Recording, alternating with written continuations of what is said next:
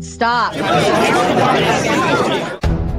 The deregulation of the industry is obviously going to cause more of that industry. And to lubricate the trust connection between people until they have enough. Yet we could still look at biological reality and determining who's a female, even if there are.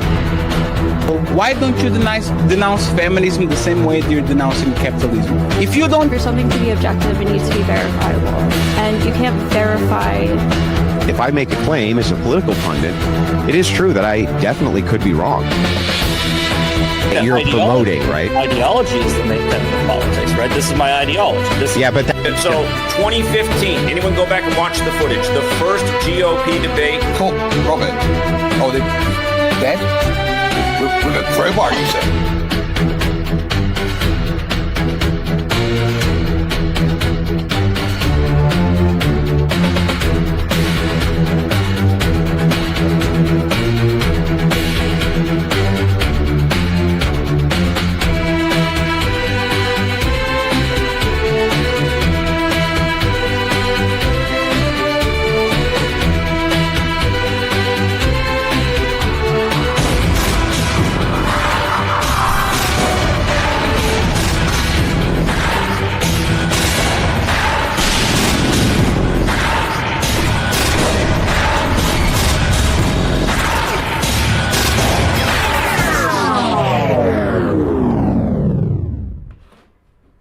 Good evening, ladies and gentlemen. Welcome back. I am Sarah, the Raging Tomato, bringing to you live another debate here at Mater Nation. I'm considering this a ladies' night officially, since it's nothing but ladies on the screen in celebration of course, Cinco de Mayo.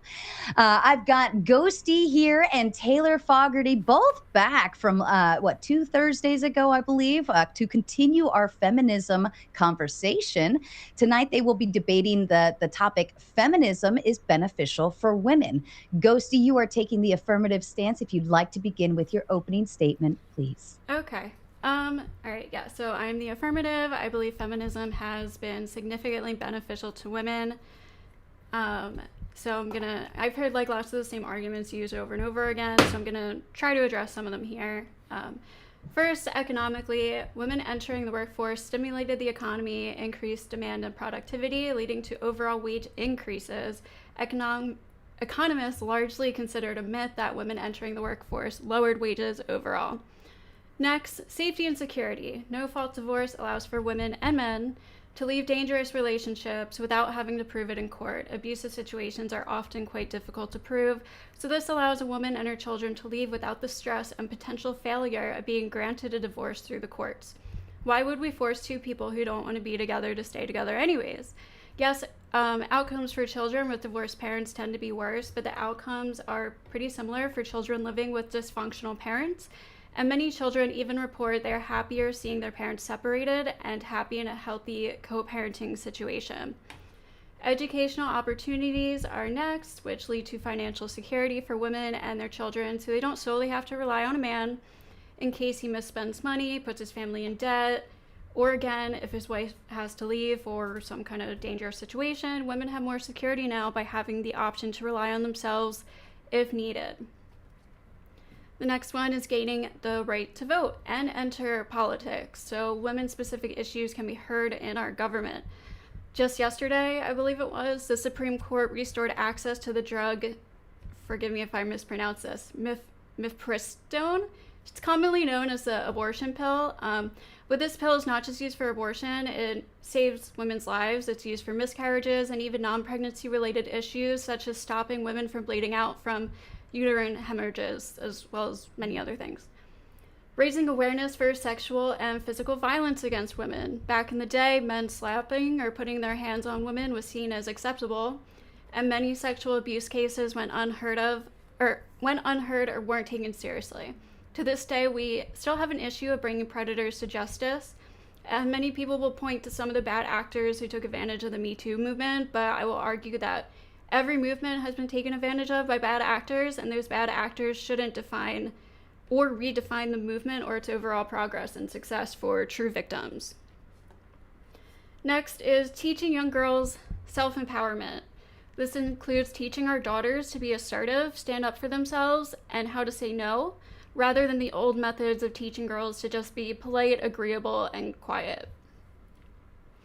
Lastly, I think this one's really important and not talked about a lot, the women's health gap. For a long time, women were not allowed to participate in medical research and studies. This led to medicine and medical technology being designed solely for men, despite being intended for both men and women, as well as women-specific health-related issues being severely understudied, researched, nor invested in. As an example, we can look at the thalidomide, I think is how you say it, tragedy throughout the 1950s and 60s, causing over 10,000 children to be 10,000 children to be born with severe deformities, infant deaths, and thousands of miscarriages. But women-specific health issues are still severely under-researched to this day. Endometriosis. Yes, that thing. I got you. is one of many examples. Where in the past, women's physical health problems were largely boiled down to hysteria, which, by the way, the word hysteria is derived from the ancient beliefs that a wandering womb caused psychological and physical ailments of women. Today, many women still experience downplaying of their symptoms when presented to doctors and are often told it is likely psychological, leading women on average receiving diagnoses later than men, including cancer, which on average for women comes 2.5 years later than men. Medical News Today states women are less likely to receive a diagnosis after physical exams and face higher rates of misdiagnosis for conditions like heart attacks. While women have higher reported rates of depression, anxiety, and autoimmune issues, they often face bias where physical symptoms are attributed to mental health. So although there is still major work to be done in the medical field, feminism is why we see any improvement at all. So lastly, like a big topic that's talked about is women's overall reported decrease in happiness. And first of all, this is like an extremely subjective and relative subject, but the main study used discussing this issue comes from Yale. It's called The Paradox of Declining Female Happiness. And they state even though that the women's movement has made large progress and improvement for the lives of women, female happiness has reportedly been declining since the 1970s. So I want to point out a few things about this. During the 1970s, that was like the boom of the second wave of feminism. Also, a lot of things have changed since then. In the 70s, you could start a career with just a high school degree. You didn't have to go to college. You could buy a house in your 20s, and this is not the norm today. These factors are a major cause of stress in young people and lead to an overall feeling of dissatisfaction in their lives. This is also the primary reason why people aren't having children, or they're having less children and they're having them later in life. It's not because of feminism. We also see higher rates of suicide, homelessness, and drug use amongst men, as well as reported loneliness and depression, which is also made apparent by the incel epidemic happening online. So we see men are struggling today as well, and many men even believe more so than women. The study does state that women's happiness has been declining absolutely and relatively to men, so therefore it's still worth addressing. But it points out a few reasons for why this might be happening. And one of those reasons is, so one potential reason points to happiness being assessed relatively to like a reference group. So therefore, greater equality in the workplace may lead women to compare their outcomes to men around them at work. In turn, women find their relative position lower than when the reference group included only women. There's like a whole bunch of things in the study, it talks about this, but also women's lives have become more complex. Their well-being now likely reflects their satisfaction with more facets of life compared to previous generations. Women have, they have had a greater intensification in most areas. In particular, there appears to be increasing ambition of young women beyond the domestic sphere. So they're more interested in being successful in work, finding steady work, making a contribution to society, and being a leader in their community. And this obviously like puts more pressure on women today, but I think this is important because for most of human history, women have largely contributed to their communities, and it wasn't until recent history where women just stayed at home. And even if so, they had a lot of work to do rather than just cleaning, raising children, and decorating. So I believe this was the main cause why Valium was largely overly prescribed throughout the 1960s. It was marketed to treat anxiety, depression, and the malaise of suburban housework. So it was kind of thought of like a wonder drug that could lift women's spirits. But so some women are fulfilled by staying at home, and that's fine. But why should we force all women to do that if they seek more, just as men do? And one positive find from the study shows that women's subjective assessment of their health has been increasing. Women have become happier with their health over this period, a period during which the women's movement led to an increased focus on women's specific health needs. In contrast, men's subjective health assessment has little changed over this period. As a result, women are reporting greater health over the period, both absolutely and relatively to men. So this goes back to the health stuff I talked about earlier. 30 seconds. Okay, yeah. So overall, the study compares women from the 70s throughout today. Feminism has existed in all these periods, meaning feminism isn't the problem. In fact, feminism is the one reason why women are reporting higher happiness than ever about their health. There might be a few side effects from feminism that haven't been beneficial, but overwhelmingly, I think it has proven itself advantageous for women and young girls in almost all aspects of their lives. The end. At the end. Thank you, Ghosty. We appreciate it. And Ms. Taylor, to you, please. Alrighty. Thank you, guys. Thanks, Sarah. Thanks, Ghosty, so much. Thanks, everyone watching. All right. By necessity, the feminist movement requires an action towards liberation from the patriarchy, thus the rejection of the natural order of a patriarchal society. Much of what has fueled this movement is the idea that women were and still are oppressed by an evil patriarchy, and that women in society are better off rejecting the natural roles of men and women and patriarchal society as a whole. Over the last century, feminists have done an incredible amount of damage to women, children, and society, attempting to dismantle said patriarchy. They attempt to dismantle patriarchy while they attempt to dismantle it while simultaneously relying on men to maintain the society, all while rejecting any sort of duty for themselves.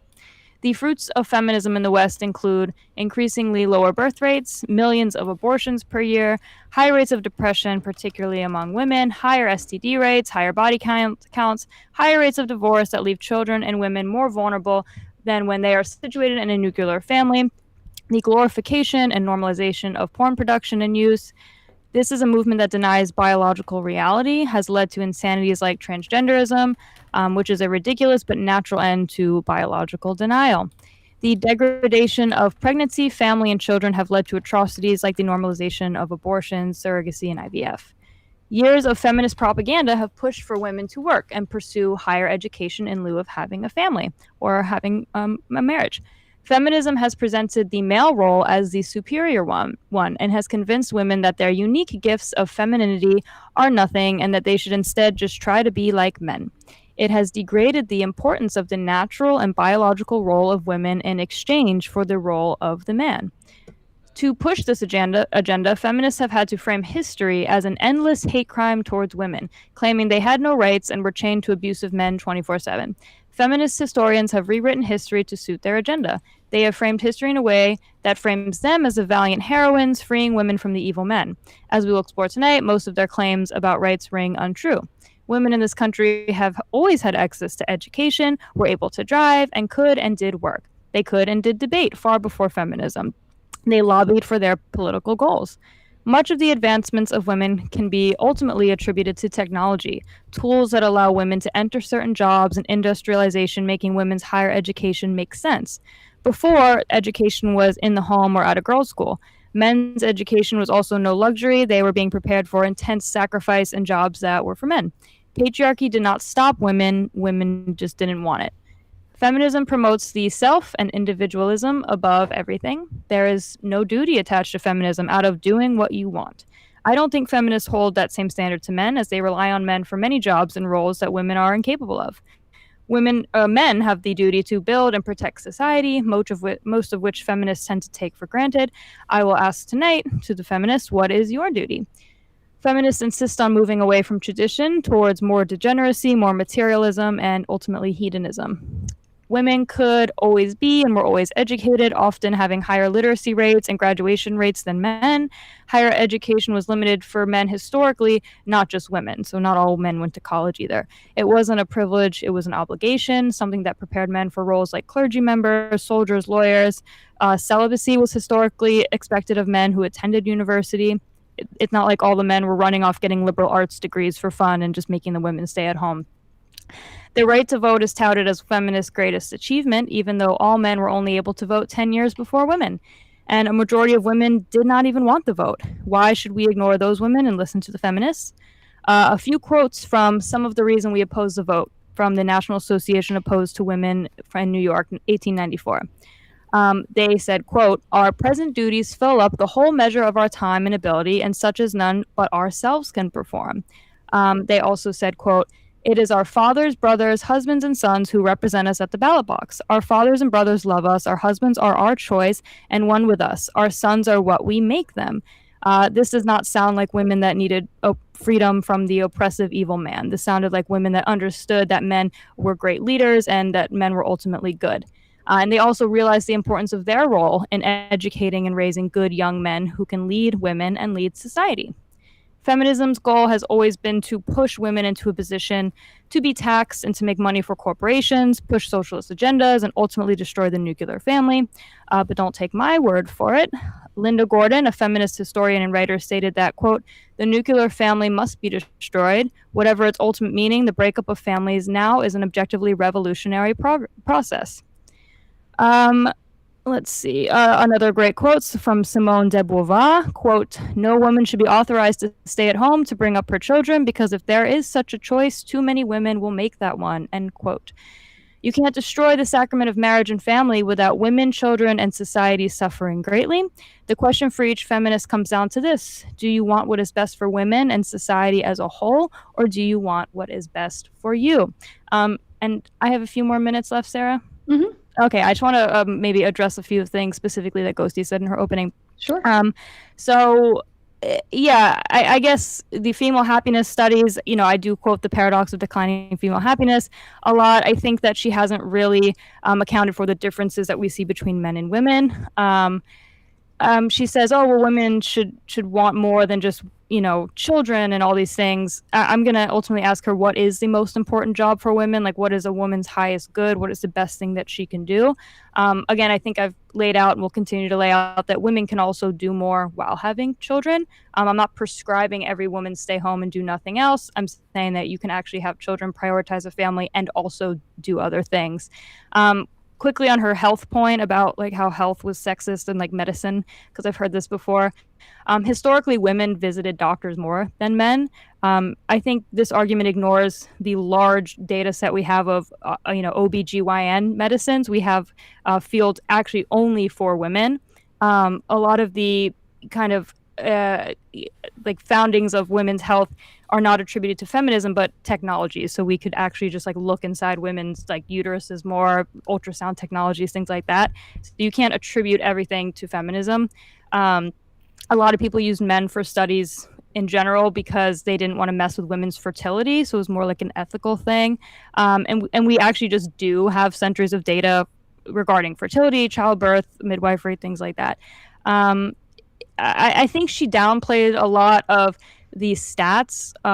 Women are 40% more likely to be abused outside of a marriage situation, so with a live-in boyfriend. So I think no-fault divorce has kind of made women and children a lot less safe.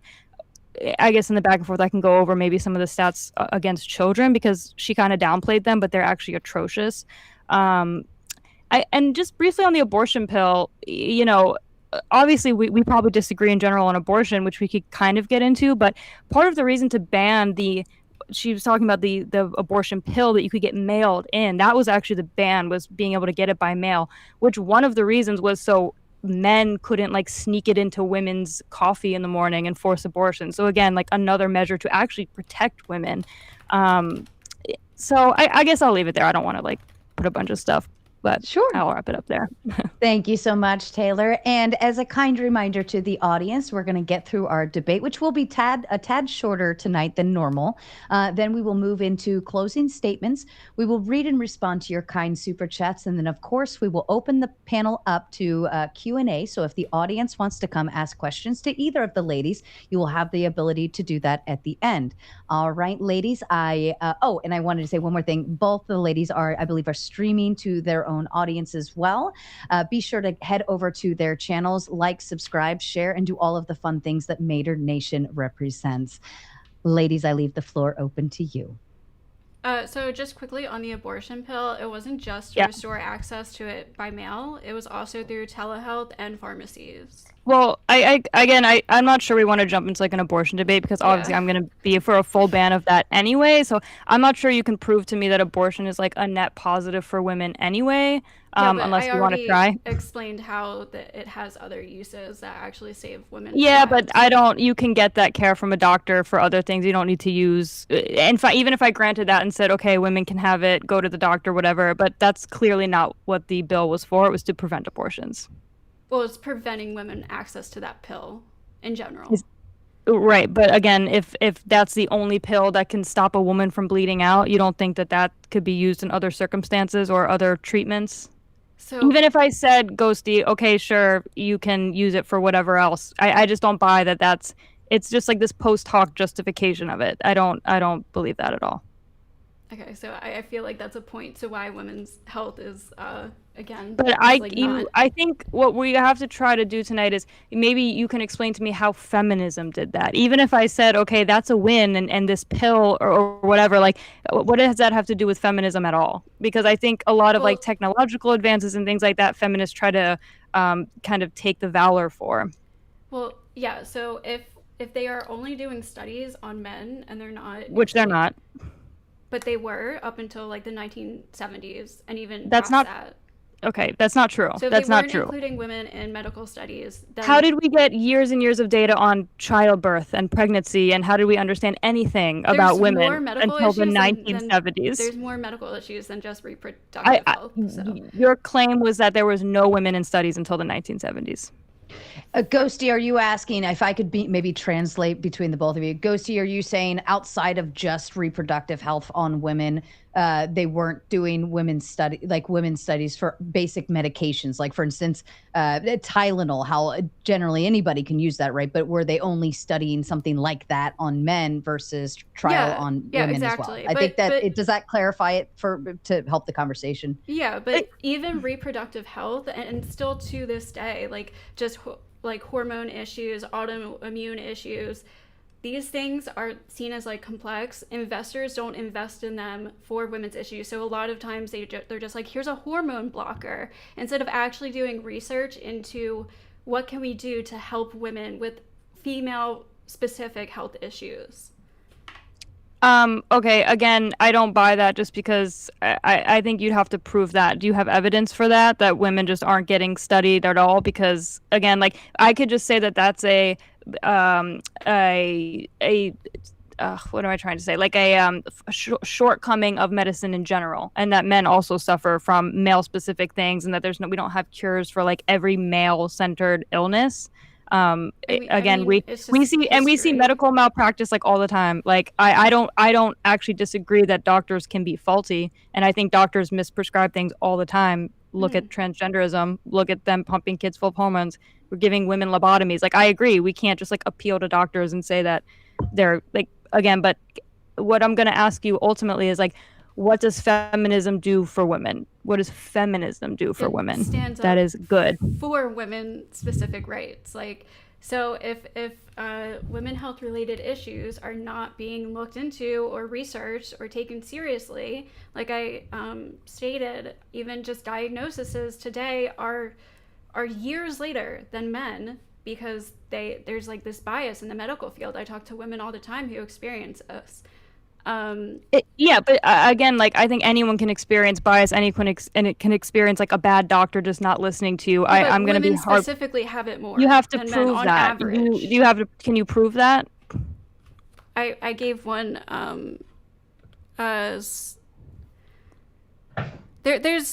like this is just like a historical thing. I gave one thing from the medical today thing, but I agree with you that women were less studied, but my point of that also was that a lot of times people didn't like they would study groups of people that were similar, like they want to just reduce variables. So women, you're right, tend to be more complex in their hormones, so men just made more sense to study things like Tylenol, like to use Sarah's example, things that were kind of just move across sexes. And they also didn't want to mess with fertility. They didn't maybe have the technology to really understand what could mess up women's reproductive health. So again, I think a lot of the framing that the feminists use is, well, men are evil and they just want women to suffer and they just want women to not have access to healthcare, to use your example, and it's just not true. Well, I'm not calling men evil, but well, the patriarchy or society or whatever it is, you as a feminist were not prioritized in the medical field for a very, very long time. And to this day. This is the framing I'm talking about when you say prioritized versus just not studied for actually valid reasons. What valid right? Like reason? Much like why wouldn't you study women? I just said to you why maybe back in the day when we didn't fully understand fertility, so we didn't want to mess with. For an extremely long time, it was actually considered because of some like Christian medieval like view that you couldn't even look inside a woman or her uterus. It was just deemed. You're gonna have to prove that claim, but again, also there's it's just history. Like what am there's also just not the technology. Ghosty, we just didn't have like. No, I don't want to that was a Christian view. Was you aren't supposed to look inside women. The word hysterectomy. Okay, and so what comes does from feminism women have hysteria? To do with that? Ghosty, it has nothing to do with feminism. You're just taking. Does, because women have stood up for themselves and have created. Okay, so your whole is this your whole argument that feminism is good because now we can like medicine has improved, maybe like medicine has improved technologically, like which I agree with you, but I'm not going to say that's. And I'm not going to give feminism that point because technology has improved. Medicine has improved for everybody. Okay, well, we can the study technology like was being more. Used we can solely study everything more for men, like so they weren't really including women. I don't believe that. I think it's just a feminist talking point. It. I don't believe that they never studied women and children. Okay, fine. We can, I guess, like say again, but again, I think this is just kind of a insidious framing because I'm sure there's many examples of. I gave the thalidomide example. And like it wasn't men tested have on also women, suffered. So it ended up killing thousands of women. They couldn't test it on pregnant women. Ghosty, do you understand the ethical framework of that? That medicine was for pregnant women. Is that the one you're talking about for the nausea that had all the birth for defects? morning sickness? Yeah. Right, and it was for pregnancy. You can't test on pregnant women. That's just a basic ethical standard. Okay, so if it can't be tested on them, but it's given to them anyways, it's sold to That's them bad anyways, medicine. and then it kills I them. agree. I also don't think they should have been giving women lobotomies. But again, I don't think feminism saved women from like bad medical practice. I don't think that that's a good thing either. But again, like I think you're granting feminism points where they haven't earned the points. In the 70s, the health gap was like a huge point of feminism. So this was like a huge entire focus of the feminism movement. And since the 70s, the health whole field has changed to. So what I think happens with feminism in general is that there's these kind of like post hoc like justifications where they say like, okay, well, we needed feminism because we really needed, medical care, and this revisionist history that happens with feminism to say like, well, they never studied them and they, women were dying and all these things is just a justification for like feminism as a whole, which I think I've proven, and we'll kind of maybe we can move on to a different topic. Mm-hmm. We can talk about, I would say the feminist promise of like the early 20th century was that it was going to make women happier, safer, and keep the children safer. And I think it has failed on all of those promises. And we see that very clearly through statistics. Women are not safer. Women experience far more violence outside of marriage. The outcomes for children in like fatherless homes are atrocious. 90% of homeless people come from fatherless homes. 85% of like behavioral issues that people have come from fatherless homes. So we have big issues with marriages falling apart. No-fault divorce was a huge mistake. Like, you can't say like, okay, well, maybe they like passed a bill here and there for some pill or whatever, and then ignore the like insanely negative outcomes of feminism. So the insane outcomes of feminism, you're saying, is basically divorce and women's safety? Women, 26% of women today are on some sort of antidepressant. Like, you even cited What the does study that have to do with feminism? Women are not happy. Why would what do women need? What more do women need to be happy in this world? They have every right. In the 1950s and 60s, women were prescribed Valium, like So out were the men. ass. So were men. Okay. Men were also overprescribed Valium. That was just like It was like a new hot thing. It was more for women and housewives specifically, though. That's bad. That's like from Mad Men or something. Again, it's just like framing. It's not. They were prescribed to both sexes. It's just true. There was an influx of Valium to both sexes. Is some kind of conservative framing, and it's a reconstruction of history. It's just not true, though. You can look it up. It's just not true because men were also prescribed. Men were also prescribed Valium at high rates in the 1950s. More than housewives, women housewives. Maybe not, but even today, even if I said yes, more women today are in medicine as well. Women tend to just have more like mental health issues in general. That's just what we see trends throughout history. That's not even just okay. So what does that have to do with feminism? The paradox that you described in that paper of saying that, okay, women have more rights than ever. We have like the highest standard of living we've ever had in history. So why aren't women happy? They can do any job as per you. You say they have all these opportunities. That was what you fought for. They can vote, they can get into politics, they can do whatever. They're not happy. And that paper you cited, they're declining happiness. It's not just like between 1970 and now. It's like they're declining even when the economy in the 1970s, the paper. I know, but you maybe see like an uptick here and here, like if you want to cite the economy as what I think you're saying is the reason for that. You can correct me if I'm wrong, but wait, the economy is the reason for what? The ultimate why women are unhappy, is that why you would say women are unhappy? It's just they can't buy a house. It's more complex. Well, first of all, the stress and pressures, yes, comes from women having a more complex life. They don't just have to like be... What? What are the complexities? Like balancing work and home life. So maybe they shouldn't have to do that? Maybe they should just be home? Is happiness the only deciding factor in Absolutely fulfillment for people's lives? It's not. Can you tell me what is?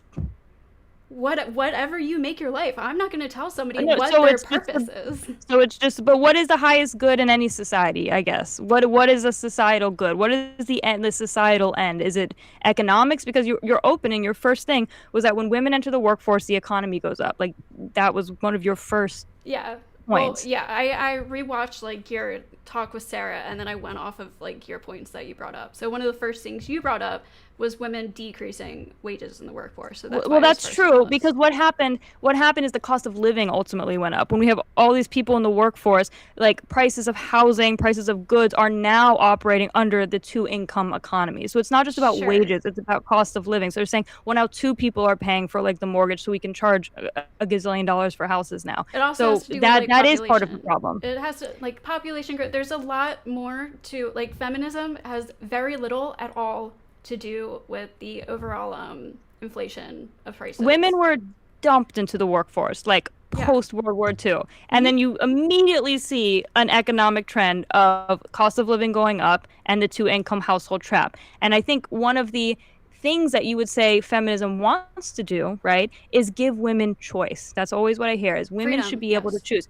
Okay, and so I would argue now women actually have a lot less choice now, because ask any mother now if they would like to stay home with their children, and they would probably say, yeah, I would, but I can't afford it. I have to put my kid in daycare. I have to work. I want to stay home, but I can't. That doesn't sound like choice to me. Okay, but again, like, this inflation is very little attributed to women entering the workforce. But again, like, it's kind. I'll grant you, it's not the only problem. It's not the only problem, but it's kind of just basic economics, supply and demand. If you have double the workforce, you can water wages down because you have more supply. Demand goes down. No, again, if you have half the workforce, demand went up when women entered the workforce. Sure, maybe there was, and demand skyrocketed. And in all countries where women are working, they have higher productivity, higher demand, higher wages.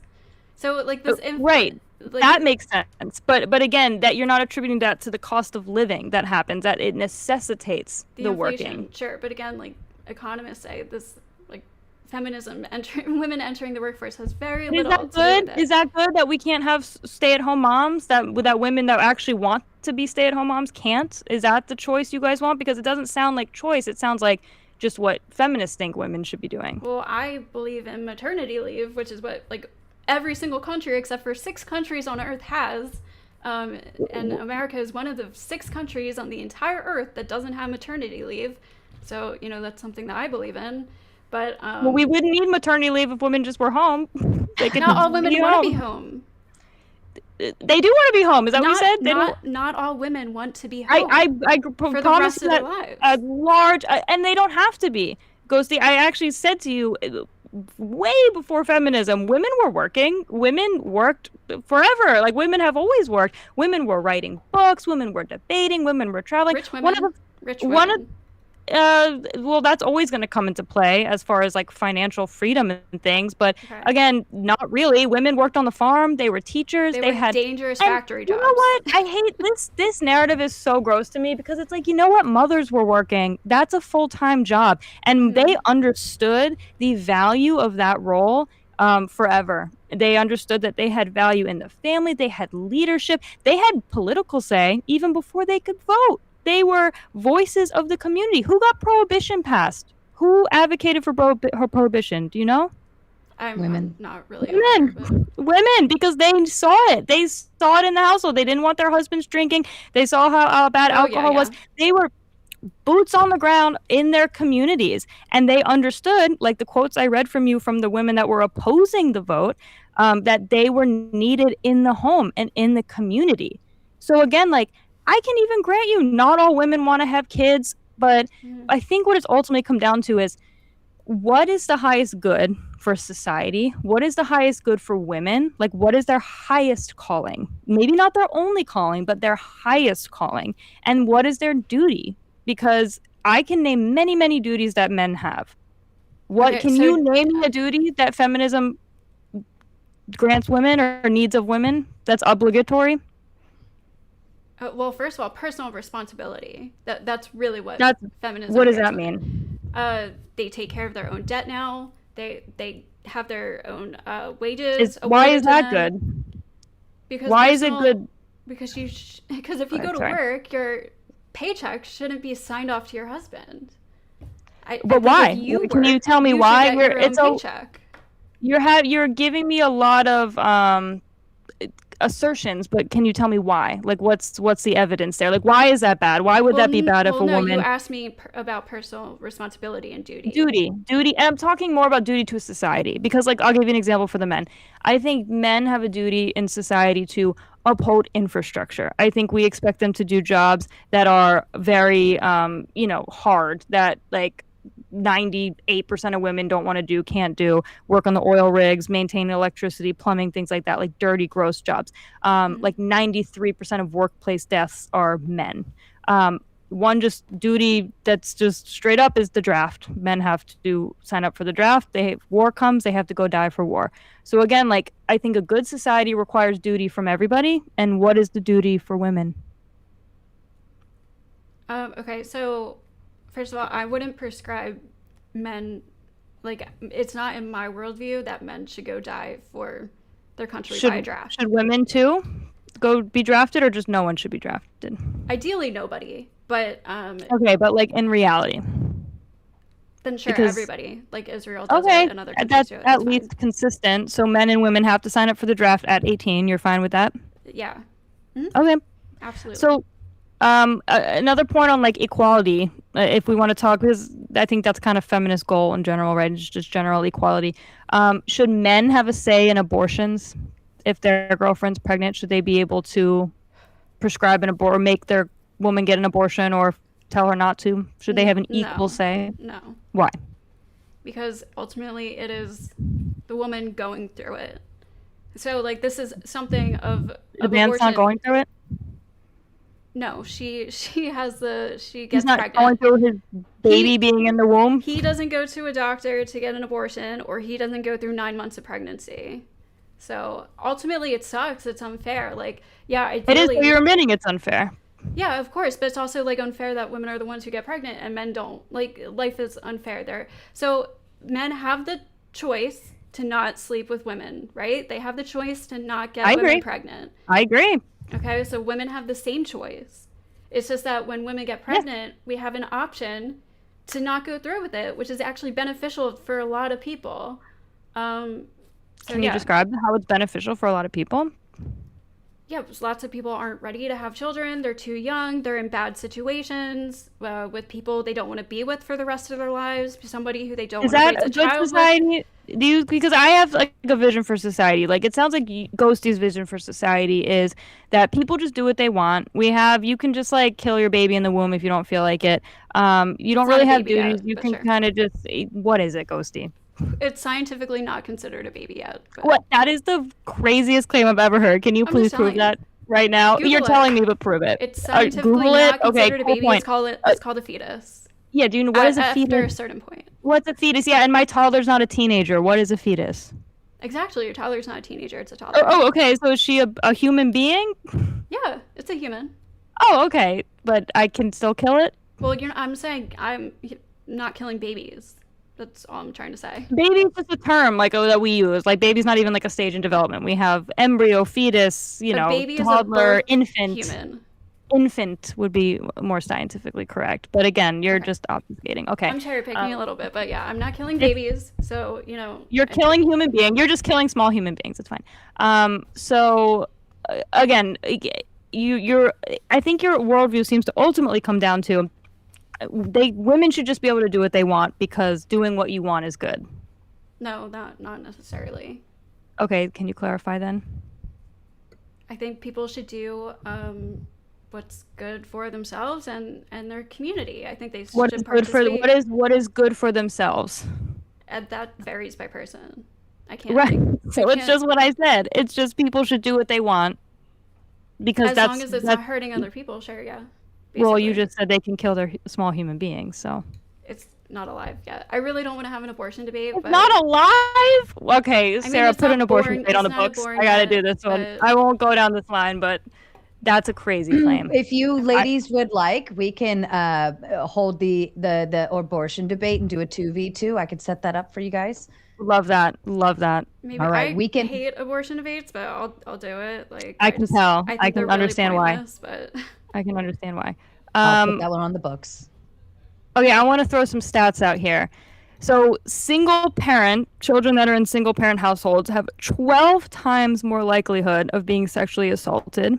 The lowest rates of physical abuse and neglect for children are in a married household. Women have a 40% more likelihood of getting physically abused if they're with a live-in boyfriend versus a husband. What do you think about that? Is that good? Right, so I tried to address this last time. So if we lived in your worldview, those wouldn't be boyfriends. Those would be husbands. And then the rates would just be reversed. No. Let me tell you how I get here. So it's like, I hear what you're trying to say, where you're like, okay, if there's an abusive boyfriend, we wouldn't just say marry them and the abuse will go away, right? Well, no, I'm not saying the abuse would go away. You would get married before you even know that happens. You would get married before they even know that happens. Right. No, I understand. Now he's a husband and he's not just a boyfriend. So...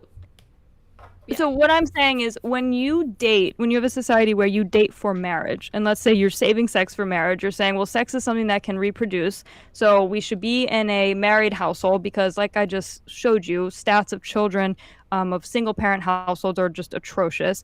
So we should protect children. That's a good. That's a societal good. So we should wait to have sex until we're married. So when you have that sort of virtue, you kind of weed out, I would say, the men that are good and bad. And not that it's going to be 100% success rate. There's definitely going to be some bad men that sneak in. There's also going to be bad women that sneak in. There's a lot of women that actually initiate violence, abuse. There's actually a study that showed that in non-reciprocal domestic violence situations where only one person is the abuser, that is women the majority of the time. And in 50% of DV situations, the violence is reciprocal. So it's men and women. And we all have seen the stat that like lesbians are the most violent. So it's like women are violent as well. So again, it's like if we have it's kind of like if I said to you, okay, Ghosty, you have, I don't know, I'm gonna say some dumb stat, like a 20, it's like too high, like 1% chance of getting into a car crash, right? It's like that's not 1% for everybody, because if you like don't drive drunk, if you wear your seatbelt, if you drive really safely, if you don't speed, if you drive at certain hours, like your chance of getting in a car crash is going to go down. So I think it's the same with the dating, is if we're dating to marry and we have virtues of sex is only for marriage, I think the point overall is that you're going to just reduce the like crappy guys. Does that make sense? Maybe it depends. Like, if all women are doing this, then at that point, I don't know, because all men have to deal with that, right? Like, also, if you can't sleep with someone before marriage, people are more likely to get married.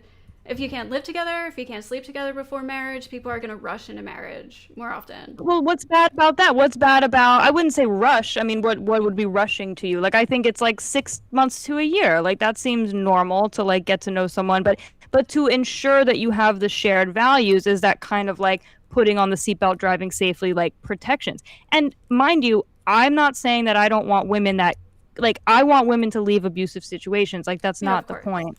But the point is that when we as a society see marriage as a sacrament and something that isn't just something you leave for no reason, because right now, like if we look at the reasons for divorce, abuse is like down the list. It's not even top 3. It's like 4 or 5 or something. So it's like, it's not like women are just getting abused all the time, right? They're leaving because irreconcilable differences, or they're bored, or adultery. So it's like, if you shift the societal kind of stigma to, well, marriage is a sacrament, marriage is something important, and that you can't leave for any reason, maybe people will be a little pickier about who they marry. Maybe people will assure values align. So it's more about changing the social norms. I don't think most people are going into a marriage expecting or wanting to get divorced. Like, most people aren't just jumping. Most people are having one issue and then like, oh, I'm just gonna leave him. Like, I just woke up and I don't want to be with him today. No,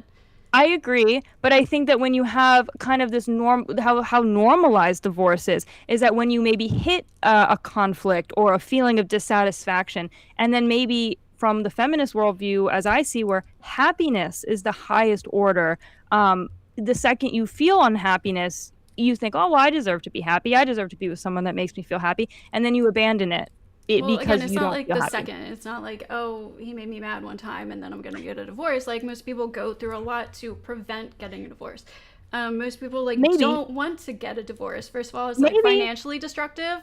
It's emotionally destructive. It's not good for children. I agree. I agree. Yeah. So like, why is it happening so much? I think because people are rushing to get married with people they shouldn't be with. I honestly think that. I think people are scared of, like, oh, I'm gonna go into my 30s. I'm not gonna have children, so let me just. They're not even getting married. That's not happening. Women aren't even getting married, so that's not happening. Getting married. Far less rates than before. Like, women or they're waiting a lot longer. They're like getting married, having children much older. That's like for financial reasons, mostly. So you say, but and again, like reported.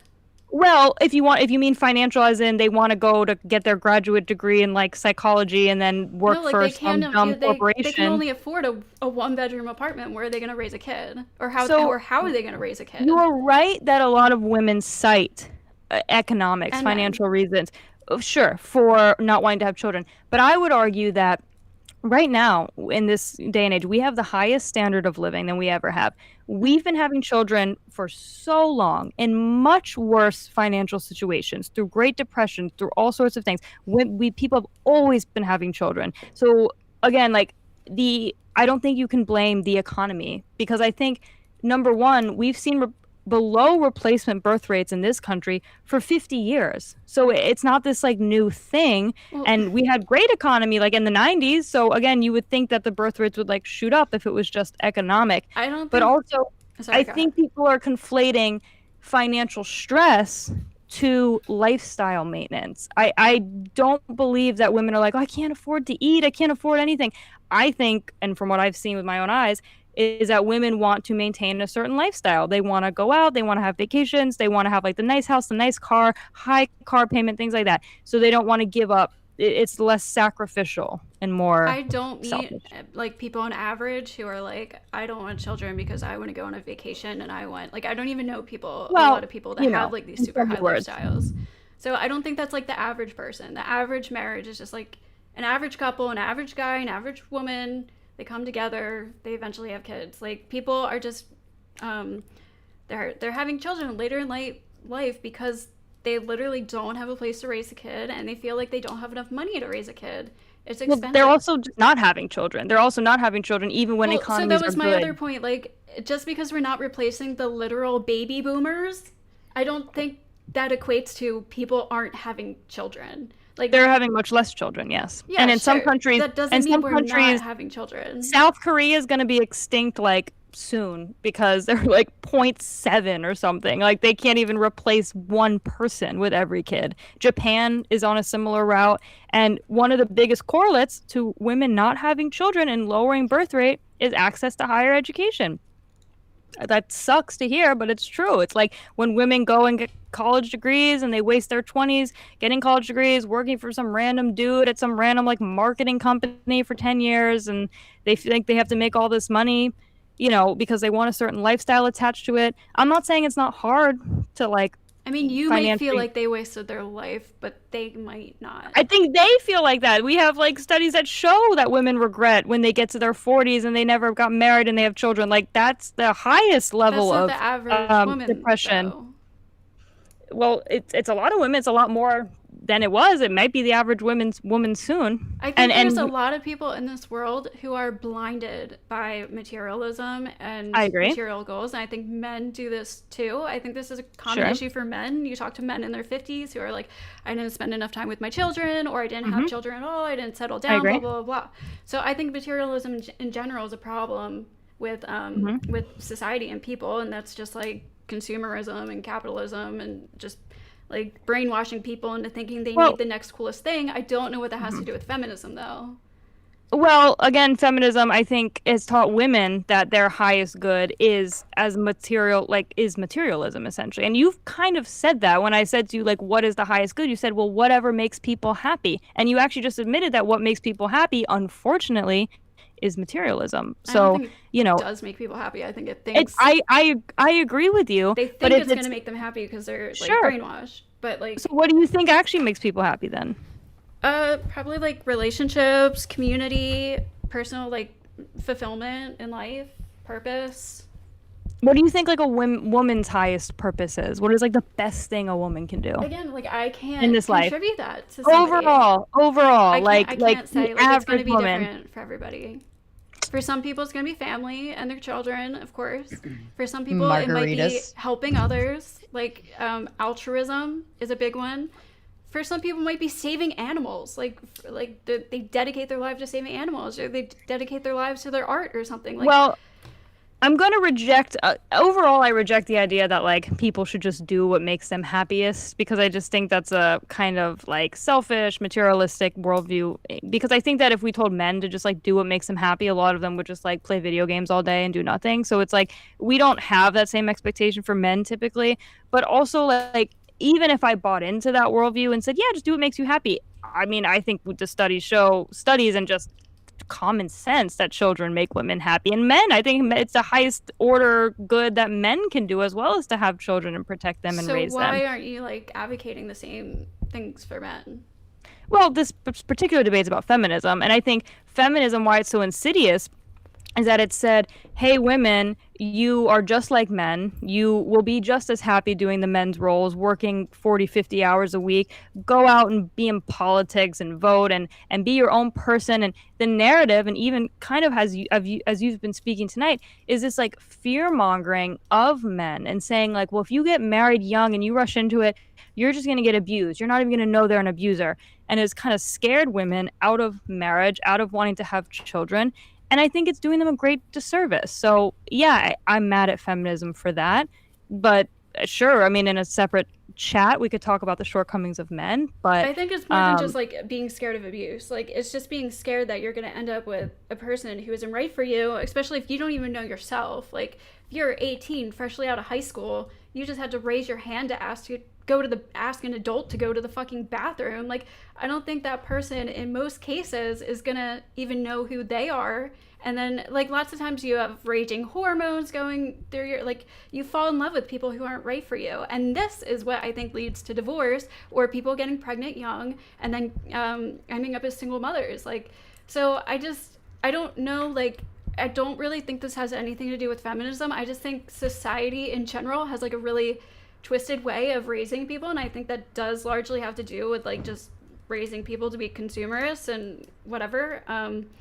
Like wanting this like American dream, whatever, like life, and then women are so excited about getting married when they're like fucking 4 years old, and I just think it's all fucking corrupted. I don't attribute any of this really to feminism. I guess you could say like, oh, women wanting to go to college, makes them want to work, and then you don't think that there's a stigma for women to have to go to college? Like you actually just kind of proved the stigma of don't get married at 18 because you don't even know yourself. Tell their children, I want my daughter. Fathers do this. It's not just feminism. Fathers want their daughters to be independent, to be able to be independent. And independent doesn't equal single, but it means being able to rely on yourself and not having to rely on a man. Like it's not. But what's wrong with relying on a man? Because it goes in a marriage situation, the man has to rely on the woman as well. I'm not for men just like being able to, like have all the power or whatever. It's like, well, in a sense I am, but like in the sense of like they get to just abuse the woman or not provide, and that's the point of like no fault divorce, where it's like if there's fault, if the man has shortcomings, then yeah, like the woman should leave. And I would argue that before feminism and no fault divorce, men were held to a much higher standard. Like if men didn't provide for their family, they could go to prison. They were completely ostracized from society. It was like the worst thing you could do as a man if you're not providing for your family. There's mutual trust because the woman is home raising your children. So it's built on this like actually beautiful dynamic of mutual trust. And I think that there's just been like a lot of fear mongering around men in general. And again, like women should leave bad marriages. In 1900, there was over 50,000 divorces granted. Like people were getting divorced, like they could. And even in situations of like immediate divorce, they would get like emergency separations. They would leave. Like it wasn't like women were sitting around waiting for the courts to decide. Like they could get away from situations. And back then you tended to live within a community of your brothers and your father, and your family was around. So you had more community. And now this message of like, no, be independent, have your own money, be your own person, has just left women more vulnerable to worse abuse from people that don't really care about her because they're nobody. They're just someone to like sleep with. I just don't agree. Like the amount of times I've seen men leaving their families like totally broken and women distraught. Yeah, now they can because they can just leave now. I agree. It's not good because they can just leave now for any no fault divorce applies to the men like too. Prior to divorce, whether they're like cheating or they're doing drugs or like whatever. Like this doesn't have to do with divorce. This has to do with just humans doing human things. So people can be bad. Like like this is a fallen world, but so again, it is telling women and men too. It's just to be careful about who you're sleeping with and who you're dating, and don't rush into anything.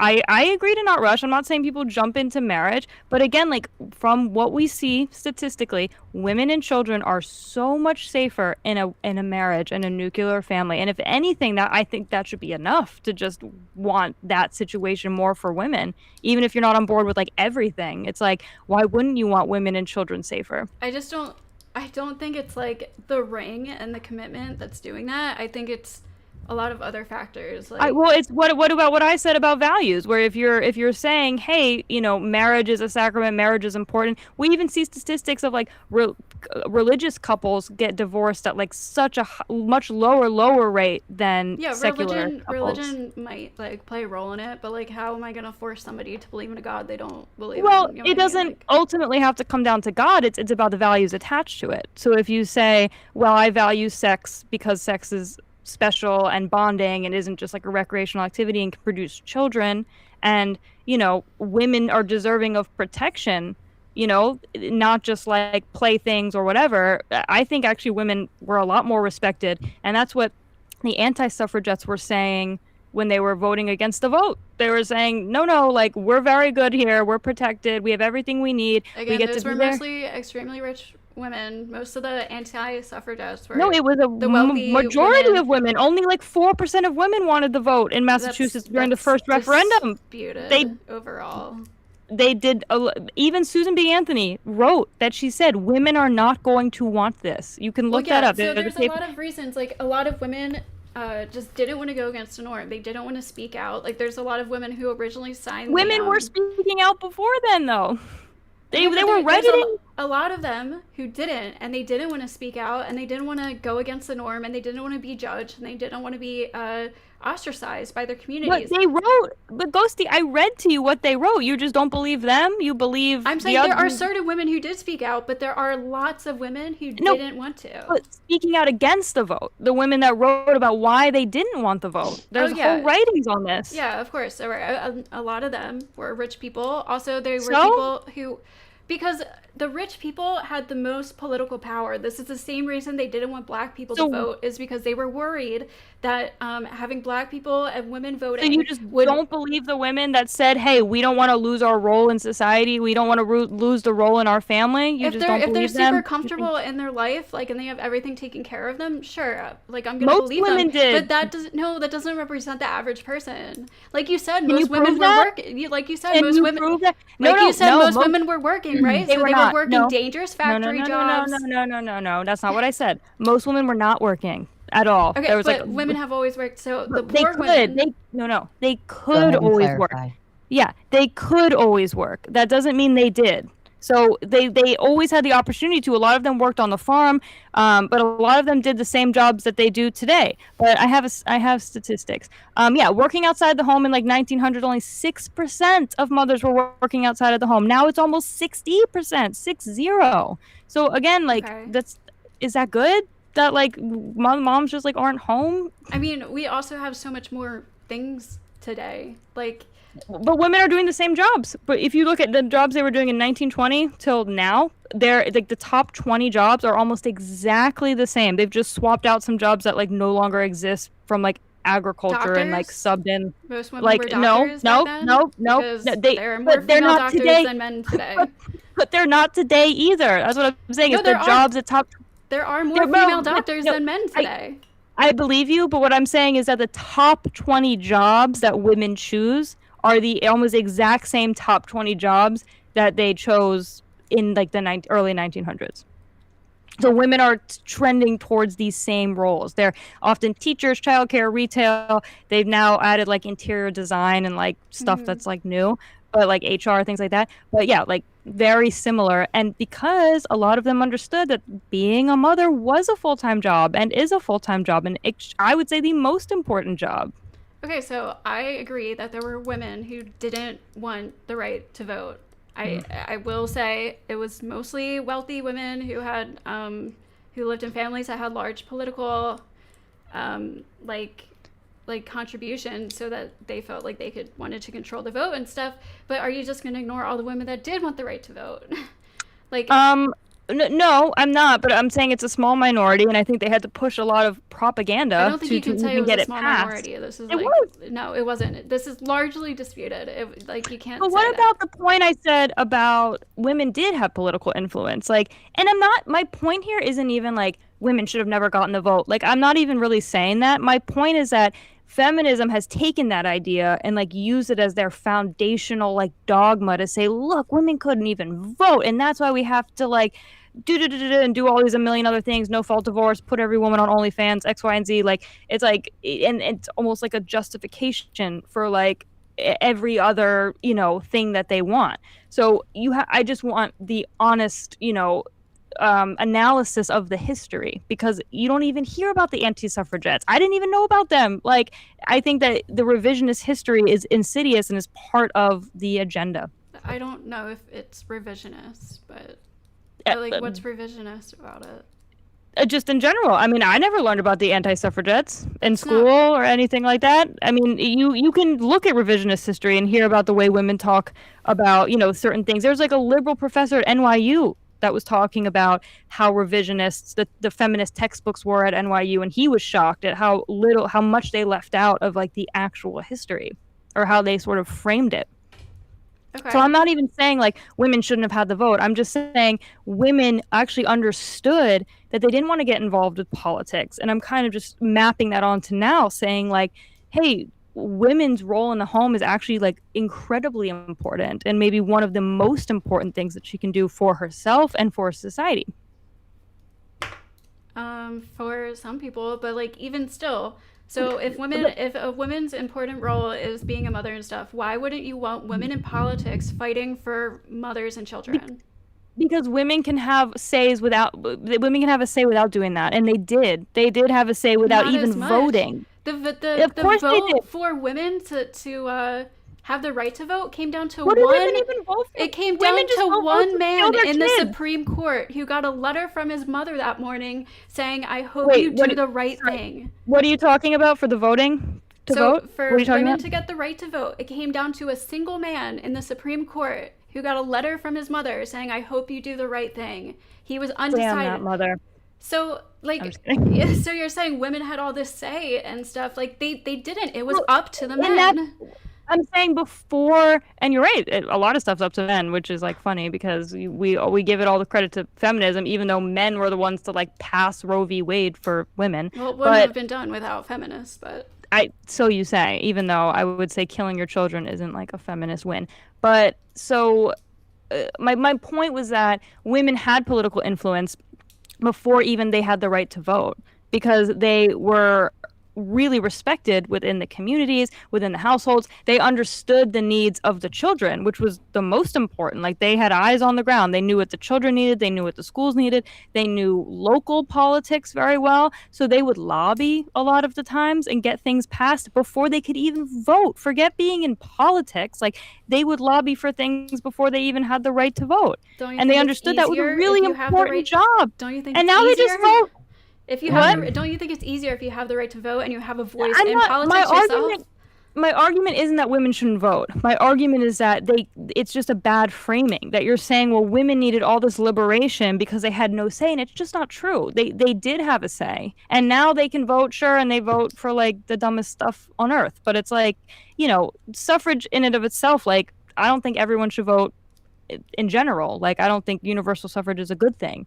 So again, like, if we want to talk about like the net positives of feminism, like what has feminism done? Because again, like I still don't really, I think the only really answer I've gotten from you is that, well, they can just do what they want now. And I don't see the good in that.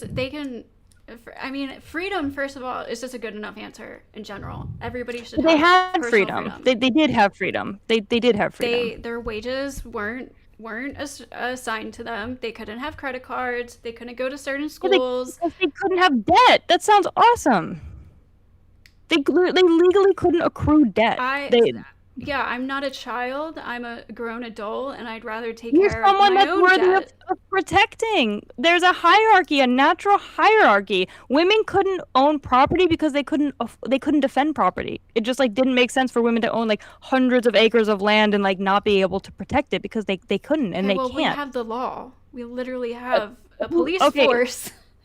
For that sure, reason, and the police. So what? You call which is men, by the way. But if you call the police, some guys in your house, they're gonna take 20 minutes. Good luck. You know, it's like that's not an end all be all. Like, well, I mean, there's like tons of systems in place. 911 was invented in like 1960, by the way. Like 911 wasn't a thing until like very recently. So you actually so none of this is relative like to today. Well, my point is that there were reasons for these things. Like, I think the framing is like the evil patriarchy, like, didn't let women do this and just kept them chained to the kitchen. And it's The like, reason no, doesn't women matter. had. I don't care if It it's the does. patriarchy or Of it's course just it like does. no, it doesn't matter. The point is that women deserve to have personal freedoms and make personal choices. But they did have personal freedom. They You're could just choose saying not they to get couldn't own married. property. They could choose not to get married, and they could inherit property from their fathers, and a lot of times they would have property if they weren't married. Sold. Their parents used to choose their husbands for them.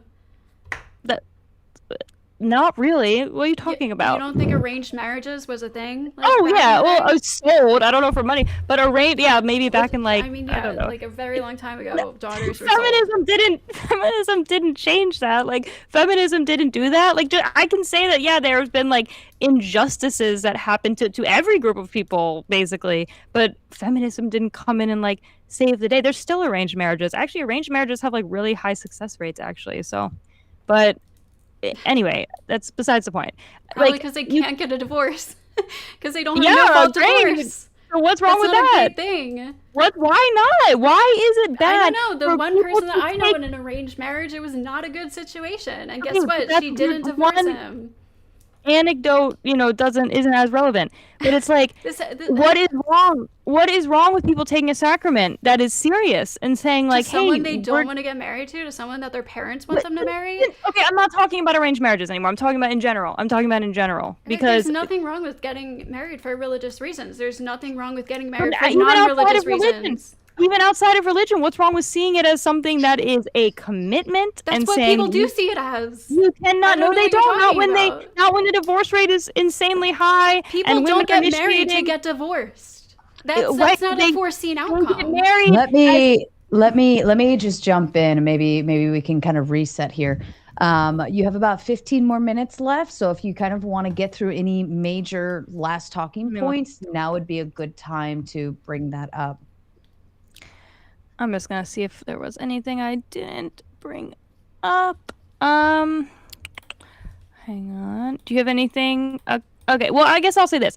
Like, I wrote something down where I said, because I want to ask you what like society's highest good is, because I think that's gonna really like solve a lot of like maybe where our worldviews like disagree. I would say society's highest goods rely on community, where everyone believes in ordering towards truth, where people live in virtue, uphold dignity, and have a strong moral order. Ideally, they're orienting towards God by loving one's neighbor and upholding a strong, objective moral order. So I think that when we see that, we see a lot of social cohesion and we see a lot of success. And then the other things follow. So that would be my definition for like a good society. So virtue, truth, objective good.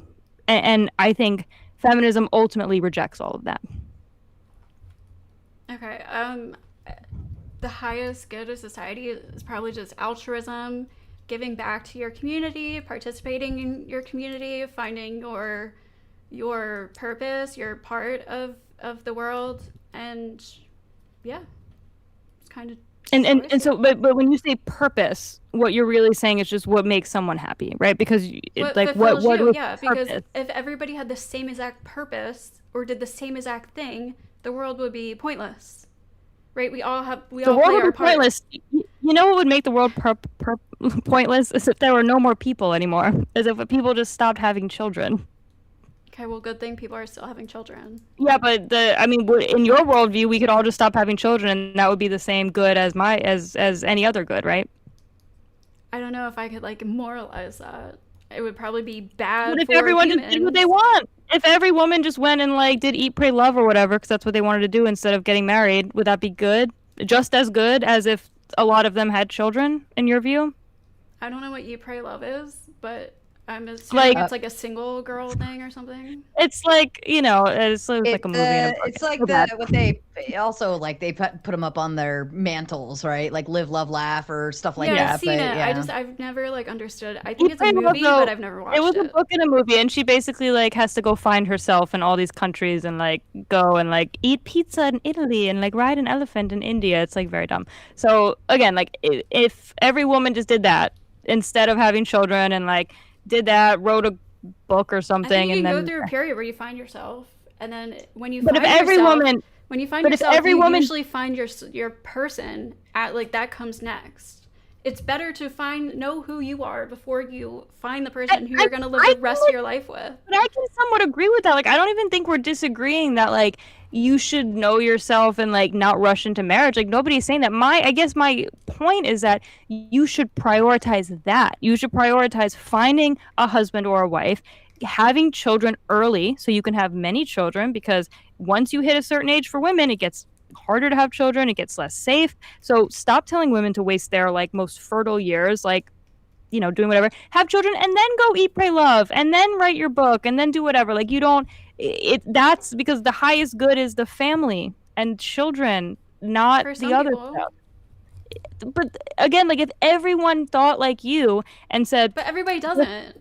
Like, but if they did, you can't make an argument to why that would be bad. You couldn't say, if everyone just said, you know what, I'm just not gonna have children, I'm just gonna go travel Europe forever, give it 50 years, we're all done, like, we're extinct. Because it's just kind of pointless, because people still, even most feminists, want marriage and want children.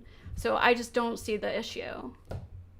I guess I'm trying to just get you to see that this kind of subjective good that you're trying to say is ultimately, like, not convincing, because you can't say to me that a society where everybody decides to not have children is not better or worse than a society where at least some of the women choose to have children. I just feel like it's kind of like an irrelevant hypothetical when we're talking about today. I mean, that's why it's a hypothetical, because it's not happening. But yeah, I mean, but I guess it's, like, kind of irrelevant. It's like, Well, whether right, I think that's a hypothetical. good or a bad thing, I don't really think matters. The point is, most feminists do want to settle down. Most feminists do want to have children. They just I want to disagree with you, number one. You think I most actually feminists don't want to have children?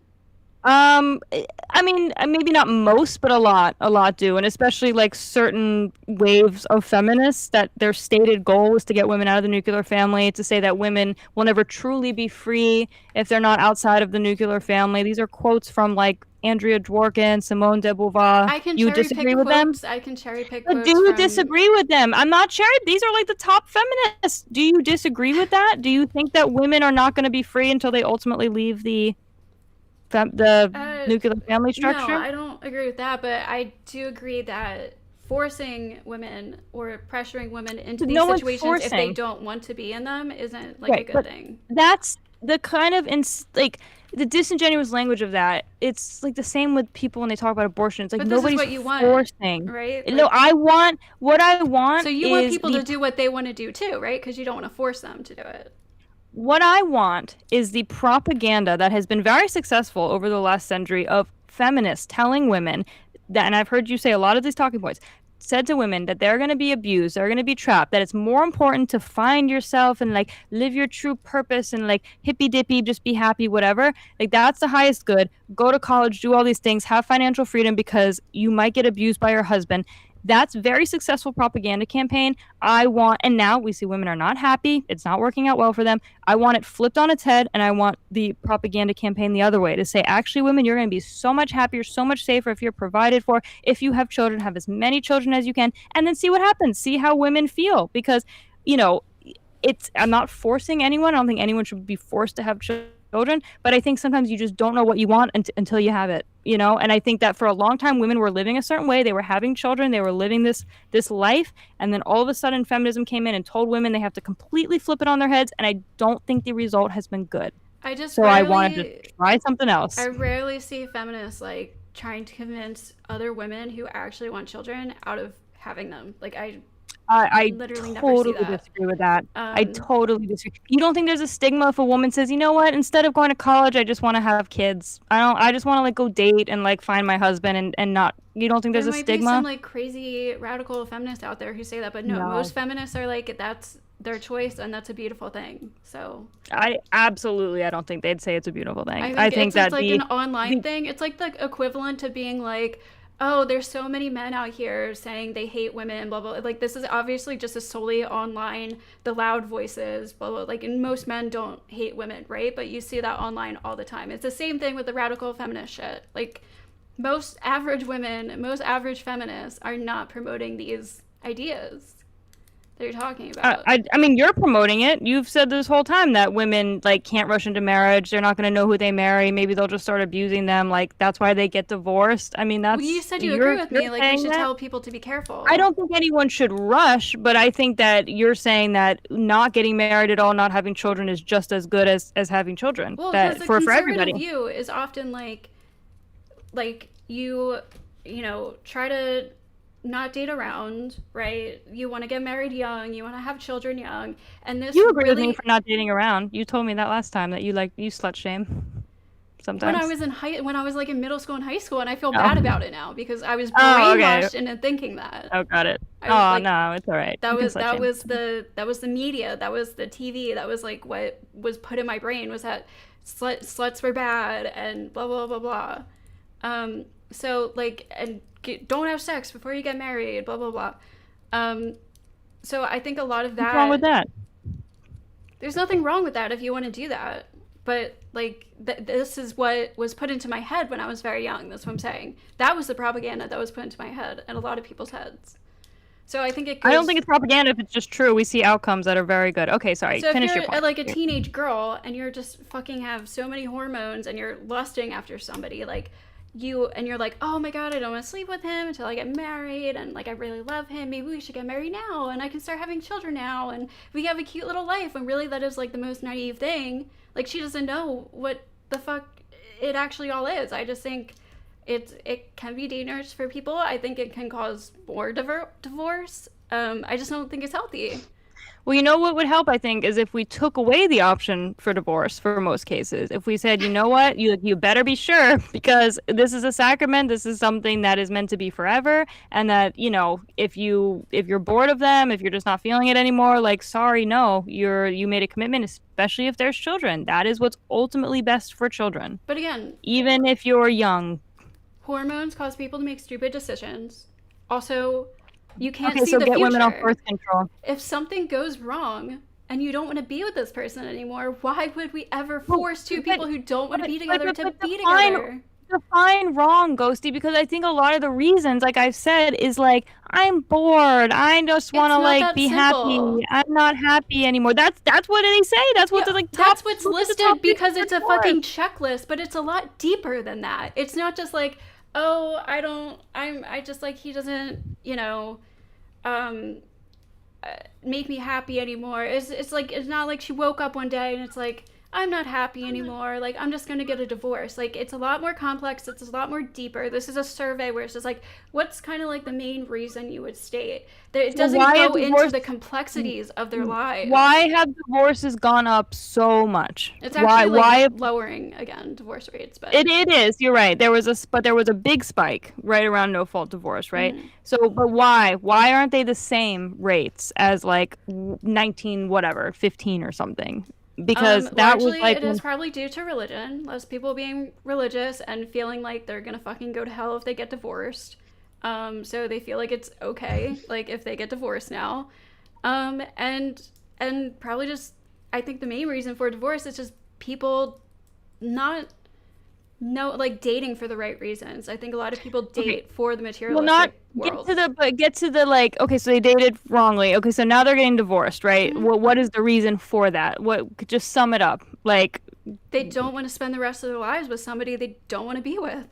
Okay, and do you think that is worth all the statistics I told you about children being 12 times more likely to be sexually abused when they're living in a single family household, or, you know, fatherless homes having such big issues? Like, do you think that's worth it? Because I don't think divorce should automatically lead to fatherless homes. I think that's kind of like a separate issue.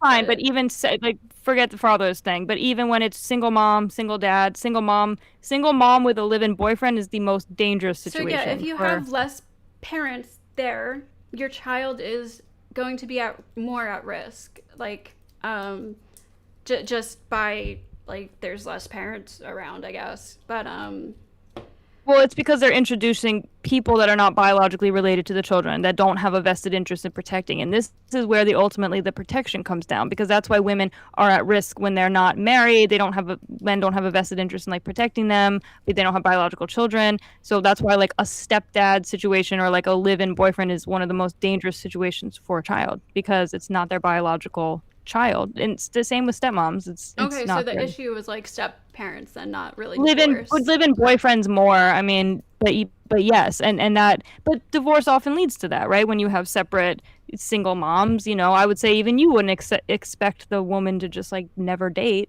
You would probably say she should, because no, but like I that's don't expect her to bring like strange men around her children either, well, right? don't you want her to be happy? Isn't that the point? She wasn't happy in her marriage. 5-minute warning to start wrapping up. You have to obviously like prioritize your children's safety. I just think like a lot of people are stupid and they have children when they probably shouldn't. So like I don't really know how to fix stupid people. I don't like. That's your argument? People are stupid? Yes, literally, like quite literally. I mean, I'd agree, but for different reasons. But okay, I mean, again, I think ultimately what I'm going to come down to is that I think women and children's safety is probably one of the biggest reasons why we should probably reject feminism as a whole. I think that we've seen the safety of women and children go down, the happiness of children go down. I'll use this as like my closing. And ultimately, I just don't think we see the fruits of feminism that they promise. Yeah, I think that the highest good in society is family and reproduction and children and pointing to moral goods and truth. And I think feminism ultimately rejects all of those things. And then that was your closing, correct? Yeah, you can use it as that. All right, no problem. And Ghosty, I will hand it to you for your closing statement, please. All right. Yeah, I think that largely these issues aren't due to feminism. I think just feminism overall has been beneficial for women and their children, just because they can choose to get out of situations if they have to. They don't have to go to court. Like I said, like bringing boyfriends around, I don't really know. Yeah, I don't know. I just don't think people should do that. But again, I don't really know what that has to do with feminism. People ending up in bad relationships, I don't really know what that has to do with feminism. Again, like the point of feminism is just freedom, equal opportunities for women, and that's what it comes down to. There should be no reason why women shouldn't have that. The same as men. If men's purpose is, like, I wouldn't even say men's purpose is to work and provide, right? I don't really know, like, maybe for some men they think that's their purpose. I just feel like people are a bit deeper than that. So I think all people feel like they need to or want to contribute to society and leave some sort of legacy amongst their friends, family, and community. And for a long time that was kind of taken away from women, and you can have that while raising children. So again, like a big one is teaching young girls to be assertive, which we didn't really get to talk about this, but like for a very long time, girls were taught to just be ladylike, be polite, be quiet, blah, blah, blah. Assertiveness is super important. Learning how to say no, learning how to stand up for yourself. This also has to do with the whole health thing, like going back to all that. Because if doctors are telling you no, and lots of times, like if women were just kind of agreeable and didn't really say anything or didn't push the issue. So this is another thing. I mean, that wasn't the only thing. Why it's still happening today, that like women's physical health problems are like largely boiled down to mental issues, but that's one thing.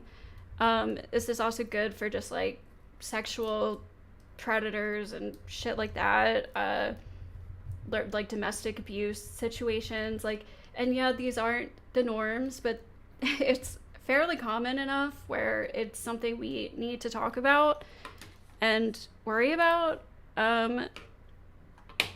Yeah, I don't know. Everything I said, so I'll just leave it at that. Fair enough. We still have Q&A and open panel to have fun with, so no worries. I think you ladies, you both did amazing. This was a more higher energy conversation than I anticipated, so kudos to both of you. Wow, claws. Whew. All right, I have officially dropped the link for open panel into the chat. If you'd like to join the show and come ask your questions, you are most welcome to do so. If you are a new panelist here, And you're welcome to stay in avatar mode for when I bring you up on the show. But if I could just get a quick cam up backstage just to confirm you're a normal person and you just give me a little wave back there, that would be incredibly helpful. Just to vet, that's all. Also, we'll get into the super chats and then we'll bring the panel up, ask Q&A. I do know Taylor does have a hard out by 11:15, which is in about 30-ish minutes. So I will try to maneuver quickly. As much as possible. All right. Shout out to Plumpy for sending out a gifted Raging Tomato membership. Congratulations to Zombie. I think got hit with that one. ZXQ4295 says, if the countries that oppress women have higher birth rates, are men being socially conditioned to oppress them? All right. Taylor, I think that one's shot to you. Would you like to hit off with an answer first? I don't think so. I mean, well, I guess if you're living in an oppressive society, like, yeah, sure, you're probably being socially conditioned to oppress women, but I don't think that has anything to do with higher birth rates. I just think that has to do with society. Okay. Ghosty, to you? Some oppression of women probably does lead to higher birth rates, honestly, but that's my opinion. Okay, fair enough. Jeff Rose Sanders says in the Big Ten, says, yay, tomatoes. I love tomatoes. We love maters over here. Tootie Bug loves maters so much, she's gifting out 5 Raging Tomato memberships. Congratulations to you, lucky lottery winners. Justin says, feminism has done nothing but be pro no accountability. All right, I'll leave it to Ghosty to answer that first, since it's a shot fired at you. Yeah, I think it's the opposite. I think it forces women to be accountable for themselves financially, getting into marriages. Like, now we have alimony isn't paid out to women anymore because they work and stuff like that. So, like, it's more accountability for women. It's just more freedom. It's the same that men have. So if you want to argue that men have no accountability too because they have all their freedoms, then sure. Okay. And Taylor, any thoughts to add in on this? I'd agree with Ghosty that women really only have an accountability to themselves, not to society. So I don't think that's good for women or for society. All right. And again, reminder, if you would like to join for the open panel Q&A to ask the ladies your questions or provide your commentary, the link is running through the chat right now. Just click it and go ahead and head backstage. Dragon Fist says, Taylor definitely did her homework. Taylor, what has feminism actually done for society or women? Only harm. All right, shots fired over to Ghosty. Taylor got the compliment. Ghosty, do you have a response for this one? I talked about throughout the whole debate. Taylor kind of like just shrugged it off, but in the healthcare, in education, getting out of abuse situations, personal freedoms, self-empowerment, financially, everything. So. Okay. Taylor, do you want to add any thoughts in on this? No, I mean, I probably covered most of it. But wait, what's your point on education, Ghosty? What did you say? Education for what? Feminism has given women an opportunity to higher education. Oh, well, they always had that. Okay, I just wanted to make that point that women always did go to college. They could. Well, men didn't go to college either, so it just wasn't like a public university. Well, there were lots of colleges who didn't even accept women. That's true. There were all men colleges, but there were all women colleges too. So, like, some of the Ivy Leagues didn't accept women, but they eventually did. And there was also like women's schools too.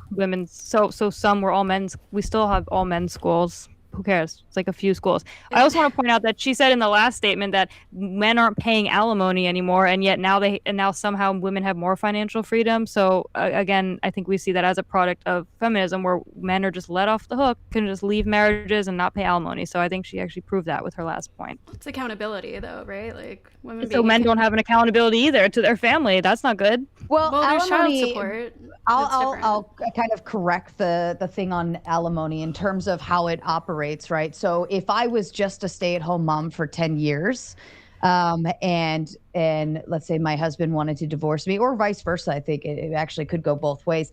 If I still have to get back out into the job market in order to support myself, the courts, and this is not all states, but most, right? It can vary state by state, but alimony is meant to be a supplemental until I am able to establish career mode and getting the proper finances on my own.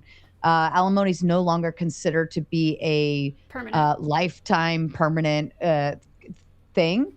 Child support, of course, is meant to be the best interest of the child and to kind of offer a balance between both homes. So it's not just like, here, I'll pay you to just be home, right? Now, some men can choose to do that, and there might be some instances where they can make that declaration, depending on the court, right? But the courts want to allow the women to get back out into the workforce, or take the time to get an education in order to do something out there, but to stand on their own 2 feet. So it kind of forces accountability on the woman's behalf. But if they have been a supportive role for their husband the entire time and to be a stay-at-home mother, the courts do allow a supplemental period with alimony. So it's no longer meant to be just, I'm just going to give you money because we're divorced. Like, that's not how alimony is viewed as anymore. And it's very hard to get, actually. You have to be able to prove that your income is not substantial enough, or that you couldn't get that. So a lot of people view it differently. All right. Iotin says, I'm super glad I was born a woman in 1996 and not 1954 like my mother. I understand what Taylor is saying, but I don't see how we can go back. It was not awesome for women back then, virtues aside. All right, shots kind of fired to you, Taylor. You're more than welcome to kick off with the first response. Yeah, I mean, I don't think it's awesome for women now. So I think that was kind of the whole crux of my argument, is I just don't think women have it good at all now. But also, I don't think I'm claiming we can go back to anything. I understand we live in a different world. Technology is different. Like, I know there's certain things that we're just not going to go, quote unquote, back to. I'm just asking for a societal shift towards something different. Okay. And reminder again, if you do want to join the panel, the link is being dropped into the chat. You're welcome to hop on up here, and we can you can ask the ladies questions. Iotin also with another $10 just to correct the typo, even though I knew what you meant, but I'll appreciate your tomato tax. Thank you so much. Trib1 says, do you see any legit way? Oh, I'm sorry, Ghosty. Did I give you an opportunity to respond to this? I don't think I did. Oh, my apologies. Well, just real quickly, like, my anecdotally or whatever, my mom, she's 90 years old and she's extremely conservative, and she like told me the same thing. She was like, came up to me and she was just like, I want to let you know, like, you are so lucky to live in today, blah, blah, blah. Like, and she was a nurse throughout her entire, like, she had like a pretty good upbringing. Her parents came from Italy and everything, so they were immigrants and stuff, but like, she's super conservative, and she told me how lucky I am to be born today, and all the, like, just a different, like, I'm able to be myself, basically, is how she kind of explained it to me. Okay, that's fair. That is fair. Trib1 says, do you see any legit way for your worldview to exist, Taylor, or is it mostly hope coming from you? If possible, then what would be the steps from the government that would start the process? Win feminism. Taylor, do you have a response to that? Yeah, I mean, I think I kind of laid it out a little, that I want to see a very effective, like, propaganda campaign the other way. I want the propaganda of pro-family, pro-children, college isn't the default. So that, I mean, I think a little comes from the government propaganda, but in general, it's more a societal shift. But obviously, I'm interested in taking away no-fault divorce. I think that reducing the welfare state in general is a good thing. I think that it kind of encourages divorce and single motherhood in some cases, and we see that a lot of, like, 85% of single mothers or something are on some sort of welfare program. So, you know, they're still relying on somebody, they're just relying on government. So I think reducing those could help. But yeah, like, no fault divorce, take that away for sure, among other things, like obviously take away abortion, things like that, I think, to help shift the culture. Okay. All right. And Ghosty, do you have any response to this as well? I mean, Trib is pro-feminism, but in the world of the steps from the government to maybe continue feminism or maybe even restructure it or make it better. I'll just respond to like something Taylor said about like welfare and stuff. I don't know how getting rid of welfare would help children. Most of that is for children and poor people. So food stamps and all the like health care and stuff for poor people, that's all like from welfare programs. And so I think welfare mostly benefits children. Yeah. Okay. All right. That's fair. Texas Bully Mom says, both. Have you looked into the pardon me? Have you looked into the parallel of when Child Protective Services was created, and if it correlates with feminism and no-fault divorces? Ooh, that's a good question. Taylor. Yeah, sorry. I have not, but it is interesting, and you know, you can see a lot of overlap with like government inserting themselves into the school system. So really, the state kind of wants to raise your kids. They want to like, and you know, control the public school system, things like that. So I wouldn't be surprised if there was a correlation between that, but I haven't looked into it specifically. Okay, Ghosty, any thoughts? I haven't looked into it either. I think that would be a good new kind of piece to tap into of like government programs that came out of feminism or directly from or so on and so forth, or when did it happen? That's a good one. All right. No more questions on the board there. I do have a Duck and Spin hanging out backstage who want to come ask questions. If you are in the audience and you'd like to join to come ask either of the ladies questions or provide commentary to them, please feel free to hit the link in the chat. We'd love to have you up here. All right. Ladies, are you ready? Here we go.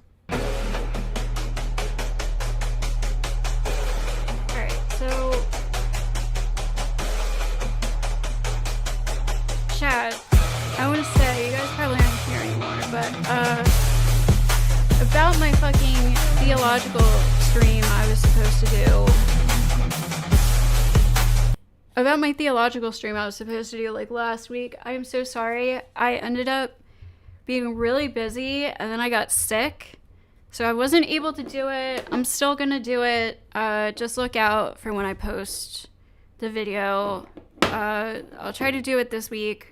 But yeah, I got really busy and then I got really sick. Like, I don't even really want to be here right now. You can kind of tell my voice is a little raspy maybe, but yeah, that's what happened. So I'm sorry if anybody came for that stream and it's just like, where the fuck did you go? But that's what happened.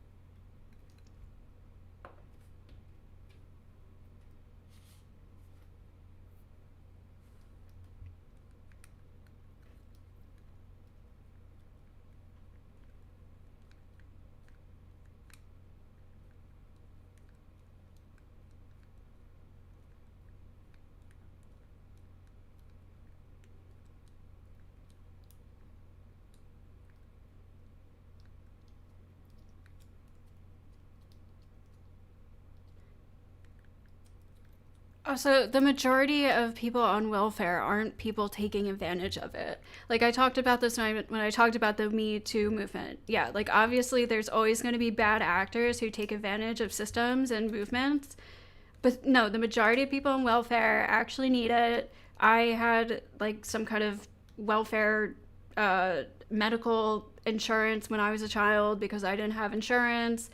Are you going to say that that's like a bad thing for children to have access to food stamps, families to have access to food stamps and medical care and rent?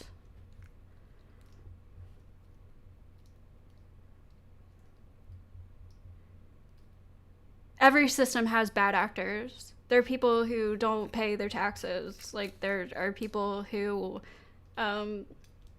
sell prescription pills. Like there's a prescription pill that's overall probably really good for society that somebody sells on the side to hurt people. Like, are we just gonna get rid of all prescription pills?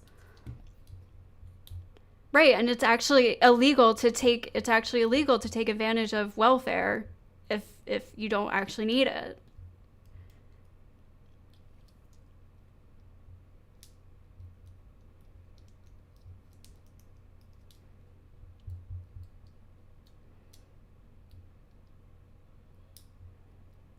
Yes, an extremely small minority of people. Yes.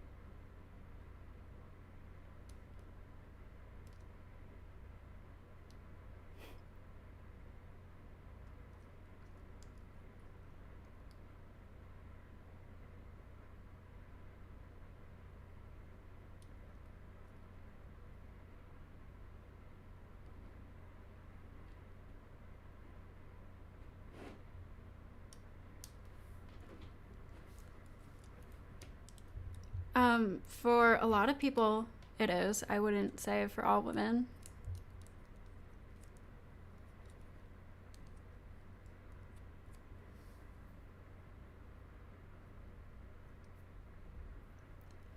Not all women dedicate their lives to being mothers or just being mothers, or like they have other purposes and goals that they ascribe to that fulfills them more.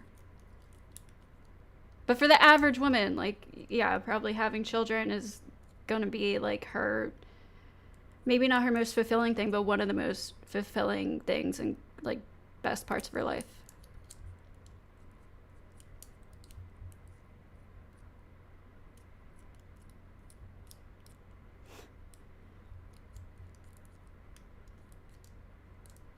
Yeah, of course. I don't know how to fix stupid people. If I knew the answer to that, like...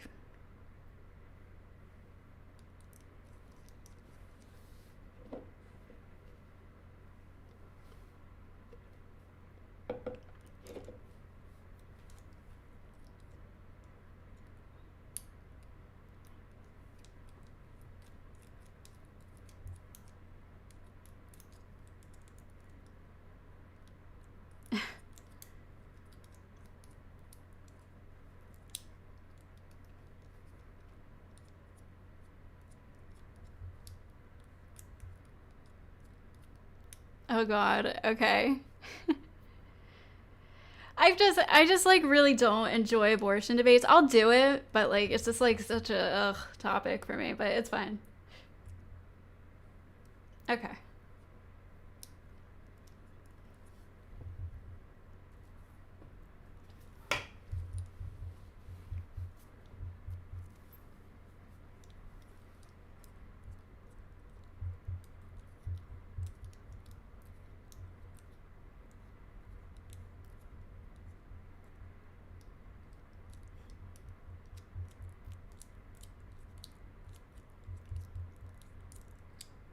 Bye.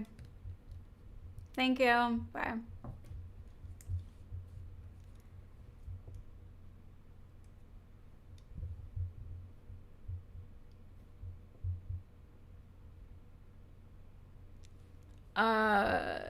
An average woman is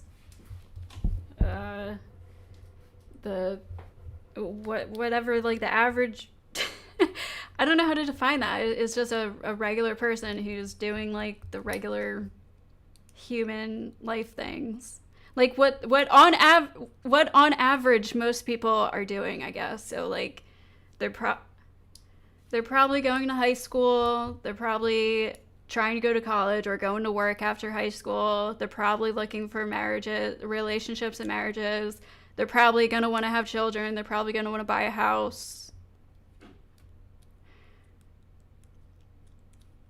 That's what I assume to believe is like the average person. There's obviously so much more to people, but like on average, like that's kind of like what the timeline is.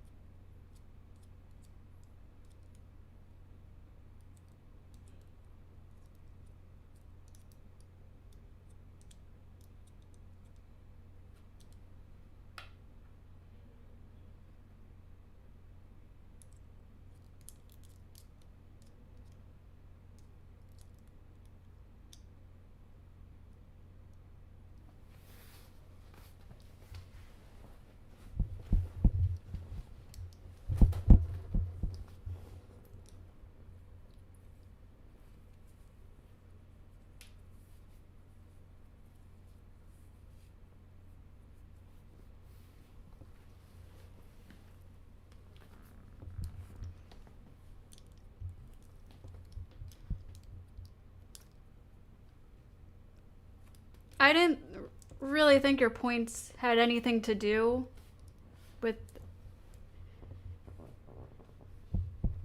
Yeah, it's about right. Yeah.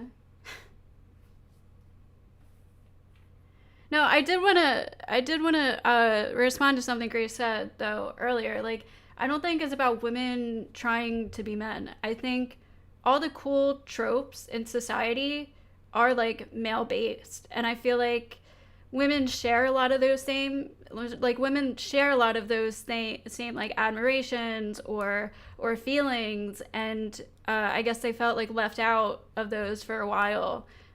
Like,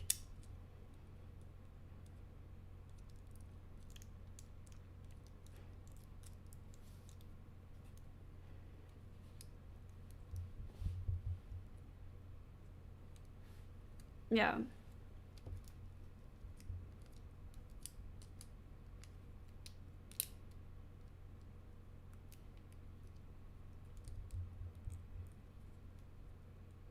Also, like,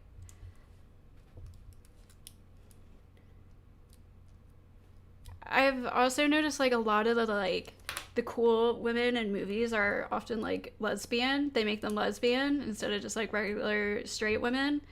Um, and it's not like I know there are differences between men and women. I know men are physically more capable, they're stronger, they have different hormones than women, but like women still experience anger, men still experience emotions. Like, women still, they're like adventurous, they want to be brave, they want to it feels good to like do something for other people. That's not just a male trait. So all the good and cool male traits have always been ascribed to men. So I feel like women, just want a part of that.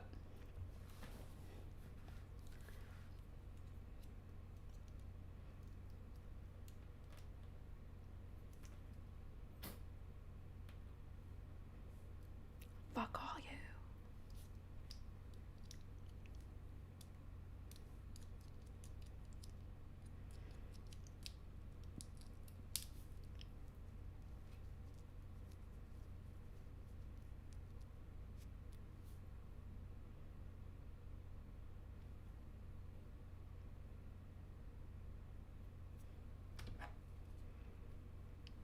Okay.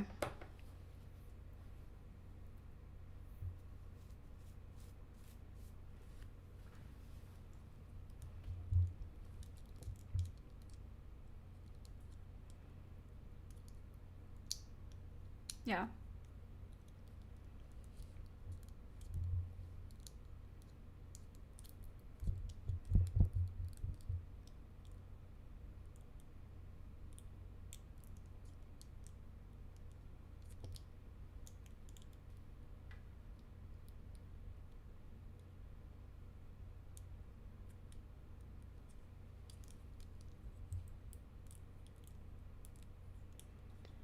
Well, there's a lot of like typical female tropes of like betrayal, of like a lot of just like really bad qualities that we see in like even like Disney stories, and just like mythology of, yeah, just like women doing bad things. Like, even with like Adam and Eve, right? Eve is the one who bit the apple and screwed all fucking humanity, like, because she made the bad choice and like disobeyed. And so I don't know, like.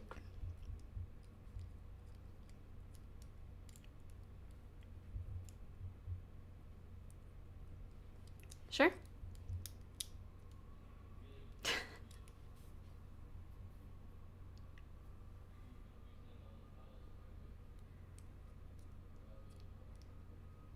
I was joking, but yeah, most of the people I've slept with, I've been in relationships with.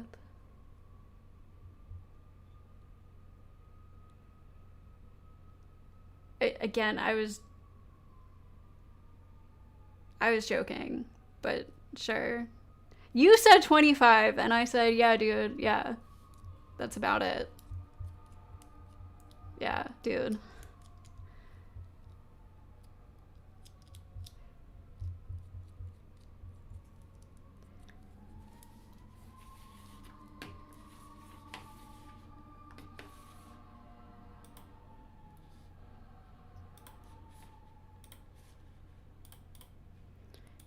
I think that's like his website or something.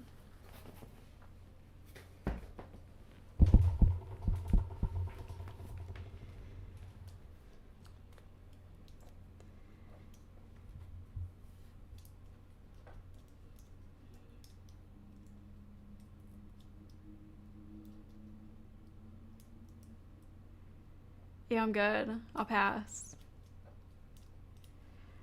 Yeah, I'm not his type.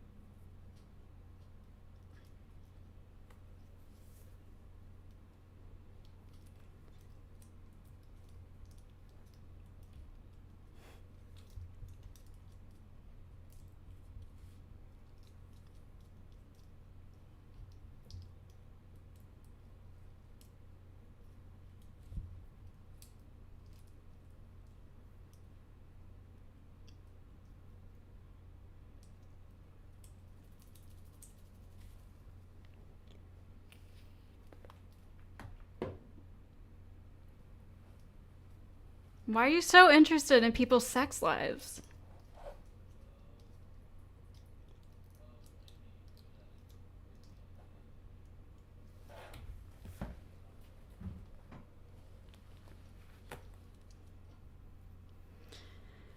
It's boring.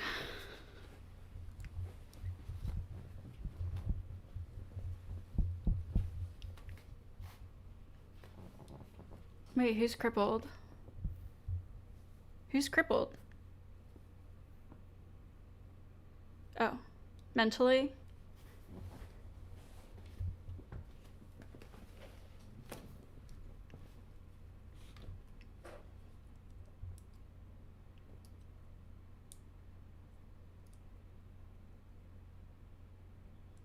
What the fuck?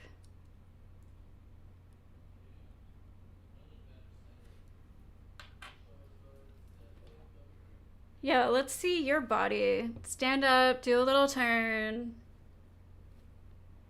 Are you trying to say I'm fat? Yeah, go ahead. Oh, no, no. Okay.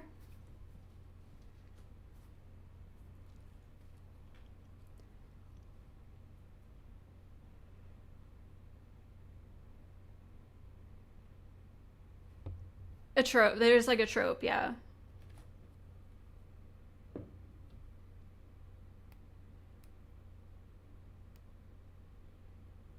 Vulnerable, yeah.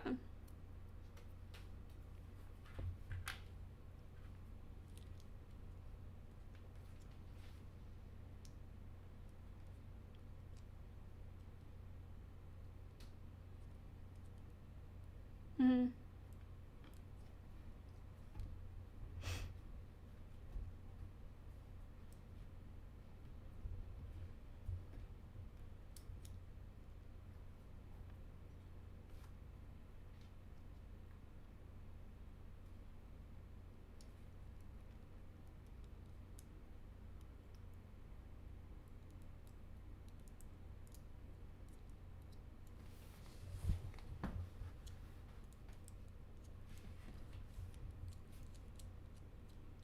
Mm-hmm.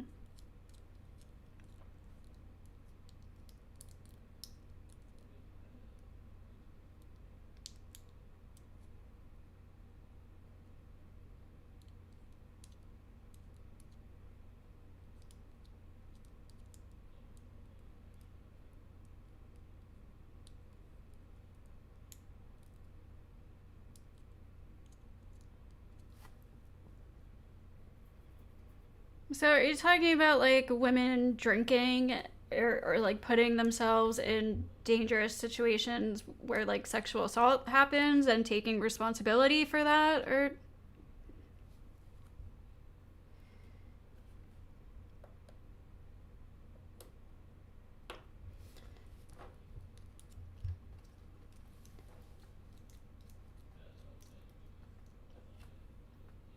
well they are they are still victims. They are facing the consequences of their own actions. So if you're in an abusive relationship and you decide to stay in that abusive relationship, you're going to face the consequences of being a continued victim. But there's tons of psychology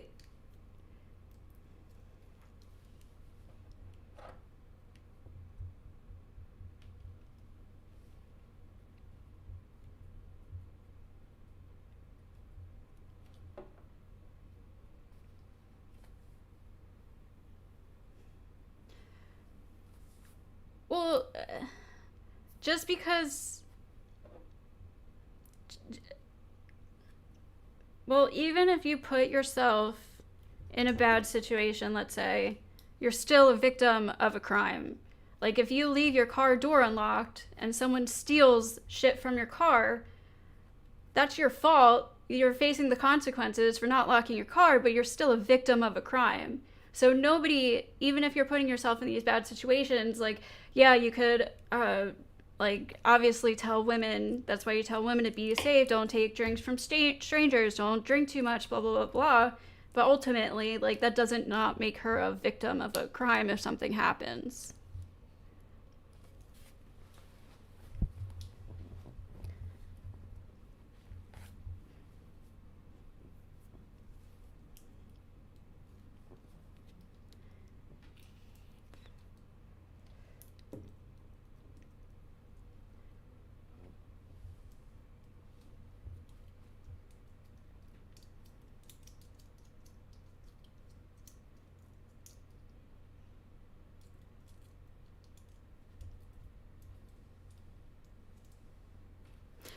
Well, the point is, like, it's not, you're not giving someone the right, just because you leave your car unlocked at night, that doesn't give someone the right to steal something from it. You're just facing the consequences of your bad decisions. You know what I mean?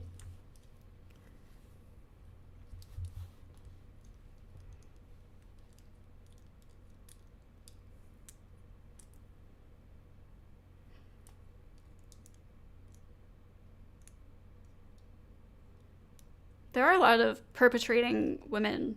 Absolutely. There's lots of women who do.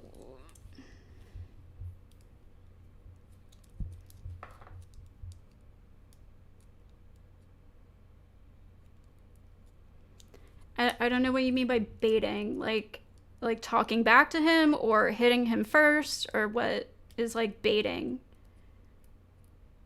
I don't know what you like describe as baiting.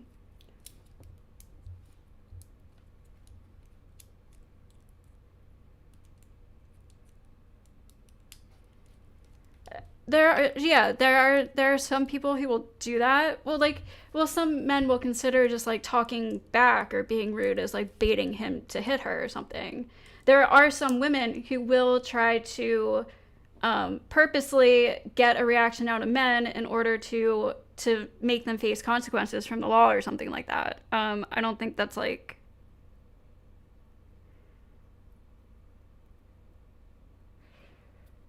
I don't know, because he still made the decision to hit her. So, like, unless she's like hitting him.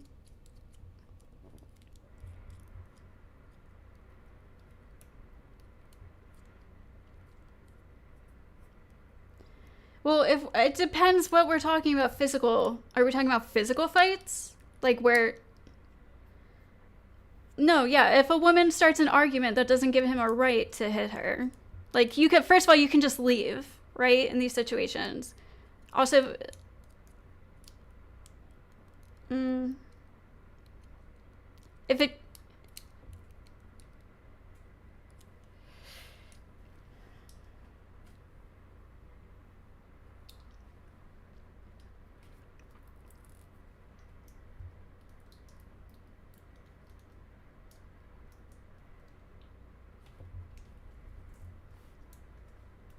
Uh-huh.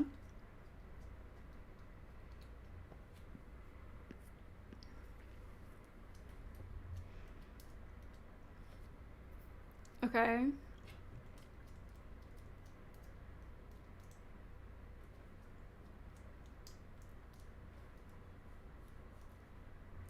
Mm-hmm.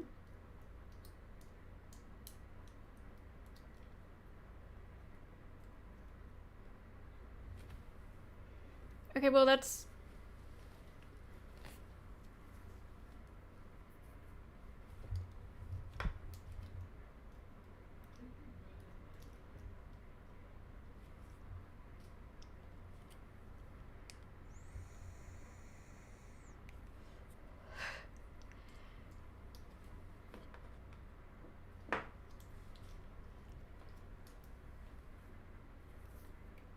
I've literally never heard of that. It, like, of course it might have happened, but like I never.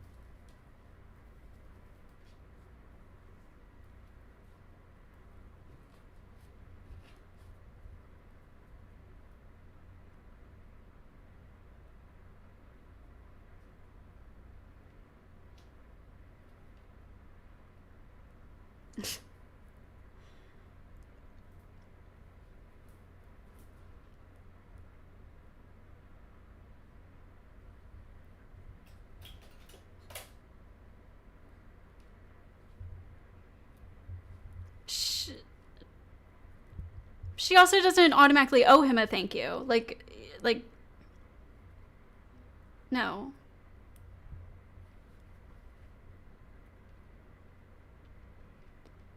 You're not supposed to do favors in return for something. That's not why people are supposed to do something.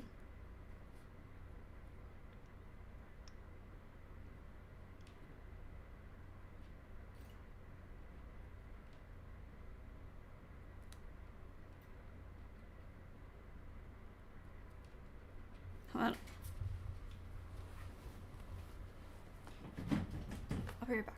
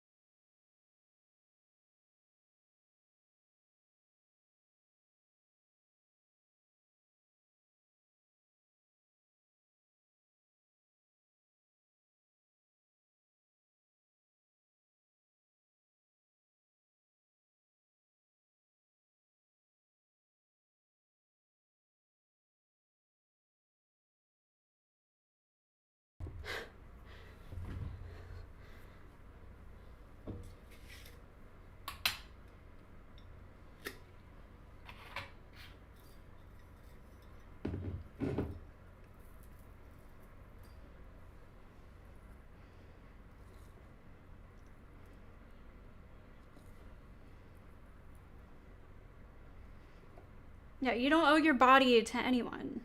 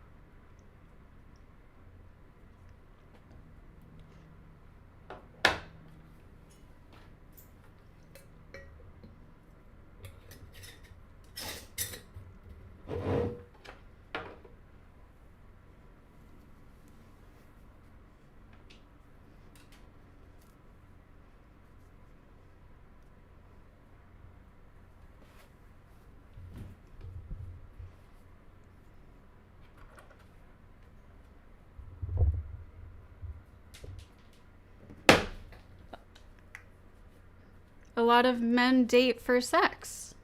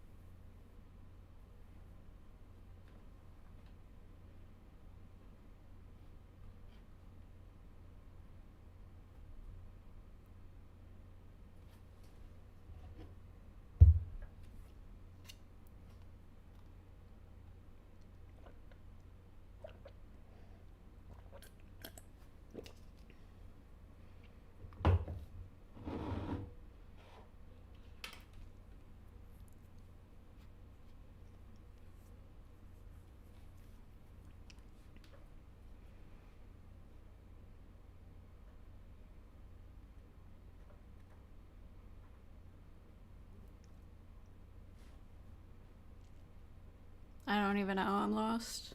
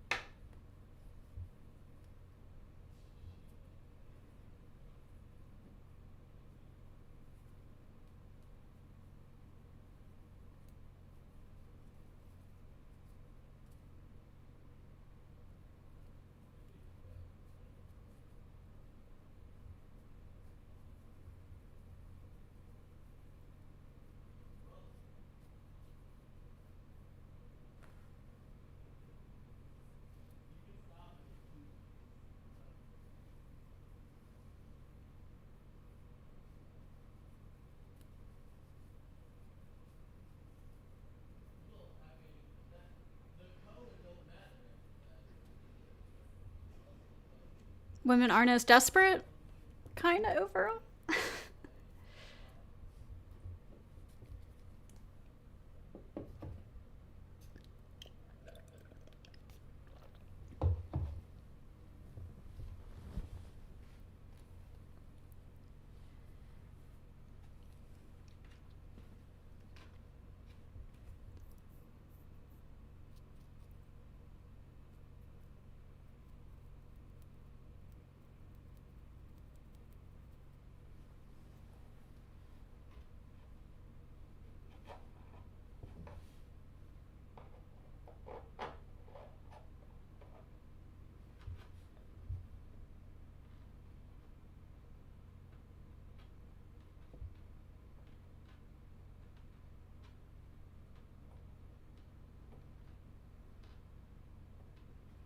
Well, the point is you don't owe it. You don't owe it.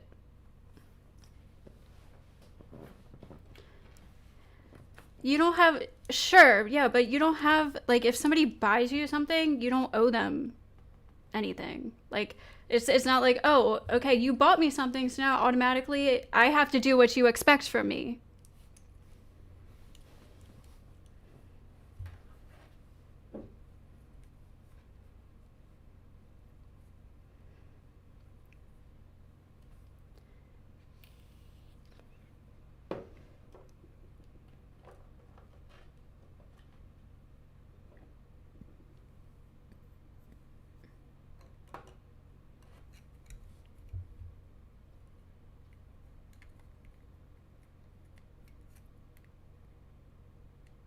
We're not talking about being antisocial.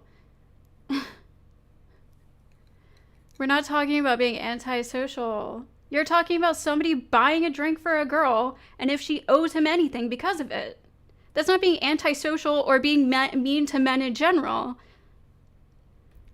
Yeah, it's...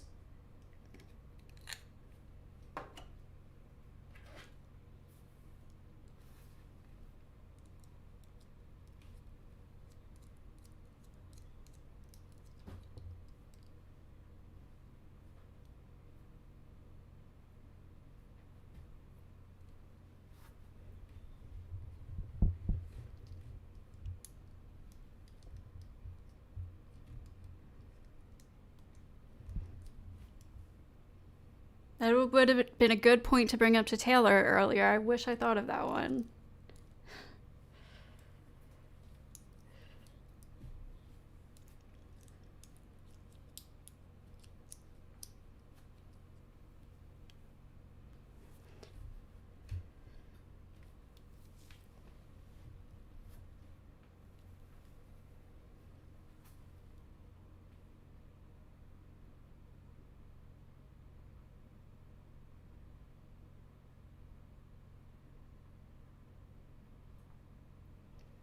It depends on the situation. Probably, but not in all situations. Yes, but there are some situations where I'm not obligated to. The point is I'm not obligated to. I will because I'm a nice person. No.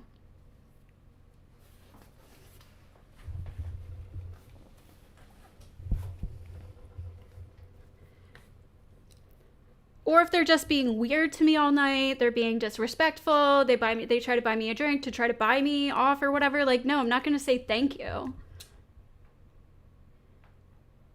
Well, it depends if I want a drink or not. He already bought it. What is he going to get his money back? It's not my fault that he chose to buy me a drink. I'm not obligated to do anything. Just like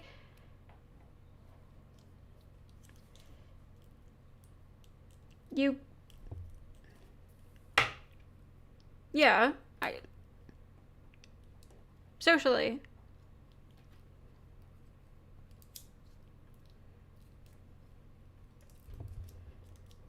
No.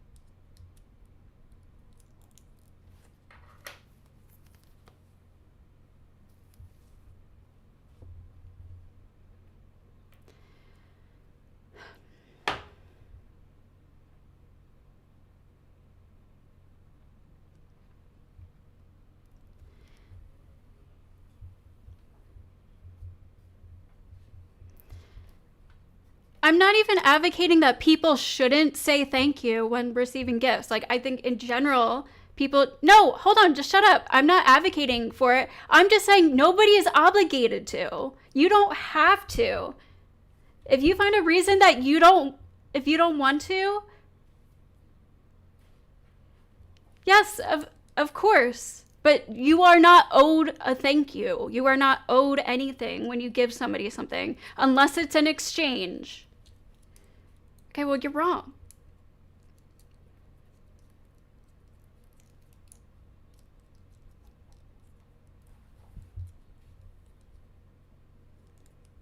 Yes, flip the gender, same thing. If a girl does something for a guy, she shouldn't expect him to like do something for her just because she like bought him something or something.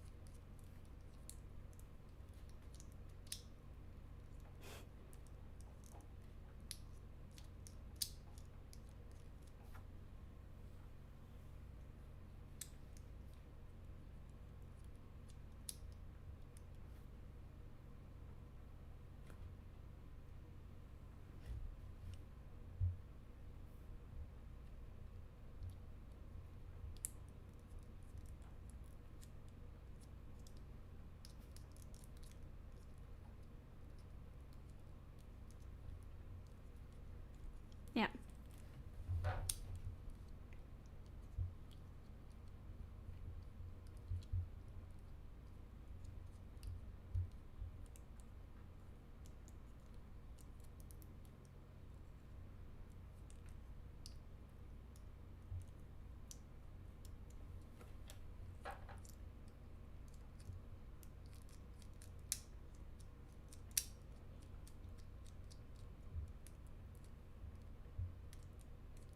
Mm-hmm.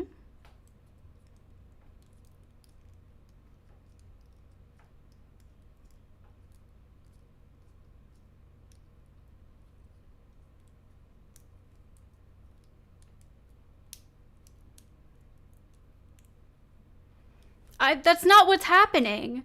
I said, in general, it is good for people to be polite, have manners, say thank you, but if she doesn't feel comfortable or she doesn't want to, she doesn't have to. And also, I don't think guys should expect it. Because it's her own you decided to go out of your way to do something for a stranger. She doesn't owe you anything. Because you don't know her.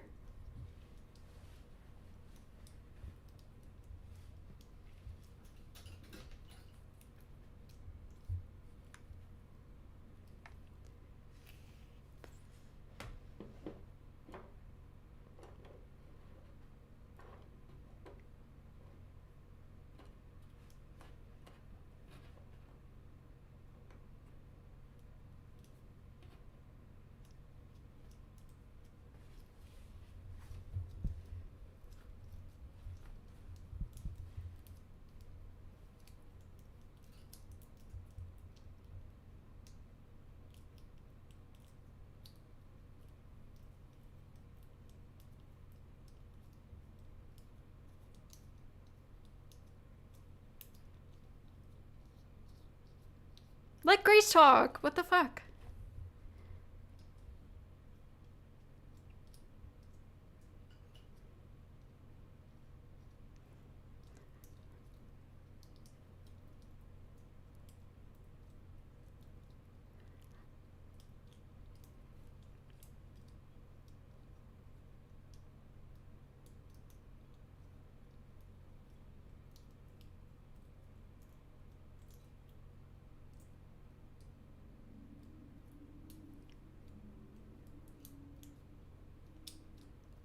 Is that what I said the women are even doing? I'm just saying they don't know a thank you. Like, what the fuck?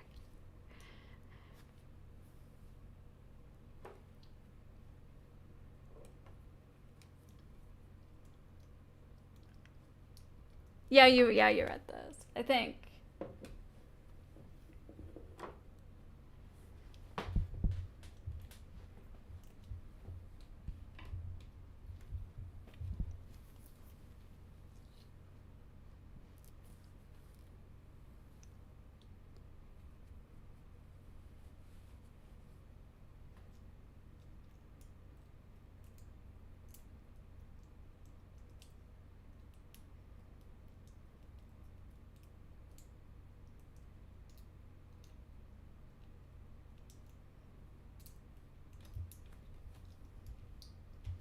Yeah.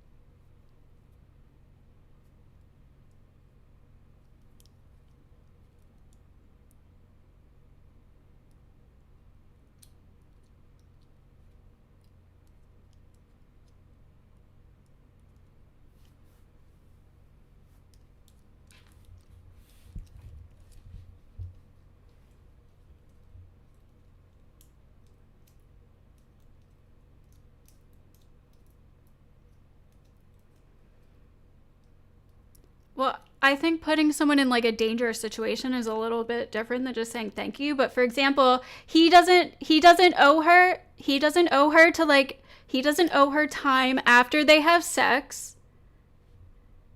Hold on. They don't like, for example, the guys don't, being outside naked as a female is probably dangerous.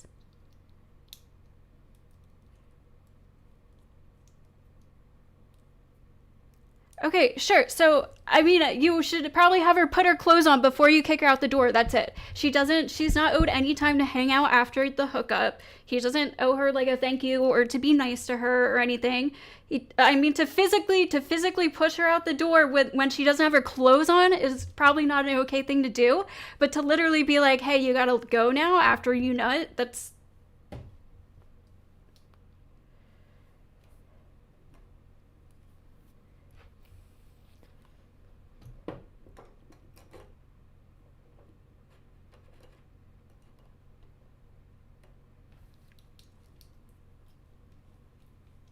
Yeah. Well, first of all, he's choosing to engage. This is different from the drink situation because the two people are already choosing to engage with each other. No, but the two people are already like interacting with each other. Whereas with the drink, it's depending on if the woman will actually end up interacting with him or not, even just as little as a thank you. So something where like you're having sex with somebody in your house, you invite them to your house, there's a bit of a difference than being at a public bar.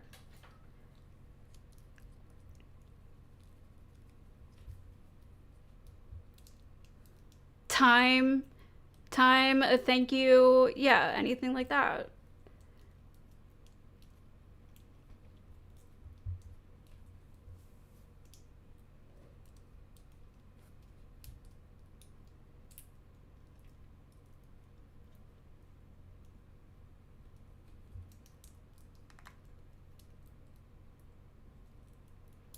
Well, some girls might be upset about it, but the point is he's not, like, if she doesn't confirm with that over time, like if she's not like, hey, afterwards, like, do you want to hang out and stuff, if she just goes with the flow and like they don't have a discussion about it at all, like she shouldn't have the expectation that she's gonna stay at his house after they have sex.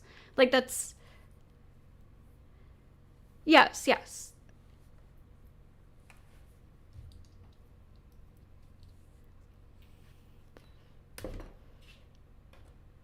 It's not lying. No, Ben, you're getting things confused. You're getting like what people should do versus with what people are obligated to do. Obviously the right thing to do is to like maybe make sure like maybe talk to her a little bit, not make her feel like she's used. Obviously that's the right thing to do, but he's not obligated by any means to do those things. Just the same.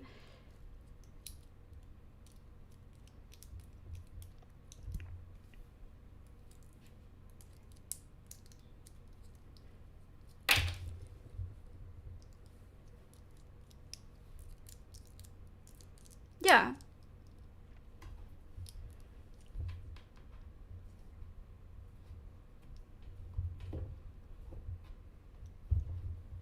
You might be considered rude. Yeah, it might be considered rude for sure. Like, no, you're not connecting it. Like you're.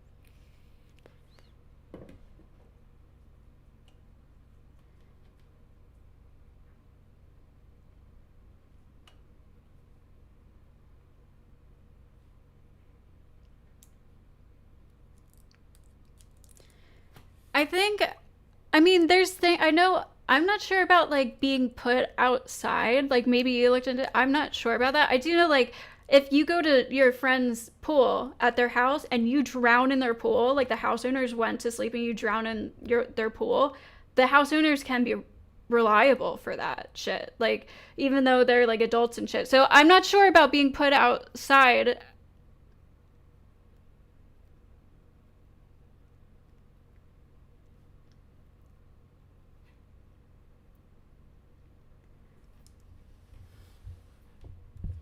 What?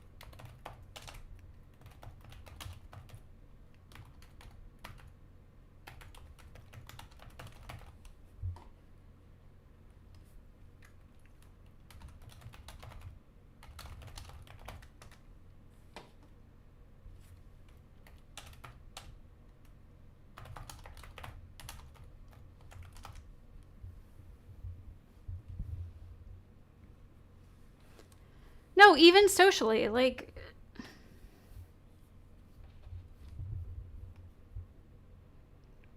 you're not. I mean, you're expected to, and it's probably the right thing to do, but no, nobody has to do that.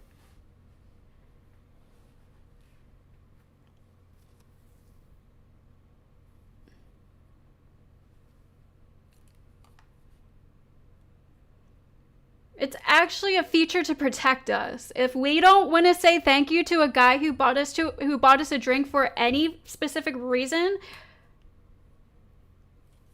that's a safety feature in my head. That's all it, like, it's just...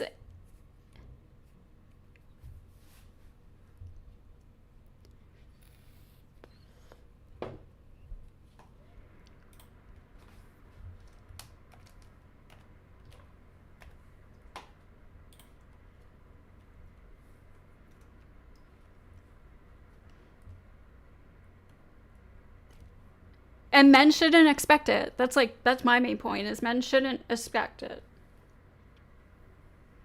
Because you shouldn't expect anything from anybody that you do a favor for, especially somebody you don't know or have any relation to. That's just...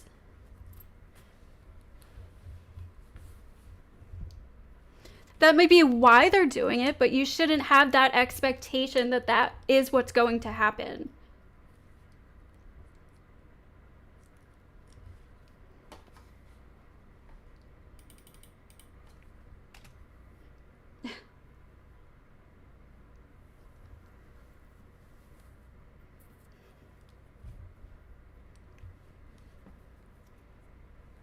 Yeah.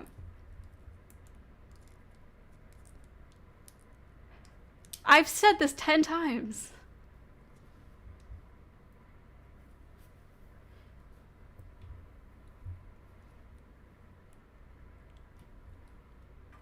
Yes. It could be called a variety of things. It could be called, sure, you just don't like people and you don't want to talk to people, which is your right. You don't have to talk to somebody even though they bought you a drink and you don't know them. Yes, you have a right to not speak to anybody, like, if you don't want to. You have a right to protect yourself. You have a right to protect yourself. So if you feel in danger or unsafe, you have the right to not interact with that person who just bought you a drink because you don't want to.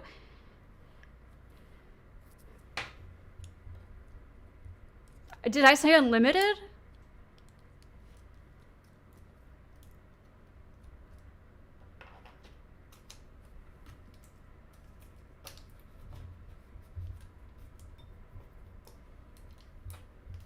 I feel like he's... Are you drunk?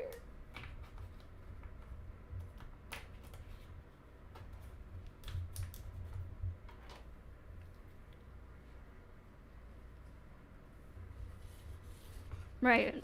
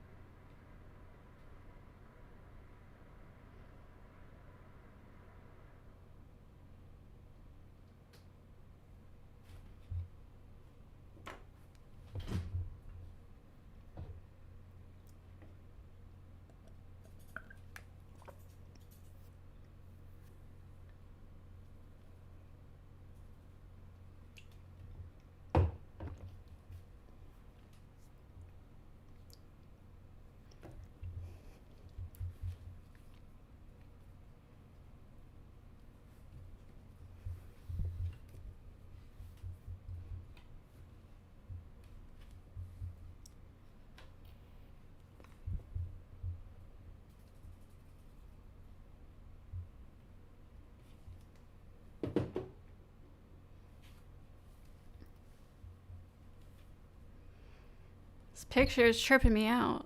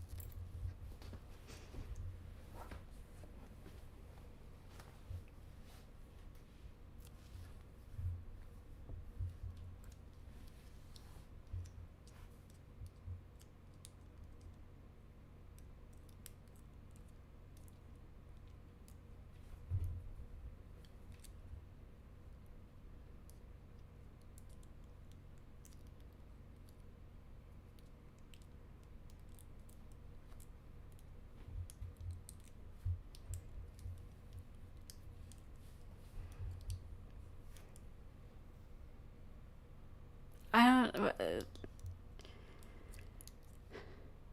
Okay, weirdo. You guys should donate because Sarah works hard and she sits here all night putting up with our bullshit and she fucking deserves it. So please pay your money to Sarah. Thank you. See, I said thank you. Wow, look at that. That's crazy.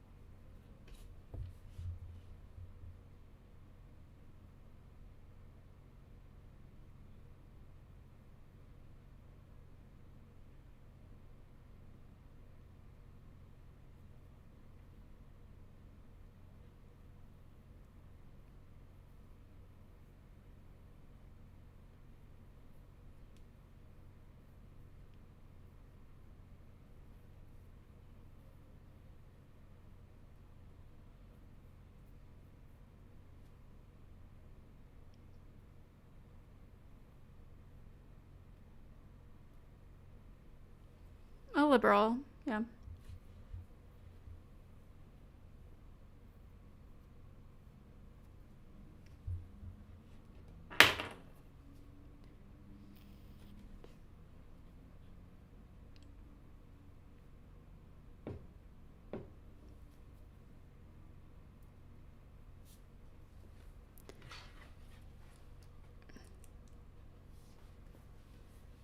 Oh, I don't really have strong opinions on this thing. I see it from both sides. So, like, I don't know. I think it's, if it is a decision made, I think it should, have like at least a couple years of like medical attention before like you can't just like go into that without like being like talking to a doctor for a while and stuff. So I don't think it should be like widely used, probably just in rare instances, but like yeah, I don't have like super strong feelings about it.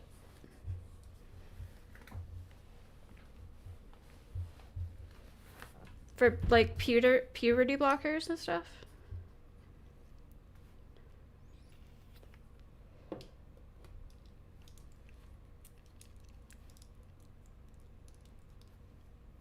Yeah.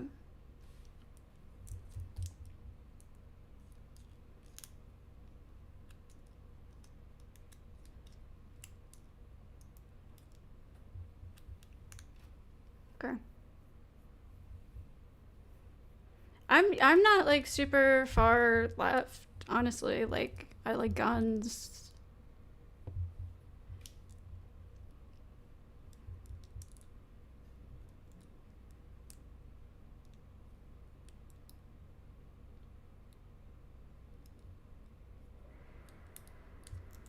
Mhm. Yeah, I've one thing I don't like is infantilization of women.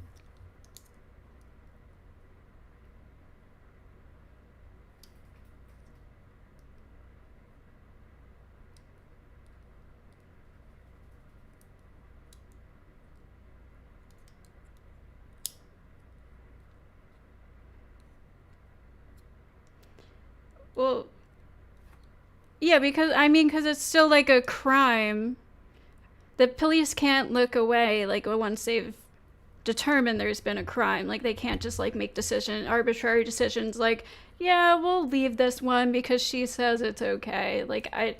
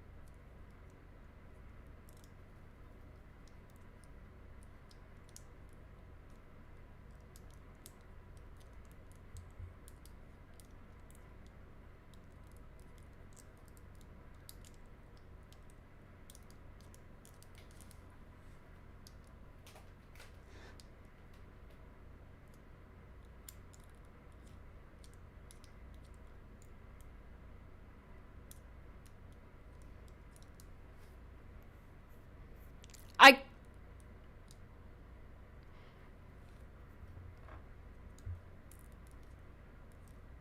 did you like tweet that or something or oh yeah, I don't know.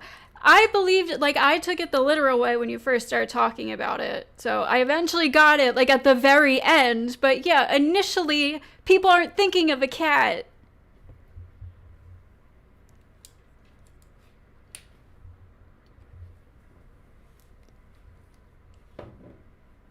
Okay.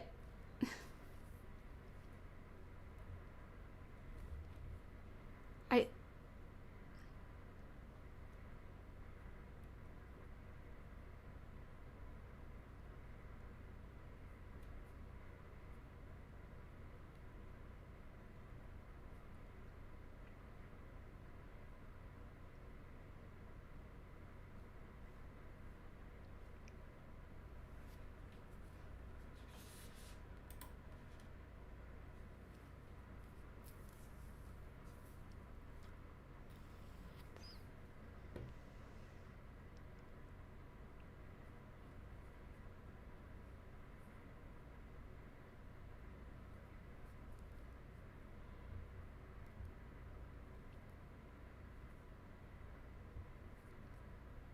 Yeah.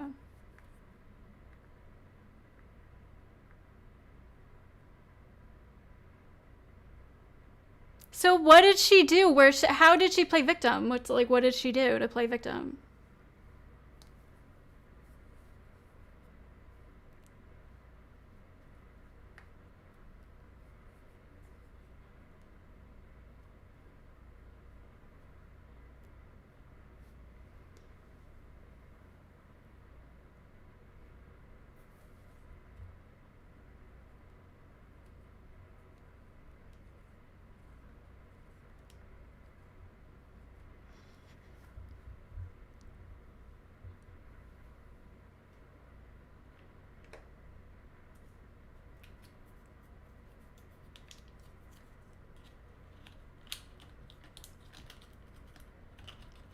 She just doesn't like you.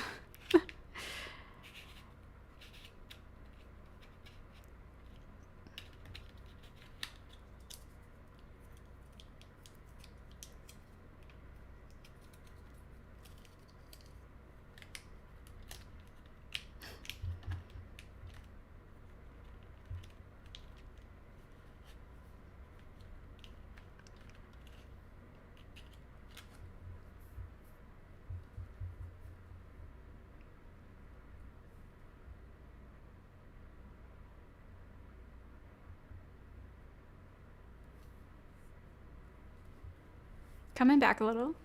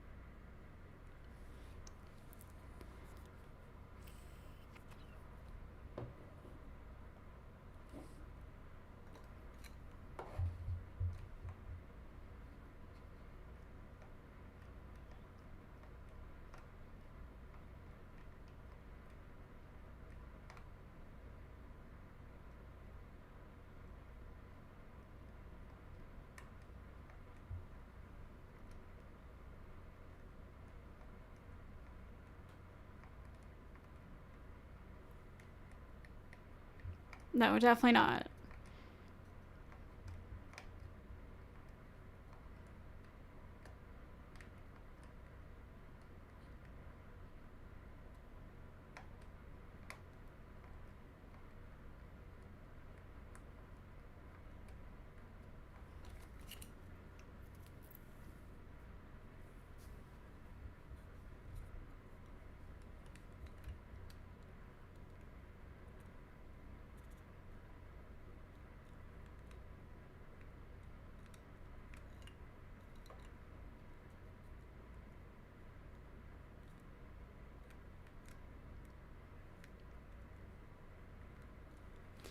So I'm just curious, like,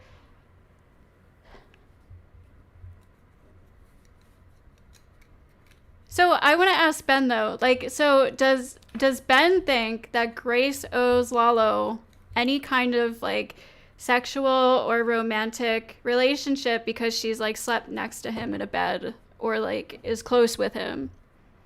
Yeah, no, I know. I'm not doing this in like a weird, I'm like genuinely asking because he says that like, yeah. Like him, he brought this up kind of earlier about expectations, so.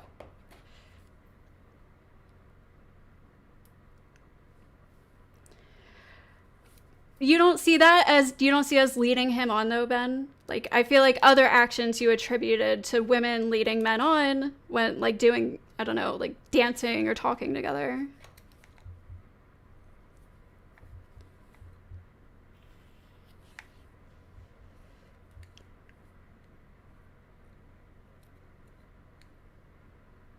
Uh-huh.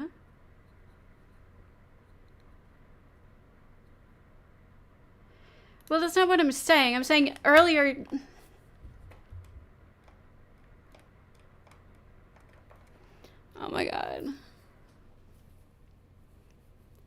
said earlier, you have expectations from when women are dancing with guys or receiving drinks from them, that they have certain expectations, but you don't seem to apply it to your own daughter.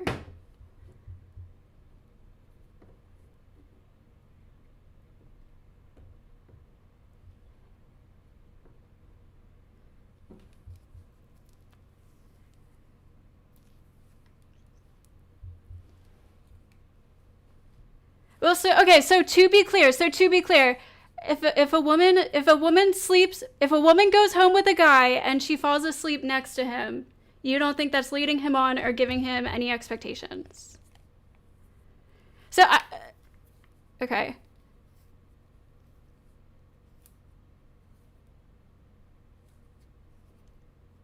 So you just don't see it, like, that happening with them. Okay.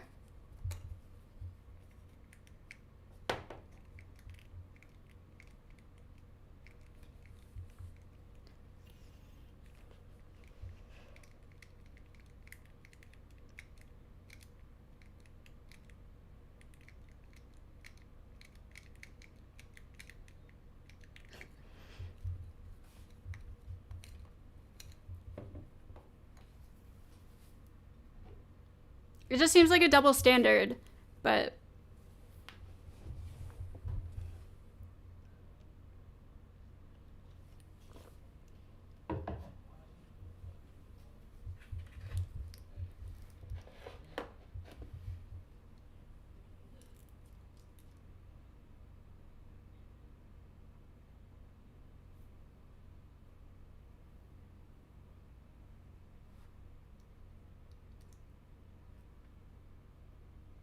what?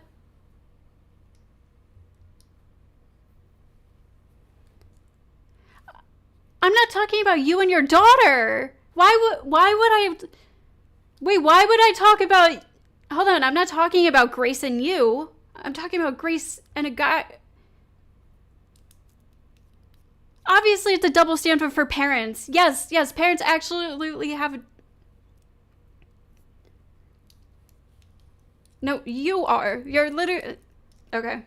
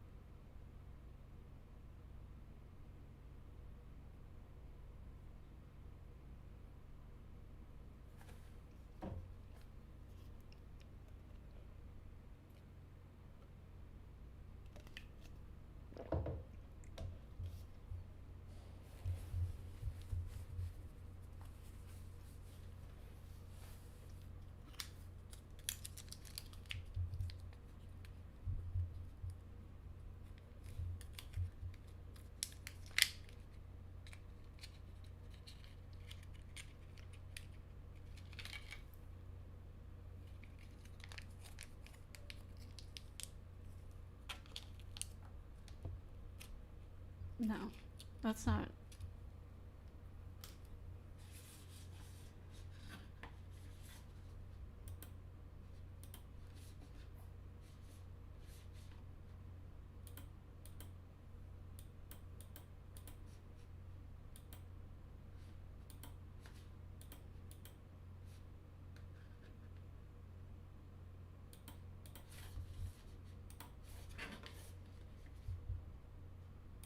You couldn't figure out how to roll with because you're so fucking stupid. Oh my god, It's you the guys. stupidest, easiest joke to roll with. But you played victim and cried, and then your other claim to be a victim is that I changed my phone number. Could you guys not hear? And then you're like, he's calling from me. Yeah, you're here. Oh wait, I'm so confused. You're such a loser, Kel. I'm like, problem? Why don't you apologize? You are apologize. Hopefully you guys could hear the desktop audio throughout that whole Apologize. last Get on your section. I'm not knees. sure if it was off Get or on your on. I'm knees. confused. I confused myself if I clicked it once or like twice, so my bad. I'm If you sorry. couldn't Oh, now we're gonna be gross. Okay. Get on your knees. Bro, and you say, talk "I'm about sorry." how bad marriage and divorce is because your wife like fucked you over. Like this shit is embarrassing. You're not like, responding with what I said. Okay, so you don't owe me an apology. bro, you think I'm embarrassing? I'm like, you're degenerate. You're an embarrassment. Yes, show your arm. It's an embarrassment. Of course, Show your rehab. How long has it been since you've been out of rehab? It's an embarrassment. You're an embarrassment. Yes. Do better. Hold on. She is doing better. She went to rehab. She. Well, how long has it been, Connecticut? Turned her life around. Clap that a female hasn't annihilated her brain in a few days. Let me ask you this, Ben. Do you think that if somebody recognizes they have a problem and then they go and fix that problem and they're working towards ensuring that problem isn't a problem again, wouldn't you say that is a positive development? She hasn't fixed her problem. Where'd she go? She's attending to one symptom of her problem. We can see what her Okay, problem but is. well, Daddy issues. could She has you? daddy issues. But could you agree? Solving one thing is part of a bigger picture, and it can help towards the entirety of the issue. Usually not. It just prolongs it until you get to the core issue. So if I go to the hospital and I have 2 broken ribs, I broke my toe, I scratched my face up, and I collapsed a lung. Don't you think that working through each one and the doctors fixing each one by the most important thing in the moment, the Let's thing say you're that's in a lot of causing pain me and the you most you're in a lot of pain, and instead of dealing with the source of the pain, they give you painkillers. Then yeah, you're actually making the problem worse because the pain is supposed to indicate where Right, the problem lies, and you have to solve the underlying problem. Yeah. Could So I she mean, hold on. If you're always drunk, problem is not are you alcohol. capable? Fermented beverages I are not. understand She's not a that. victim of fermented I hear beverages. that. I hear that. However, if the alcohol is making it harder for her to be capable of solving the original problem, wouldn't cutting out the easy target first help work towards positive development on the bigger problem? Usually, I mean, you're saying, is it a good idea to treat the symptoms and not treat the disease? I think it's like, on the one hand, if the symptoms are really bad, it might force you to treat the disease. So like today, Grace got into she had her mother's energy flowing through, and I made me want to kill her. And I was like, okay, well, this maybe is a good opportunity to solve the underlying problem. So I don't know, like the worst thing, Sarah, in my mind is an addiction that doesn't make you bottom out. So like, I think hard drugs in a sense are a better addiction because you will hit a bottom. Whereas like certain addictions, Let me ask you this. like TV aren't going to. Can she solve the problem if she's drunk all the time? The daddy issues problem? Yeah. She can, like the drunkenness might help her say, Dad and Mom, like I desperately need to work things out with you. I can't just sit here and pretend that I'm okay. Yeah. Well, that can bring the problem to the surface level, but can she sit there with her parents and have a real conversation if she's shit-faced drunk? I actually find that people who are shit-faced drunk are much more honest than people. Oh, God. Who are All right, generally. straight retard mode. You're just disagreeing just to fucking disagree. No. Depends what kind of drunk she is. Hey, Kel, what kind of drunk are you? I'm sure you talked about this in rehab for 70 days. Why are fucking you so mad, You an Ben? angry drunk? He What is. the Is fuck? it just me, or Because is of Ben people like like you, extra that's the answer. pissy? He's like, Is- I don't know. He's Oh my living. God, Dashin, I love your Dashin, rock. is that crystals? Love it. It was Dang. Ghosty, I'm mostly leaning into something here for the internet so that Sarah can succeed in life, although she'll claim to be a victim of it. Speaking of which, we have by the way, Call the entertainment yeah, bit. by the way, I've been adding these in. Shout out to Texas Bully Mom. She added 10 in.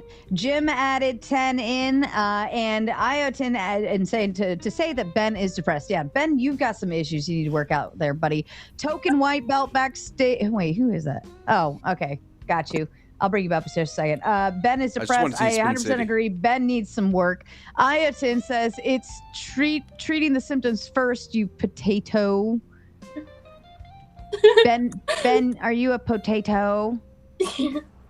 Well, and here's my thing. Like, if somebody's shit-faced drunk all the fucking time, how do you expect them to actually be capable of solving the issue, right? So, for instance, if my engine is having issues, right, but I also have a flat tire, I can't drive the fucking car to the shop. I mean, yes, you could use a tow truck, but I can't drive the car to the shop to have them look at the engine because I hear a clinking sound if my tire is flat.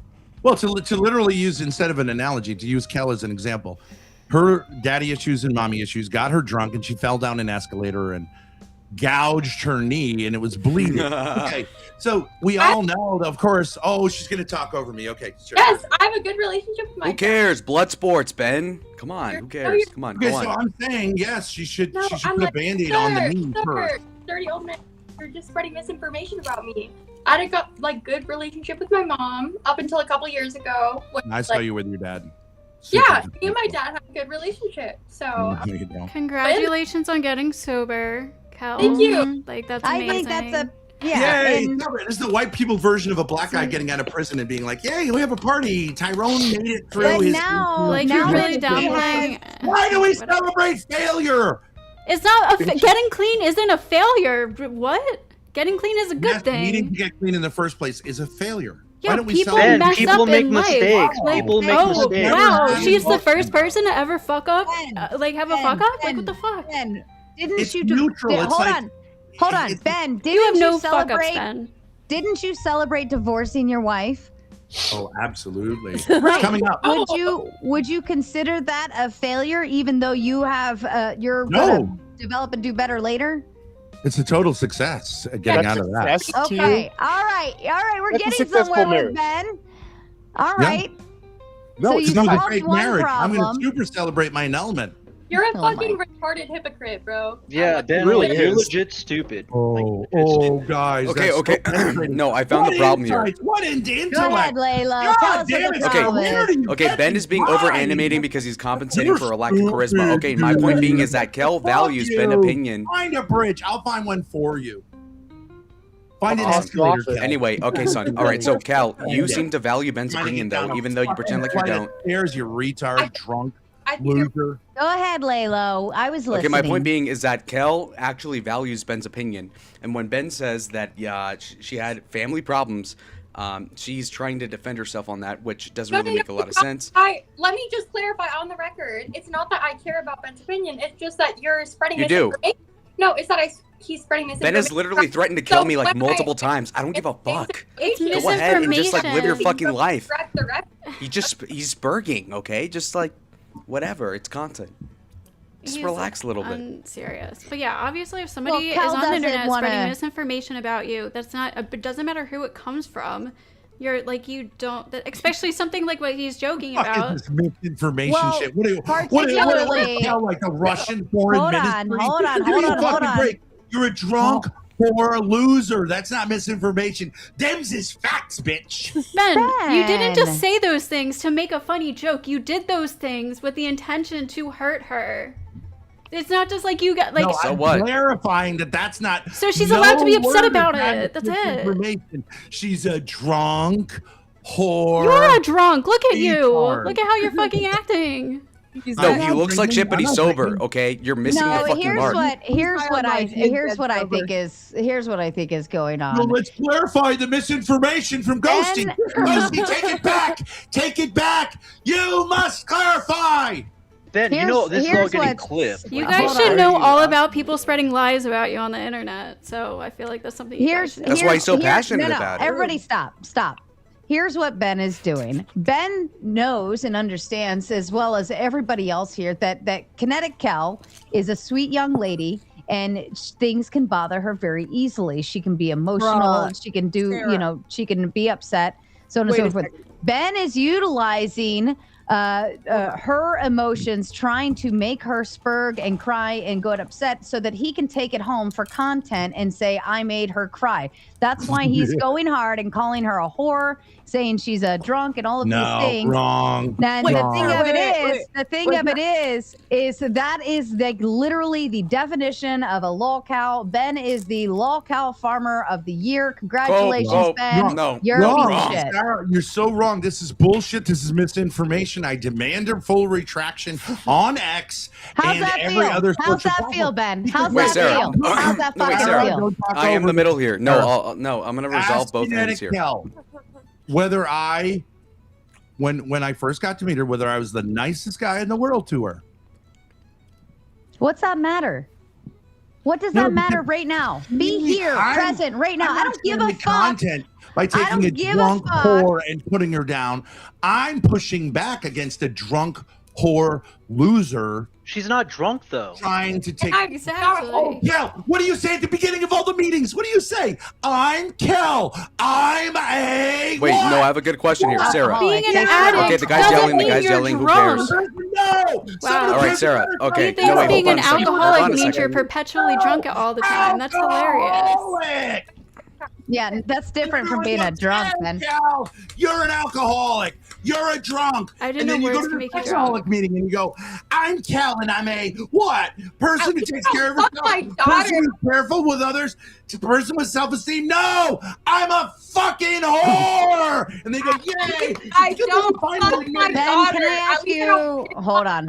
I got you, Kel. I want you to put your feet up and relax, young lady. You do not have to fight this fight with tard mode.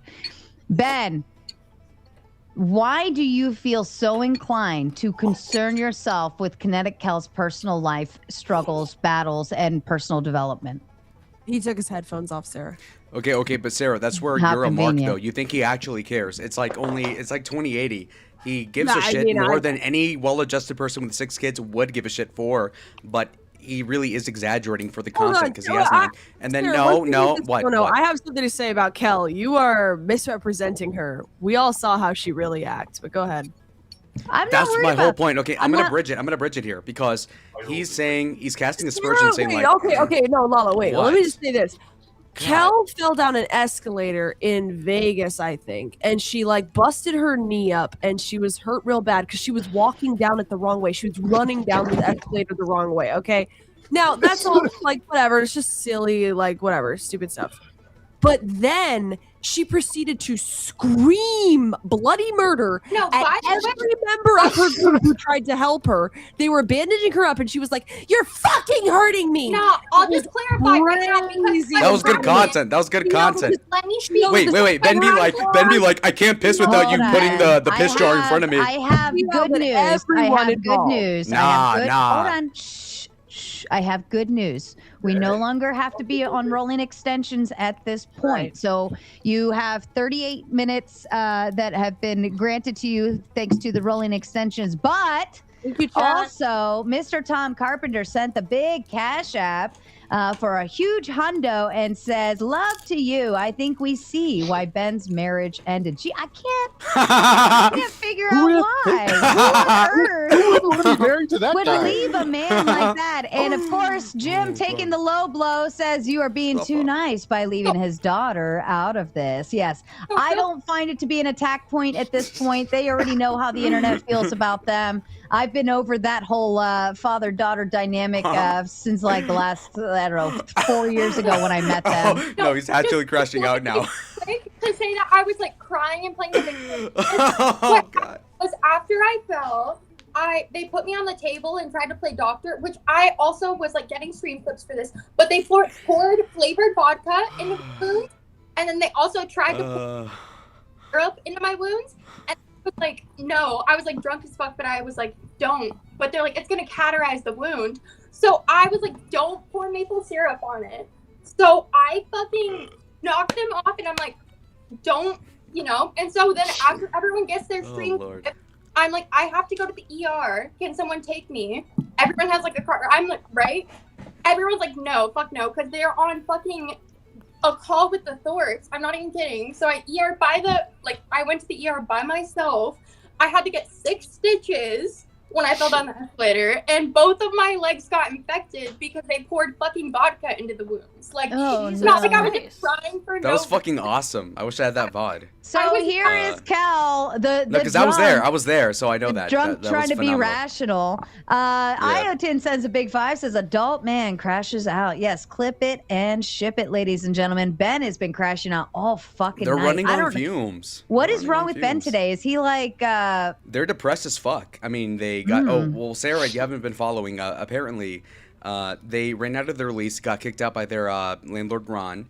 They're in the RV. They have a storage unit that they pay about $1,000 for every month that they won't clean out for whatever goddamn reason.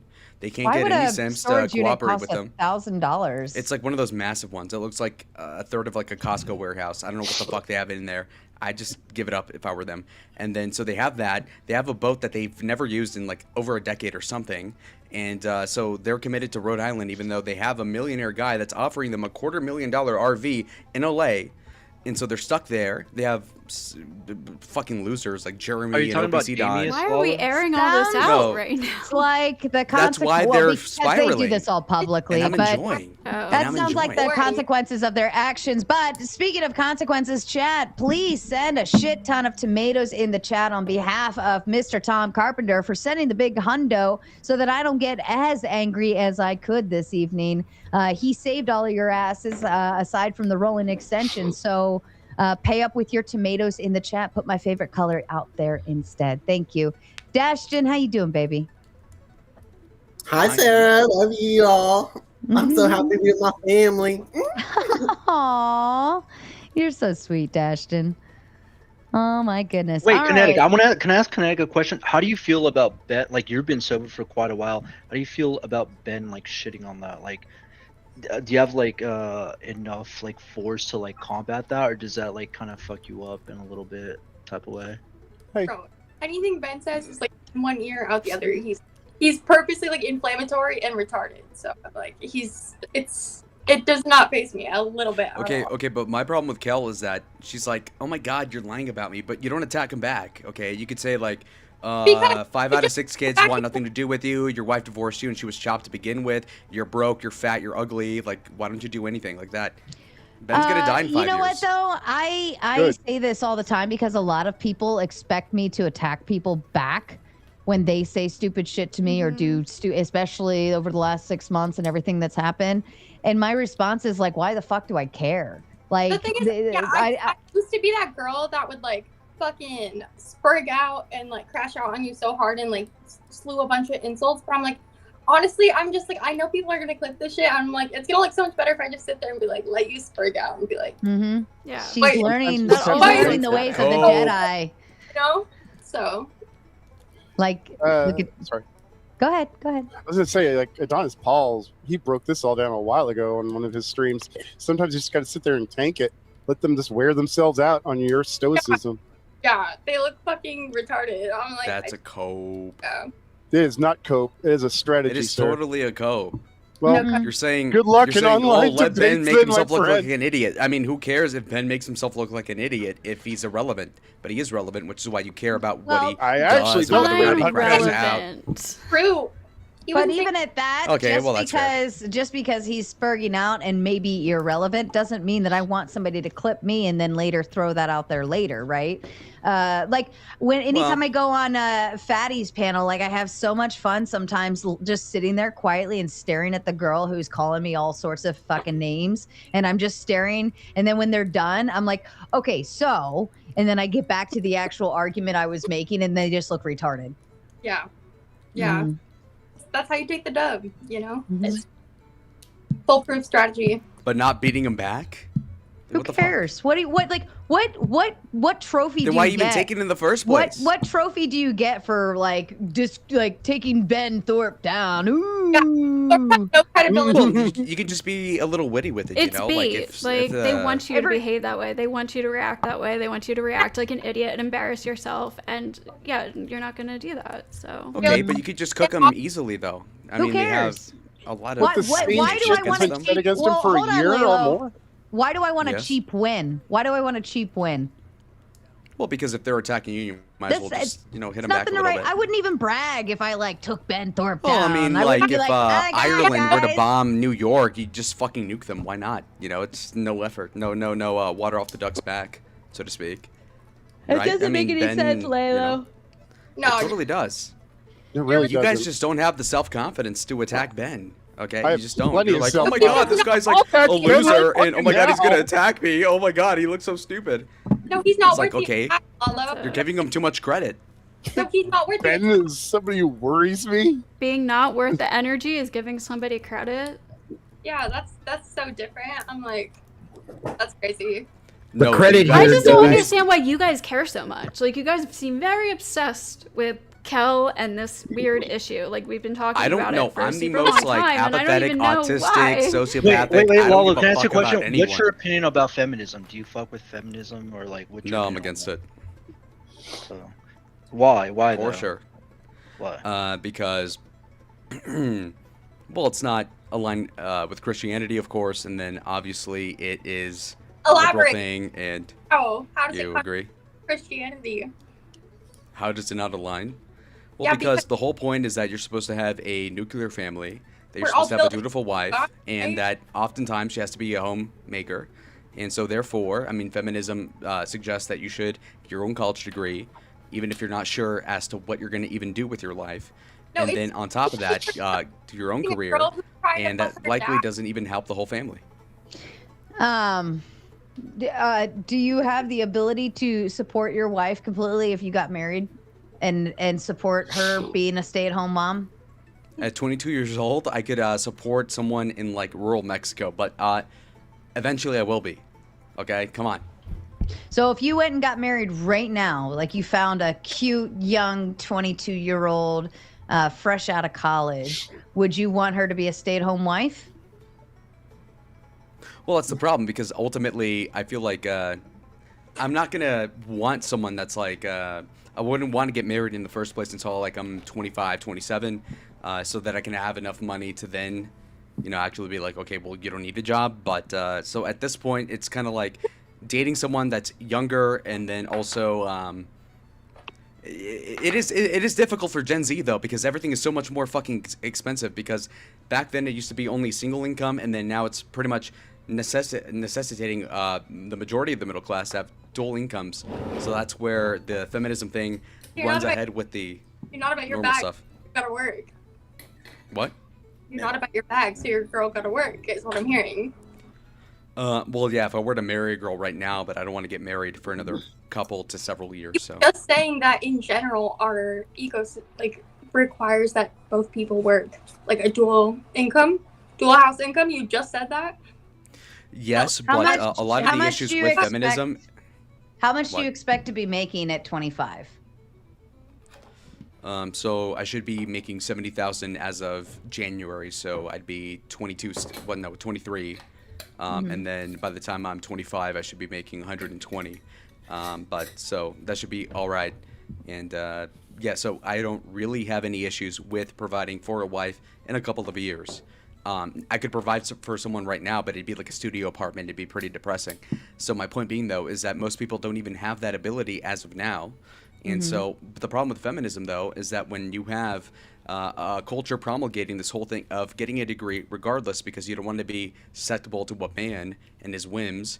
And I grew up with this also, too, where it's like, okay, well, like my cousins are being told, you need to go to college, you need to have your own career, because if the whole marriage thing doesn't work out with whatever guy you hook up with, then all of a sudden you have a backup plan.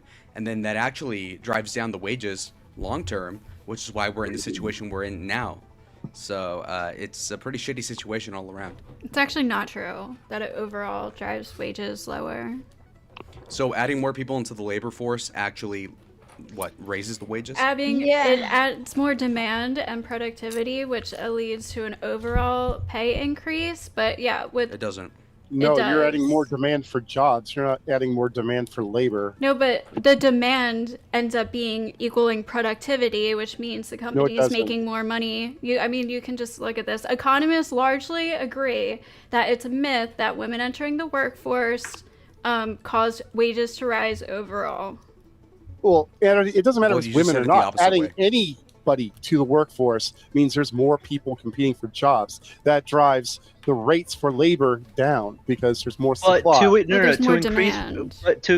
increase productivity, you need more workers. Like if you just have like, let's say if you just have 100 workers over like Dude, I 100 swear he's on years, way your many fucking economy drugs cannot there. grow. You need to But like have a lot of workers for your There's economy. limits on productivity because there has to be demand for what you're limits? producing. Yeah, it creates What limits? demand. That's No, what, it doesn't. It doesn't. If you create look demand. at this, is what the economists agree on. Like, Yeah, all I've the taken liberal economics. socialist You're bull speaking jive. complete nonsense. The more workers you have in general, the wages will go down. Obviously, number one, and then That's number not two, obvious. when people complain obvious. about How is that yes, obvious? yes, Explain how it's fundamental obvious. Oh my God! economics. I Okay, told you if already. you have more people willing to do a job, you're going to pay each of them less because you only have a finite amount to pay them in the first place. You're wrong. You're wrong. Okay, Lalo. overall, you have more people spending money. You have more people Right. making money. You have more people spending money, causing more demand, more productivity. She's right. Nope. She's right. That's Nope. the argument against immigrants. They're taking our jobs. Well, they're also participating in the economy, so it's No, because generally immigrants speaking, also Exactly. good Wait, for- Lalo, no, they need to have a eat food. They need to eat large food, population. right? They spend money on fuel. They spend money on everything. So they're immigrants. adding to the Okay. economy. No, I'm glad you. Women bought into who that work trap. spend Okay. tons of money on everything. That's so stupid. Okay. To cope for the okay, fact in that order you hate your job. to Yeah. contribute on net to the income tax of America, you need to make, I think, $60,000 at this point. And most people that are coming into the country, be it immigrants or even, like women, they're not going to make 60 grand just on average. And so for that reason, they're actually detracting from everyone. Hence why, like if you look at African Americans, they don't Lalo, contribute to the making- economy at all. Women make about the same as men working. Bare minimum in my state. Like, you're fucking retarded. In most like big states, it's gonna be like 60 grand is like the bare minimum. That's why the top 10% contributes to this top, 70% of the income tax. It's about Okay, that. so most people don't contribute anything at all. So in regard to the immigrant argument, they don't do anything. Even They actually Cal with sap her up. You think alcoholism is most contributing in the people economy don't because they got contribute? rehab jobs. Ben, we're talking about on net. Okay, if I take in somebody who has $100, he could, raise up the sales tax by $1 by spending it all on Newports. But on net, he's going to be taking other stuff, be it the infrastructure and all, education, all this. Right, but that's, generally speaking, women. If you're going to compare women to immigrants, you'd make a stronger argument for women, because immigrants, yes, they take a lot of resources. Women generally, they're already integrated in the economy, so they're not. Well, no, the whole women thing was not necessarily, if they were taking too many welfare benefits, although that is another argument in regards to. Problem with wages, having but- women in the workforce is not that it makes men victims. The problem with having too much participation in the workforce is they're not able to make the contributions that women can uniquely make. Dashton! Speaking of which, Dashton is our visual entertainment for the evening. He's the best. Yeah. This is a man of God. He's truly inspired. You know, you motherfuckers sit here and say that you're Catholic and all this other shit, but you're busting on a woman that went to rehab. She should be like good. You're a piece of shit. Those You will stuff always like be a that. piece of Go shit. to rehab. It's a mixed bag. see the stuffies? You failed in some ways, and you're trying to. Yeah, but you know what? At least she knew she had a problem, regardless of. Shut the fuck up. Well, you know the problem I have with rehab culture, Spin, and I'm not sure you disagree with me. Generally speaking, Right. a rehab program is 70 days in a really nice kind of environment with attention. What? Okay, so That's it's like the a kind of average vacation. rehab experience? Are you kidding? Yeah, they go to horse farms. You know, you got all your bills paid for. It's a stable environment. You got people who are like asking you about your problems all day. You get your bills paid for? Most people go to fucking hospitals and it's like really fucking horrible. Rehab is Most like a rehab. vacation. And why are For you rich getting people, why are you being if you're rewarded with rich- a vacation? If you're rich, most people aren't fucking going to Florida. Why don't you go to pull your rehab welfare with, like, fucking card spa out? cares Pull and your shit. fucking welfare card out. And bitch. who's paying for that? Spin City. My question is, who's paying for that? Generally, it comes out of the. I would healthcare give my department. last dollar. No. I would Rehab give- is largely. You're a welfare recipient, give 'em a and last basically, dollar. Go on. you exist and have always existed on government money. So I don't really understand your vendetta against. I would and give as my far as last saying dollar. to women that they're sitting on their ass. Spin. Fuck this fucking paranoia about Whoa. you. Shut the fuck up sometimes. Hold on. Can I ask something, Ben? Yeah, sure. Are you successful in your career, your life, your as a father, and all of those other? Have you been? Would you be the example of success? Yes, and yeah. How? Please elaborate. Living off your fucking daughter, you piece of shit. Well, you know, that is valid. He has Gracie, though. Yeah. What the fuck is he doing? Yeah. Damn, it's Oh my John. god, Oh, nobody wants God. to see this. This just makes Nick, my point You for got any me. more questions? You turned on, Sarah? I think Fah! great time to shut down. Wait, can I ask a question? I Why might do you just al- take the money and run on this one. No, Ben, why do you always Yeah, do any this? further Why do you questions? always like every time like you don't have an No, answer, this is you good. just That say, means Am I he's not right, getting pissed lady? off. Okay, let's keep cooking it. Let's keep I cooking mean- it.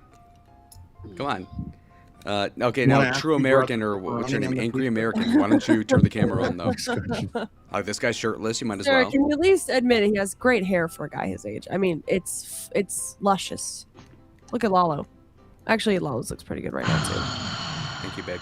Okay, so I'm looking good. Now, Spin City, can you turn your Yeah, fucking this is camera what on? success looks like. Lalo, don't try my Get in, fucking bitches. patience tonight, Lasagna, turn son. your Get camera in. on. Let's see Don't what you try look it. like. Yeah, let's see Don't what fucking try my patience. He's Grace, I would not. Lasagna- I don't want to be Lasagna- clipped anywhere near you. You're a degenerate. Lasagna's Why do you last. care, dude? No. You're 50 years old. Hey, Wait, bro, hold on. wait. I gotta expose this guy a little bit. Sarah, do you know where this Okay. lasagna slayer spent like hundreds? Wait, what do you mean? of- It's Guess which Killa, not website he Slay. spent? Guess which creator that you know very well? This guy sat at his feet, lapping up his wisdom. Guess who?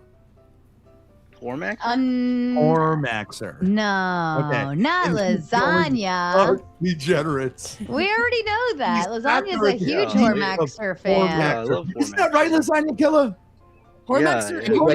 Anyway, back to my original Let me fucking add- let me comment. add this really quickly. Hormaxer actually banned lasagna. from Really, the show. nobody wants to hear your dumbass mouth. Hormaxer said that Ben's it still was salty that Hormaxer less whooped his gay ass last time he to was have here. sex with the troon than it was to talk to Lasagna Killer. That's what Hormaxer Goes said. for him. So, there you go. Yeah, good Yeah. for me. That doesn't really matter. Lasagna, I confuse you Nothing with the is Malkovich less person. gay than talking with you. That's what a he man said. That's what your mentor said, by the way. Okay, it's cringe. Like I'm not even that important. Like what? Dude, your profile cares? picture is so ass. Like, it is Well, like you know the what fucking FAFO worst. stands for, lasagna killer? Fuck around and find out. So you want to call us degenerates? Like we've been nice. We don't say. You don't have a shirt know, on. What are you talking about? How is that degenerate? If you, bro, come on. All right. Thanks for having me, Sarah. I'm gonna catch you guys later. Bye. Wait, I hold love on you, one sweetie. second. See you in rehab. Ben officially scared the ladies off. Ben's a fucking shit. Oh, Sarah, why do you think she's here? For you? No. Yeah. For Lalo? No. No. Oh yeah, no, She for didn't- me, yeah. she I'll didn't take like Daddy that. issues brings. This fella Daddy's scared off down. Miss Hayes earlier. So no, yeah. Scare off Miss So, Hayes. You totally did. You totally did. He Okay, didn't that's talk why to she Miss talked with us Hayes. for like an hour. You didn't Lalo, even have to talk to her to scare her what- off. Yeah, no, it's tough. Lalo, how many times have you Stun talked to lock. Miss Hayes? How many? She had what? she had to pick you up because you couldn't find a way in Fort Worth to get your fucking Mexican princess. fat dumpy ass. And she would do it, and she would half do it. a mile from the You convention look like center Jabba to the Hutt, art son. fair where we were. You look You like shit. claimed complete victimhood. You have jowls. You're Is a that baby. is that balling as a man? No, no. Yes. You're a yes. failure. Failure. You can't even navigate. You am I wrong? And it worked out. And it worked out. I'm the glue for all the collabs, Ben. Okay, but like, well, that's your the answer. She had to treat you like a baby. If I were there, like, Miss Hayes would have crying in his she would diapers. meet You up soiled his instantly. diapers. Instantly. You can't, as a 22. We were stranded 21-year-old after you time- guys ditched me after okay, faking just an talk over RV it. Now you're breakdown, and now the defending. guys, I don't have a response. Okay, so you ditched me at the fucking needle thing in Dallas, and then you had Grace pick me up in a fucking bike after you had me wander around on purpose, and then the bitch picked us both up because it. To be honest, I don't really know why I'm still here. Usually I leave when these guys take over the panel. I don't know. I'll give it like another 10 minutes because I'm stoned and kind of just chilling. But like, yeah, usually this part of the panel I leave. So I don't know. I might be out soon. So yeah. Okay.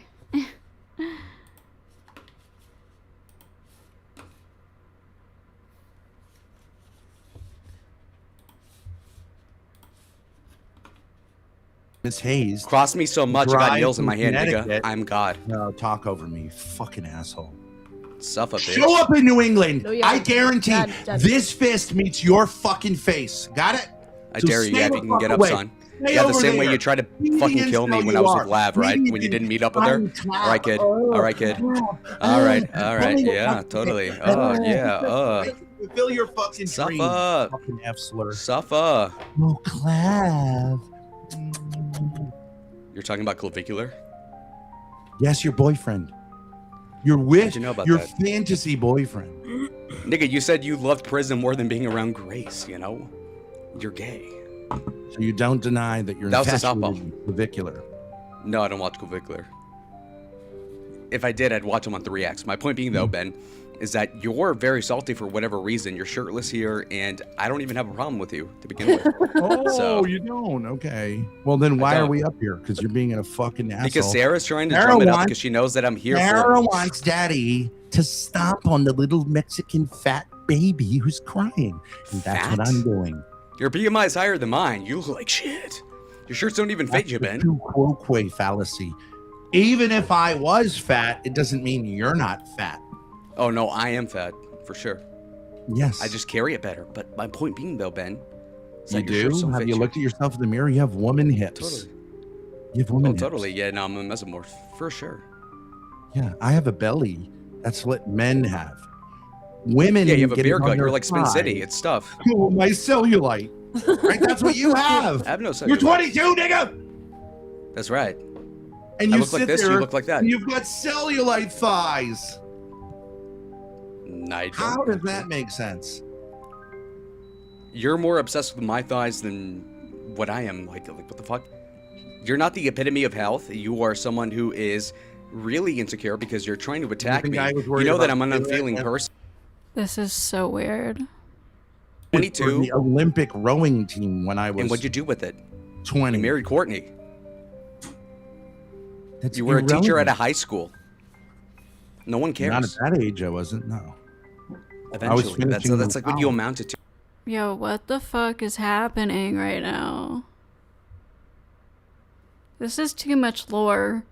I don't know what's happening. My Like dad you talked to me be this part fucking of the- morning. Guys like Your you dad should doesn't throw- like you, will Ben. throw you in. You want to attack me on that? Your dad You're- disowned you. worse Your than most mother women. disowned you. You're You're worse than most women. worse than most women. I didn't even attack you to begin with. I just defended myself. I'm a baby. I'm like Israel.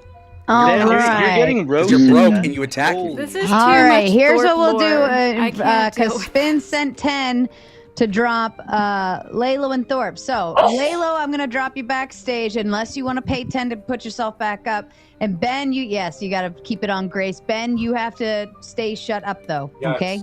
Yes. Thank you. All right, Laylo, I'm going to set a timer for you, 10 minutes. Well, thank you, Spin City. Grace, can I ask you a question? What do you see so much in your father that like you stick to him like so like valiantly? Raw masculinity. Dude, come on, stop being a retard. Like, give an actual answer. He's great content. He's funny. He's charming. Smart. Do you do you not like? Holds his Bible. Do you think you're over attached? Oh, Spin's cucking all the content. Enjoy lasagna. Spin! Well, who are you going to yell at now, Spin? All right, Thorps, I'll put you backstage. You're on a timer. Unless you send 10 to negate it. If somebody wants to send 10 to negate either Laylo or the Thorps, you got to pick which Thorpe to bring up, though. It has to be one or the other. Or both for full 20. It's up to you. I could All agree right, with. Spin. Oh, sorry. Oh, go ahead, Ant. I could agree with Spin and Spirit, but you're right. You just keep throwing back all the people we have to disagree with. Yeah, who are you going to yell at now, Spin? Given my new position in life, I have to be careful what I say, how I say it, and who I yell at. That sounds like a personal problem, not a Sarah's It is a content personal problem. fucking problem. Exactly. They're both they come in waves. They make every panel about themselves. They overtalk every fucking buddy, and I was tired of it. Spin, don't you know you're stating the obvious that everybody knows? Yep, and there's consequences when I'm around. But there's we're the ones suffering the consequences. I mean, there was a lot of No, I just put them in the lore back. Tell that them to I shut really the fuck up. didn't. Yeah, but that usually need makes to them know. leave.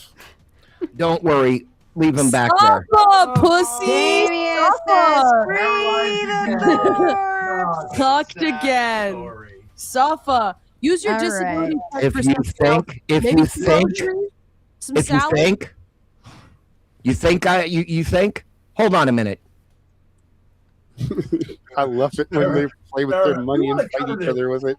Oh, sorry. He's gonna go drop another 20. No, it's gonna Thank be you. I got you. 200, You and can you're go back going and have a bye-bye for the rest of the night. Shut the fuck up. Well, that would take 100 for each of them. He's doing it. He's Bet. doing it. You're Bet. spending $200? Oh shit! I might Oh, as well it's just shut the government- show it's- down it's then. government money. This is what we Spend it pay how he wants, taxes yeah. for. For me, Maniacs, do not pay 200 to get us back on. That's No, ridiculous. No wheelchair upgrade this year. Instead, it's just gonna go to pure spite. That's Hey there, how's it going crazy. tonight, guys? Hello. Hi, Jetstream. How are you? I'm doing well. Doing well. I was wondering, are there some feminists on the call? I had a question for them. Ghosty, would you want to participate in some more questions? Why not? You are muted, darling. Oh. Yeah, why not? Darling. Well, I was wondering just kind of what kind of feminist you were, I guess, because I was wondering if, like, would you consider J.K. Rowling a feminist? Are you like that type of feminist? Or would you say she's like not a feminist and She's there's a different 100% kind? a feminist, yeah. You would agree Isn't she she's a a turf? feminist, right? She's a turf. Yeah, but Sort of, yeah. I mean, I don't I wouldn't even say she's maybe radical. kind of, but like she is definitely a feminist. Okay, But and she's so a do you trans draw any exclusionary distinctions between her positions and your positions, or would you say they're pretty much? I don't really know all of her like positions, like to be honest with you. Like I don't even really know like what category of feminist I am, like but yeah. Yeah, Was I mean, your I question think about J.K. Rowling, Jetstream? yes, J.K. Rowling. Yeah, like from my understanding, like I read her tweets or whatever. I know some people like really hate her. I think that's kind of unwarranted. Yeah. So, but like I guess I feel like she's not like against trans people and stuff. She's against trans people taking like women's positions or women's progress. I guess like Spaces. the Yeah. man of the year being or the woman of the year being like a trans man, like shit like that. Right. Taking I thi- honors and positions that are traditionally for Yeah. women from women. Sports and shit. I think we'd all agree with that, and I think that's kind of interesting because I think if depending on how you define feminism, I mean we're all like, we all have mothers, we all Mhm. want our mothers to be treated well, Hopefully. right? So if we Yo, what's up, right? Kev? Hopefully. Oh. So from that point of view, like, do I want women to be like treated well and respected and all that jazz? Like, yeah. So if that's what feminism is, then I think like I'm on board. But what do you consider it to be? The main thing is just like equality for women in a way, not like in outcomes, but in opportunities. So just having freedoms, equality. Like it's the same as like men's rights, but it's feminism. It's women rights, and you can believe in both. Like I'm all about men's rights, I'm all about women's rights. Like it's not like contradictory to each other. It's not like only caring about women and putting down men. That's not. Do you consider yourself an activist? Online, I guess. Like I don't really go out to protests and stuff just because I'm kind of an indoorsy person. But I talk about it online, I guess, a lot. So. Well, just one of the things I always say to people, like if they, want to talk about like racism or sexism or nepotism or any of the isms that aren't good, I guess, is if you can point out like a specific example, then, that's something that like a lot of people, that I can maybe come to agreement on. But I think what's not helpful is when people just try to talk about like shadowy structures of power that you can't actually put your finger on, but they're just kind of like there secretly. Like that, I don't think is really helpful because, if I agree with you, then I tear everything down. So what would you say like is the clearest example of, sex discrimination that you need to kind of like advocate against, if there is one? The main. Did you guys hear about that DoorDash girl? Which one? With the guy? The one that is being discussed right now in current topics. She's because they indicted her. Yeah. She caught a whole W. Sub chat. Sorry, I forget what the question was. It was. What do you think the biggest like injustice that's being done to women in the United States is? Oh, I think so. Mainly, I do think right now it's like mostly a social thing, like fighting for equal respect. There's still like other things, like I talked about in my debate, which Taylor just kind of shrugged off. But in the medical field, there's still a lot of like female-only health issues that aren't invested in. They're like severely under-researched and shit like that. So women like are more likely than men to be misdiagnosed, and it's like because they think they're being hysterical or over dramatic, and they'll like account it to like mental stuff, and they have on average later times to get diagnosed and stuff like to men. So this is they like still do the same thing with natives. They still do the same thing with natives. They don't give them pain medication because they think, oh, the natives they don't feel pain. Yeah, that might It's be still a thing. Yeah, obviously, there's like lots of biases in the medical field still. Well, so the first part of what a lot you of said biases about in the world of existence. 100%, yeah. The first part of what you said, where you said that less research and funds, less resources basically are put into researching issues that are only affect women. Medically, yeah. Medically, yeah. I think that would be something that we could all agree that we want to prioritize equally. I don't agree with that. You don't think breast cancer is just as important? Oh my God! Haven't we heard enough about breast cancer? Testicular cancer. Breast cancer walk. Breast cancer 5K. Breast cancer 10K. Well, I Jesus think Christ, it's like, what do we we've go heard for? that. If you want to discuss, hold The reason they have breast cancer is they're not using their tits shut right. the fuck up. I think we've actually heard the breast cancer versus testicular cancer before, and I think because breast cancer hits like significantly bigger amounts of women, but compared to testicular is a significantly smaller amount that it hits. That's why the research is bigger in breast cancer than it is. You know what they're not going to research in breast cancer? Whether being on birth control and not using, tricking your body into being pregnant for 10 or 20 years straight might contribute to breast cancer, because that's obviously what cancer is. Cancer That's exactly. This is one of the issues. Are you a doctor? Thorpes, that's exactly where I was going. The question was it how do you think women are being most disserviced in this country?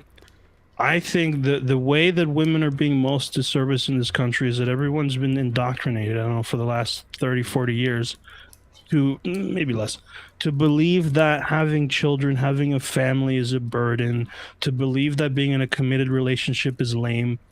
I think that those two things, thinking that a family is a burden, thinking that children ruin you and end your life, thinking that being in a committed relationship is lame and boring, those three things are like more or less the root of everything else. Those things that I just said are why women are on birth control. Obviously, the guy that gets no bitches, like, Can I is respond real against quick? feminism. Like, come on, man. So I was just gonna say, I'm not like, against feminism. If you're talking about me. I mean, first of Ghosty all, has- one of the reasons. Oh, sorry. Go ahead. Oh no, you go ahead. Go ahead. I'll be patient. Oh, just real quickly, like on the birth control thing, like one of the like women actually fight for more research in things like with PMS and what was the other thing we just said? But like reproductive shit, but like specifically around female hormones. Oh, with birth control. Like, and the only thing that they really do is like, oh, let's do a hormone blocker, which isn't really great, like for all women. Like, we all see the bad side effects that birth control can have. Like, in general, it's safe, but like, it's not really great for all women to be taking for a long time. So this is something that like women talk about. Like, we should do more research into things for You know what the but it's research not getting would say done. if you did research? Don't be a whore and you'll be happier. You think anyone's going to do that research, Ghosty? Let's compare they women do research who that, don't. but- Yeah, they do. It's been- Control did you pills guys because hear? they're whores and women- Did you guys? To put it in Sorry, a little go on. bit more civilized Hey, way. Ghosty, if And you anyone look- being a if you whore has look to do at with the- PMSing, but Ghosty, if you're such a If you feminist, look at, if hold you're on, gonna hold take on, that hold on, medicine hold on. for medical reasons, that's one thing, right? You have PMS and medical reasons, that's one thing.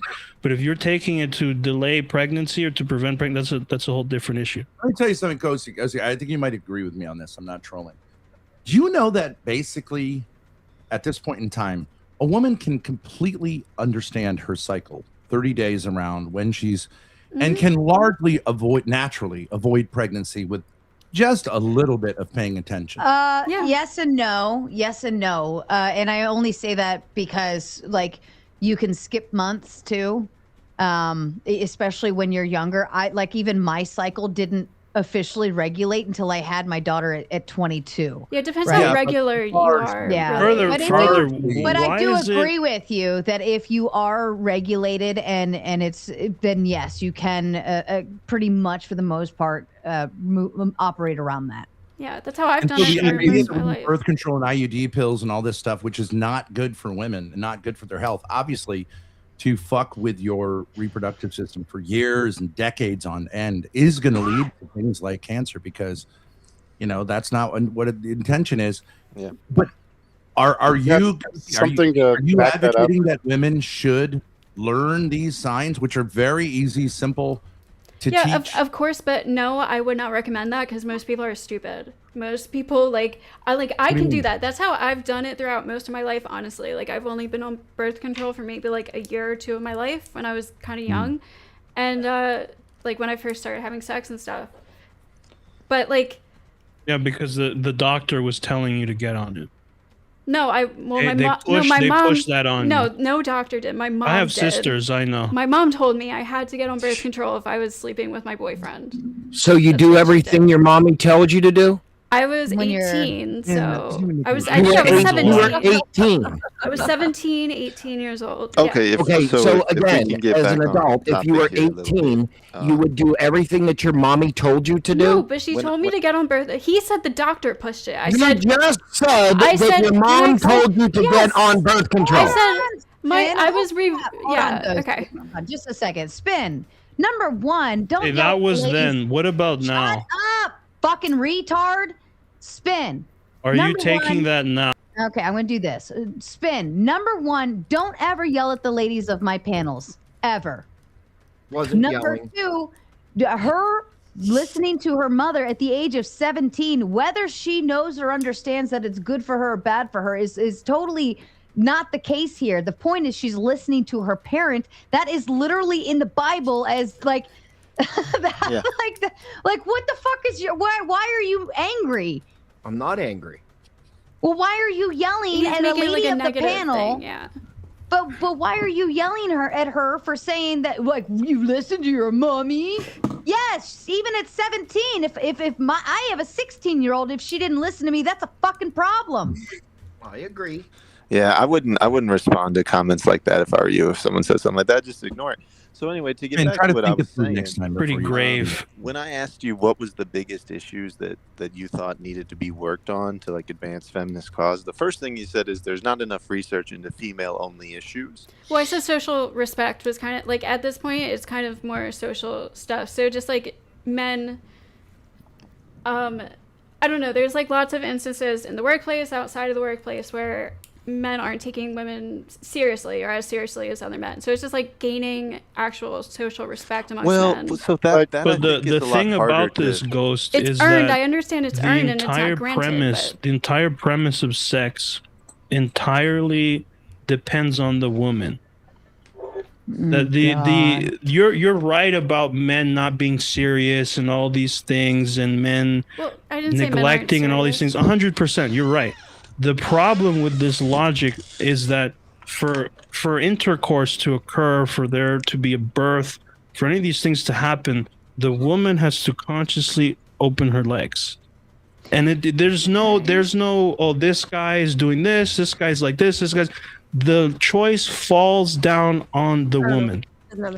Save for instances of rape.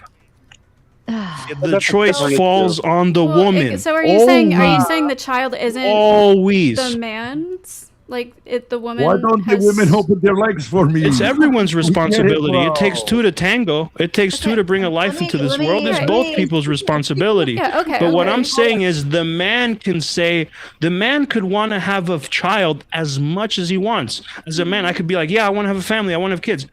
It will not happen unless that woman opens her legs and lets me come in her. And we're Right, not and it's the same That is opposite a for- must. it's the same opposite. And the same, and all of the problems that come with intercourse and this sort of activity, all of those problems will only come if the woman opens her legs and introduces and allows the man into her life. Hold on. It's that simple. Let me It's ask you that this. simple. No ifs, ands, or buts. I don't even Okay. know when we were Go on. talking about Go on. this, but okay.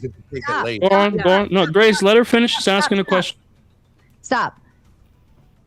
Who's more logical, men or women?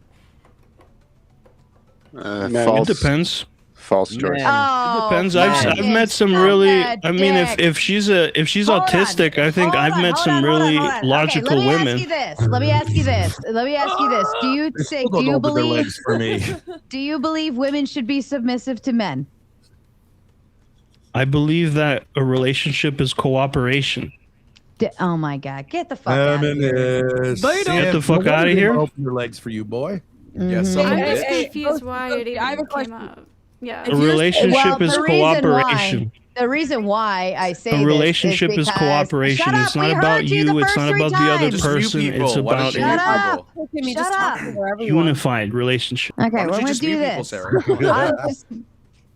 He just never understands that when I start talking, everyone else shuts up. Well, He he's like has a Brown to a problem fault. with that. He's, He's always retarded. Every subhuman. time he comes here. So if you want to make me a happy girl, you know what to do because he just gets on my fucking nerves. All right, listen. The reason I say that There's is that- many different dynamics. Shut the fuck up. Doesn't get a clue at all.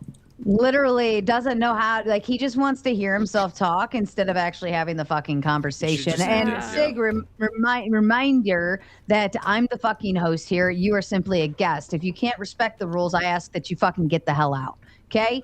Nuances, variety. They say, All right. I'm just gonna boot him. Just ban him forever. He's worse than Duck. He's worse than Duck. This He's is like why- worse than Vanta, whoever that This is. is why I never have Yeah. an issue just kicking him because he's just always retarded like that. Anyways, the reason why I asked him that is because the same people who say, well, women are the gatekeepers or the whatever, key holders, whatever, to the vajayjay, it's that because they said okay means that, like, it was fine. But then in the same breath, they say men should be leaders and women should submit. And you're telling her we should fuck, and she's submitting to your recommendation, saying, it's okay, baby. We're going to be together forever. I love you so much. Let's fuck. Can I push back on that a little bit? Hold on. And she's being submissive to you in that moment and doing what you're asking her to do. Like, okay, so pick one. In that breath, pick one. Yeah. Go ahead, Jetstream. So when you're saying that these men will say that women are the gatekeepers and then turn around and say that they need to be submissive, like I assume when you're talking about women being submissive to men, you're coming at that from like a Christian perspective. No, I'm coming at it from anyone who preaches patriarchy. Every single one of them says the same exact thing. Women should be submissive. Yeah. So, Okay. yeah. I don't know people who think like that, but like, just, since I brought up Christianity, like Christians wouldn't say women submit to men, right? Christians would say wives submit to your husbands, which is like a different thing kind of altogether, and like different context. And sorry. Yeah. So, and I'll push back to you on your note, right? To make it whole here. If I was preaching the Christian ideology here, which I would be in favor of, if you're gonna preach in terms of like wives should be submissive and we're going to lead off of this and patriarchy and so on and so forth, and women are the gatekeepers, yes, okay, fine, but that means also the man is leading a Christian lifestyle too, right? And therefore he's not going to try to push her into having sex before marriage because he would be leading the same direction, right? Well, and that was my overall point, is like, because you were like making the example of, oh, this man is telling her it's time to have sex and she needs to submit to that. It's like, no Christian woman needs to submit to a guy telling her to sin, right? She doesn't have to submit to that because that's sin, right? She submits to godly leadership. He wouldn't even be asking her to begin with. Exactly. Okay. He would be leading her to Christ the same way that the Bible tells him to. Like, you know what I mean? Like they would be going hand in hand to that, and they would both be running the same level there. But when what we run into is these like dumbass red pill talking points where they say, well, you're the gatekeeper, you let him fuck you, blah blah blah. Bitch, at the same time they're saying women are stupid and should be submissive and they're not logical and they're emotional creatures. And it's like, okay, well, you're with your girlfriend, right? And this is outside of the Christian arena, Jetstream. You're with your girlfriend, you've been together for a year, you've been fucking for, I don't know, 9 months, and you're upset that she's submitting to you on an emotional level because she obviously has no logic, right? And then you're also saying, well, she let me fuck her. She's the gatekeeper. It's her fault. She's responsible for this. So that's what I'm saying. Like, I hate hearing both. Like, it's her fault that we get to fuck her, but at the same time, she should be submissive. She's stupid. She's low IQ and she's just emotional. She's not a creature. Do you see what I'm saying? Yeah. I do. I can respond to that. I can respond to that. Yeah. It says wives submit to your husbands, not girlfriends submit to your boyfriends. But the red pill says women should submit to the men. And this is even in the dating talking points on red pill. And that's why when Jetstream brought that piece up of women are the gatekeepers, that's a red pill talking point. Now, if we're going down the Christian route, the Christian man would not be asking her or even coming close to having her have sex with him before marriage because he would be living a Christian life and not fucking her before him. Well, I mean, it's still you're talking about more of the Andrew Tates, the that other guy, kind of the manosphere. Fuck lots of women. I've got a Bugatti. You don't. No, Sarah, I disagree with you. Christian men are not emasculated. At Dashin.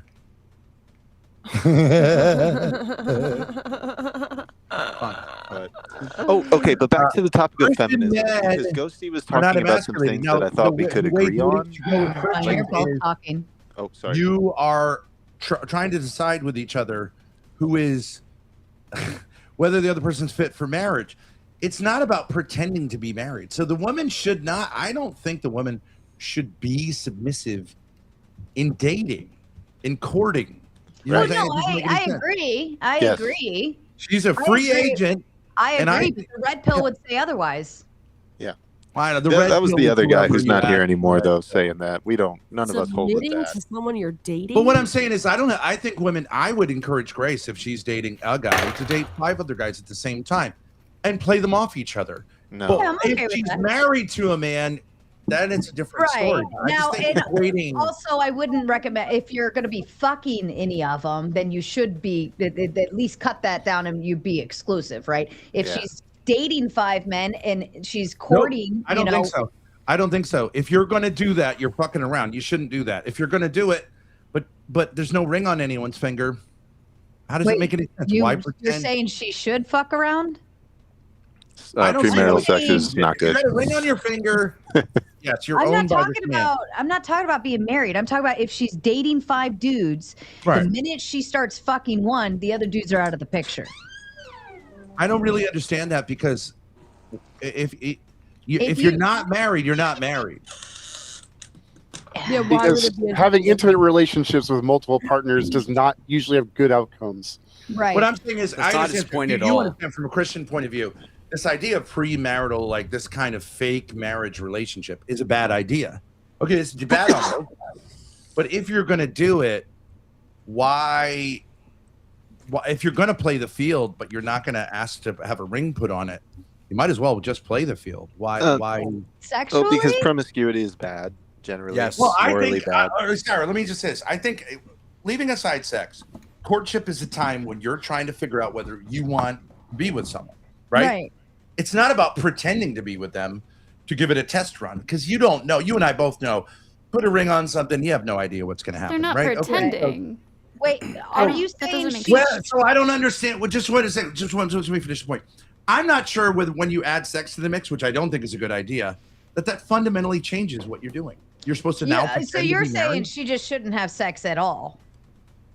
Well, I'm just saying, if you ask one of these questions, like kids used to ask me, I used to teach Catholic school, right? So they're like, well, if I'm going to fuck my girlfriend anyway, should I wear a condom? And it's like, I don't know what the answer is, right? Like as a teacher, it's like, you shouldn't be having sex with her. But I think you missed the point of what I was saying, Ben. I'm saying, because you said, I think No, I she should understand what play you the said. field and date around. And I'm all fine with that in terms of courting, right?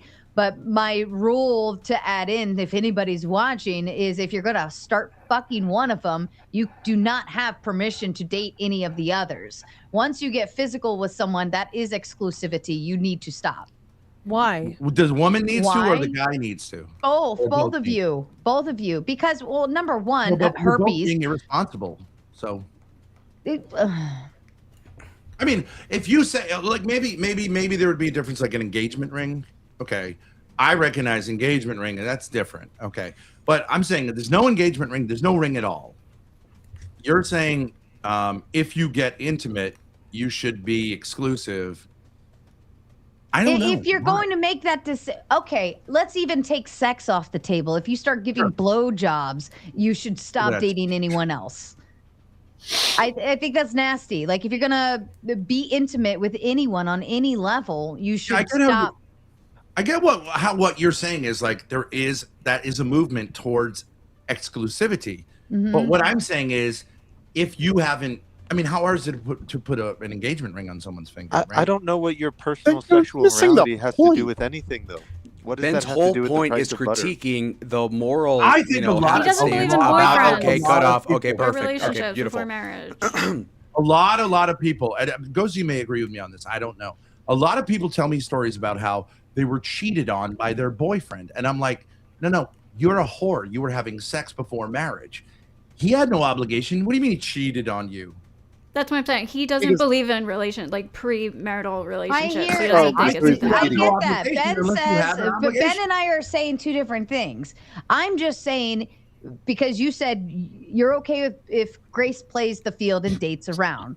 All I'm saying is adding a caveat to that, like, okay, play the field, go on dates, get some nice dinners, take some nice walks in the park, whatever. But if at any part of that you get intimate on any level with any of those men, all relations or communications, any of the other dudes stops immediately.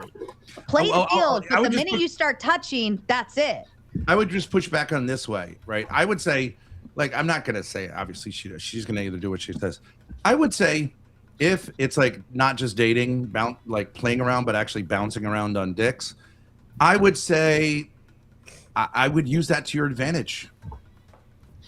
Like bounce around on whatever dicks you want to bounce around. That's You're a whore morally anyways. reprehensible. You've become a whore anyways because you bounced on a dick without the ring on your finger.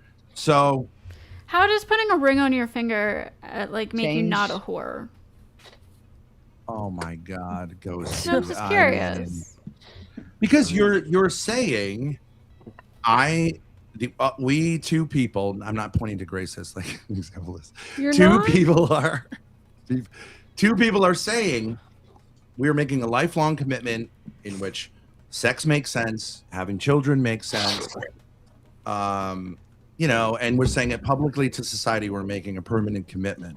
So But the within ring is the only timeline- difference, right? Like having a ring or not. Oh my God! What's a piece He's a of Catholic. paper? He's into the ritualism and the technicalities. You guys are missing the nuances in exactly Well, the I technicalities. guess more so the question. Like you say, I love The being a whore, question it's would fine. be. The question would be: does it stop you from having sex with other people, or does it just create consequences if you get caught doing it? Ghosty, why is there no ring on your finger? Because no man has ever thought you worthy of it. Okay. Simple enough, right? It's like I And that's also okay. am not looking to necessarily get married right now either. Oh, really? so- Are you going to go to the nunnery? No, I live with my boyfriend. He's downstairs. We've Further lived looking together for- for almost 3 years. Okay, so That's I a would horrible say- answer. I would say he's treating you like a cum dumpster. He But is. You can disagree. But he's probably ugly, so maybe she Are you shouldn't marry him. open to having children? Eventually. Okay. Okay, how old are Would you you now? understand that really marriage is the right way to prepare to say that, or would you just have children? I mean, No, I mean I'm You're- not looking to have children right now either. you're both assuming you're not having. How gonna have old children are you? during time, right? That you wouldn't like go off, like you wouldn't just like mistime it, oopsie, and No, he I've wouldn't. never had a pregnancy scare in my life. Like yeah. That's not No, surprising. but I understand. But most people don't. Here's the thing: most people don't get pregnant accidentally, right?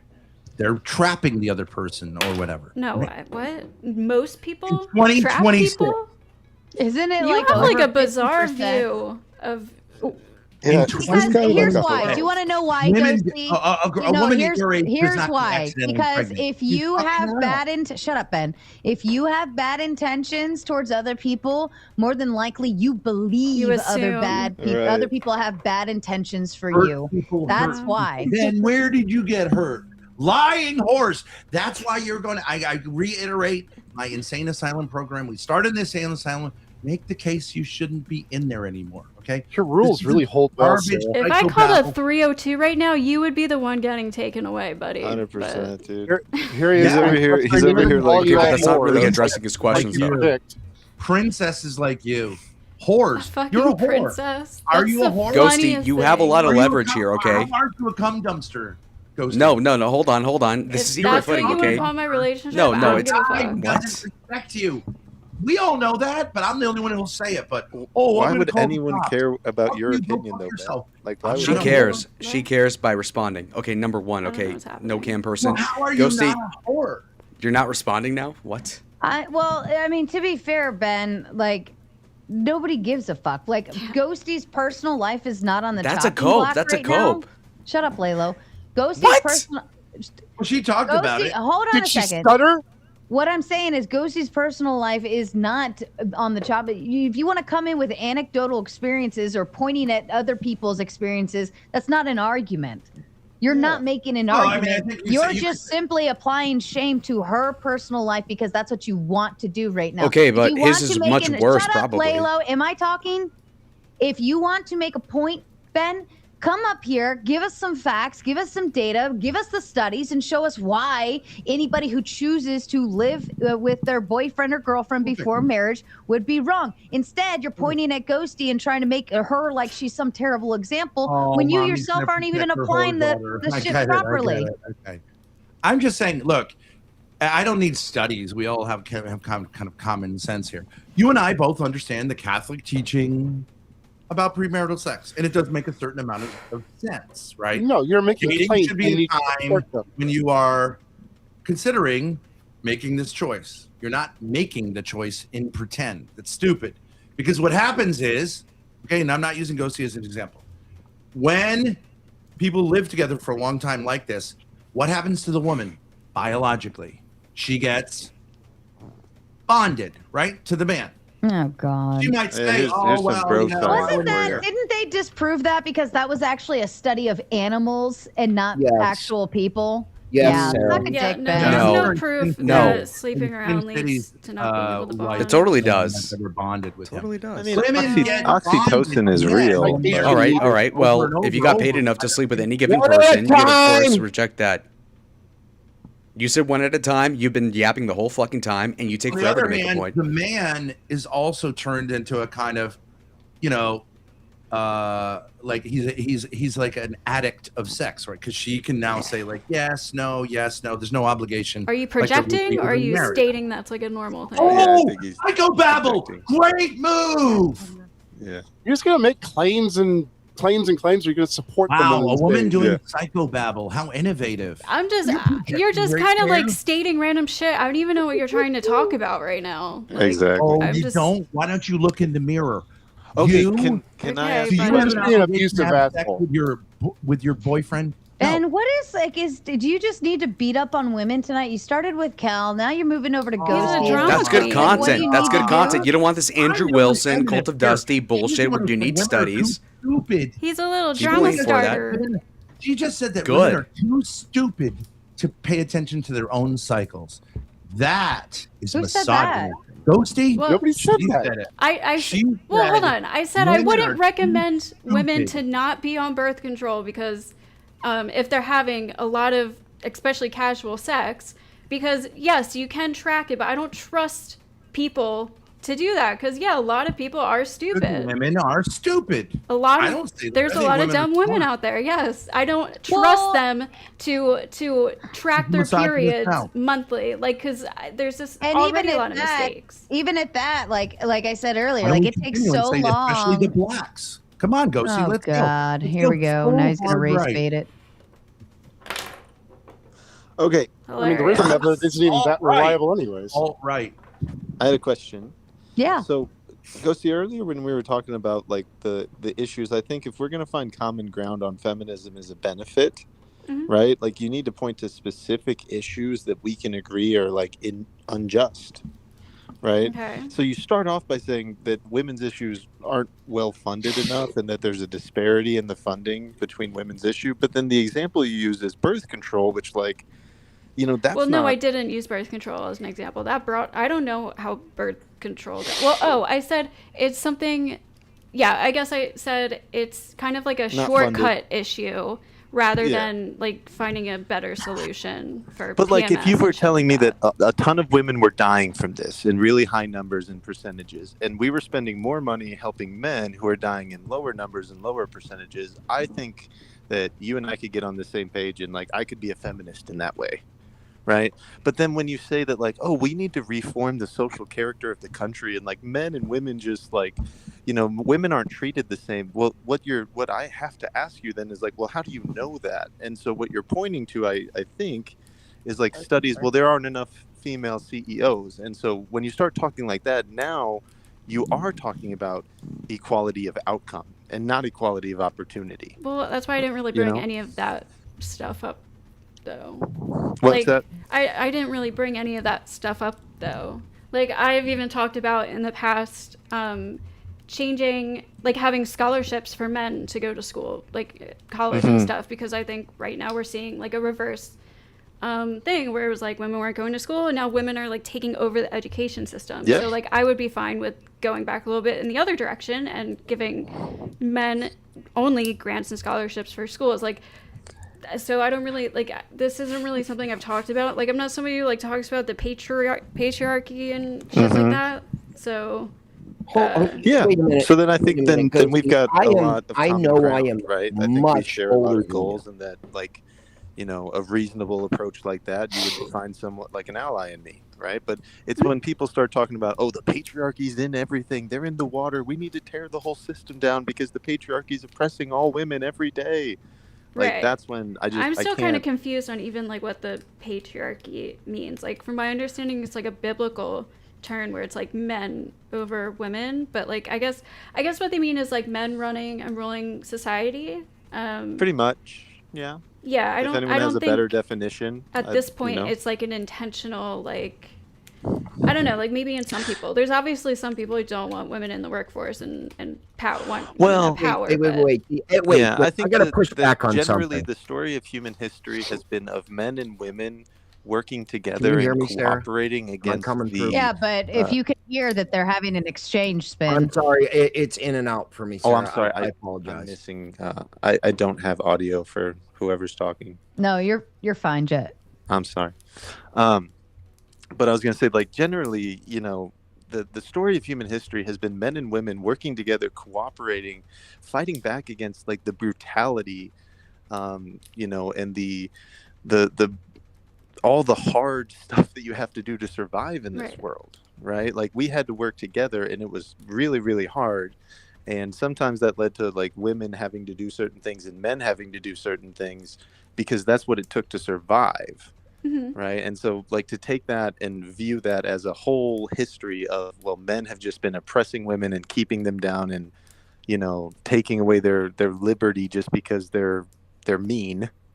Right. I think just is a totally immature way to view human history. And I think that's kind of where the patriarchy comes from, you know? I mean, I think there's definitely been unfairness and oppression for women, but yeah, I wouldn't like overall categorize all of human history as men just being like evil and they want to hurt women and stuff. But I mean, No. there has been periods where women are not looked like as equally valuable as another man. So there have definitely been periods where legally women didn't have the same rights as men, but I would never say that women were viewed like less valuably or less than human, right? As a person, I mean, they might value her for like having children or something, but they like, I don't know, like women being property at certain points or like it's there. I mean, you can even look at how men used to talk about women in books and stuff, even like not too long ago, just like men believing that women don't have the same mental capabilities as men. They're like other things besides physicality. This was something that was common back then. Yeah, well, maybe some men have said that women are dumb or make jokes about women's intelligence and things like that, but don't you think some women make similar jokes about men? Yeah, but Right. when it's like getting into the laws now and people are literally like trying to make it a medical thing, like for specifically women. Yeah. Um, So you think there were laws that were put in place based off of the assumption that women had less mental capacity than men? there were certain ones. You think so? I mean, if you could show them to me, that maybe we could agree that those were wrong.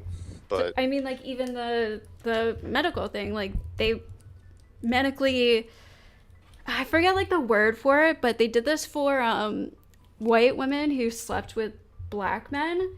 And they did this for all types of different women and stuff, but there were like medical terms basically calling them stupid, but making it like an actual medical disease. Like women have a dumb disease, like actually.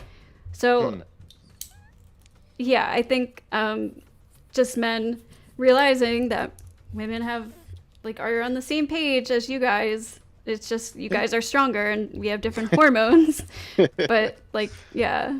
Well, and I think luckily, like, there isn't stuff like that going on today. And if there was, we'd all, you know, be in agreement that it shouldn't be happening. Yeah. So, okay. I have to push back on something.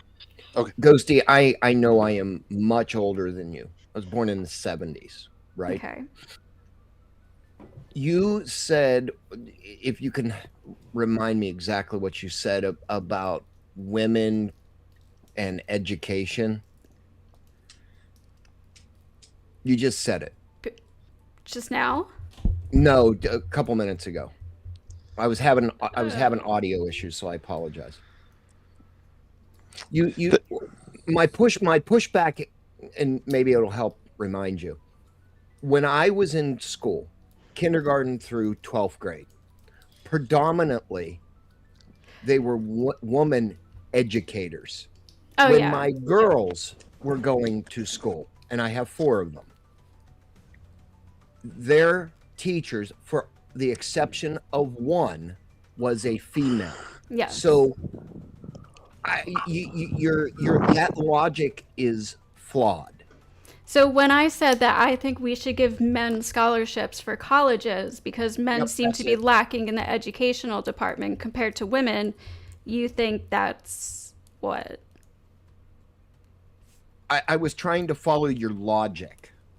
I mean, If men there are falling plenty of behind in women- education, There are and plenty of women getting scholarships, free rides, whatever the fuck you want to call them, right? yeah, yes.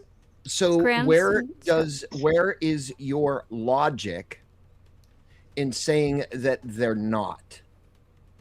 Or I are you didn't saying say there are? I said that women are doing so well in education and have taken over the education system that we should probably reverse it a little and give men only scholarships and grants for men to help them catch up in college.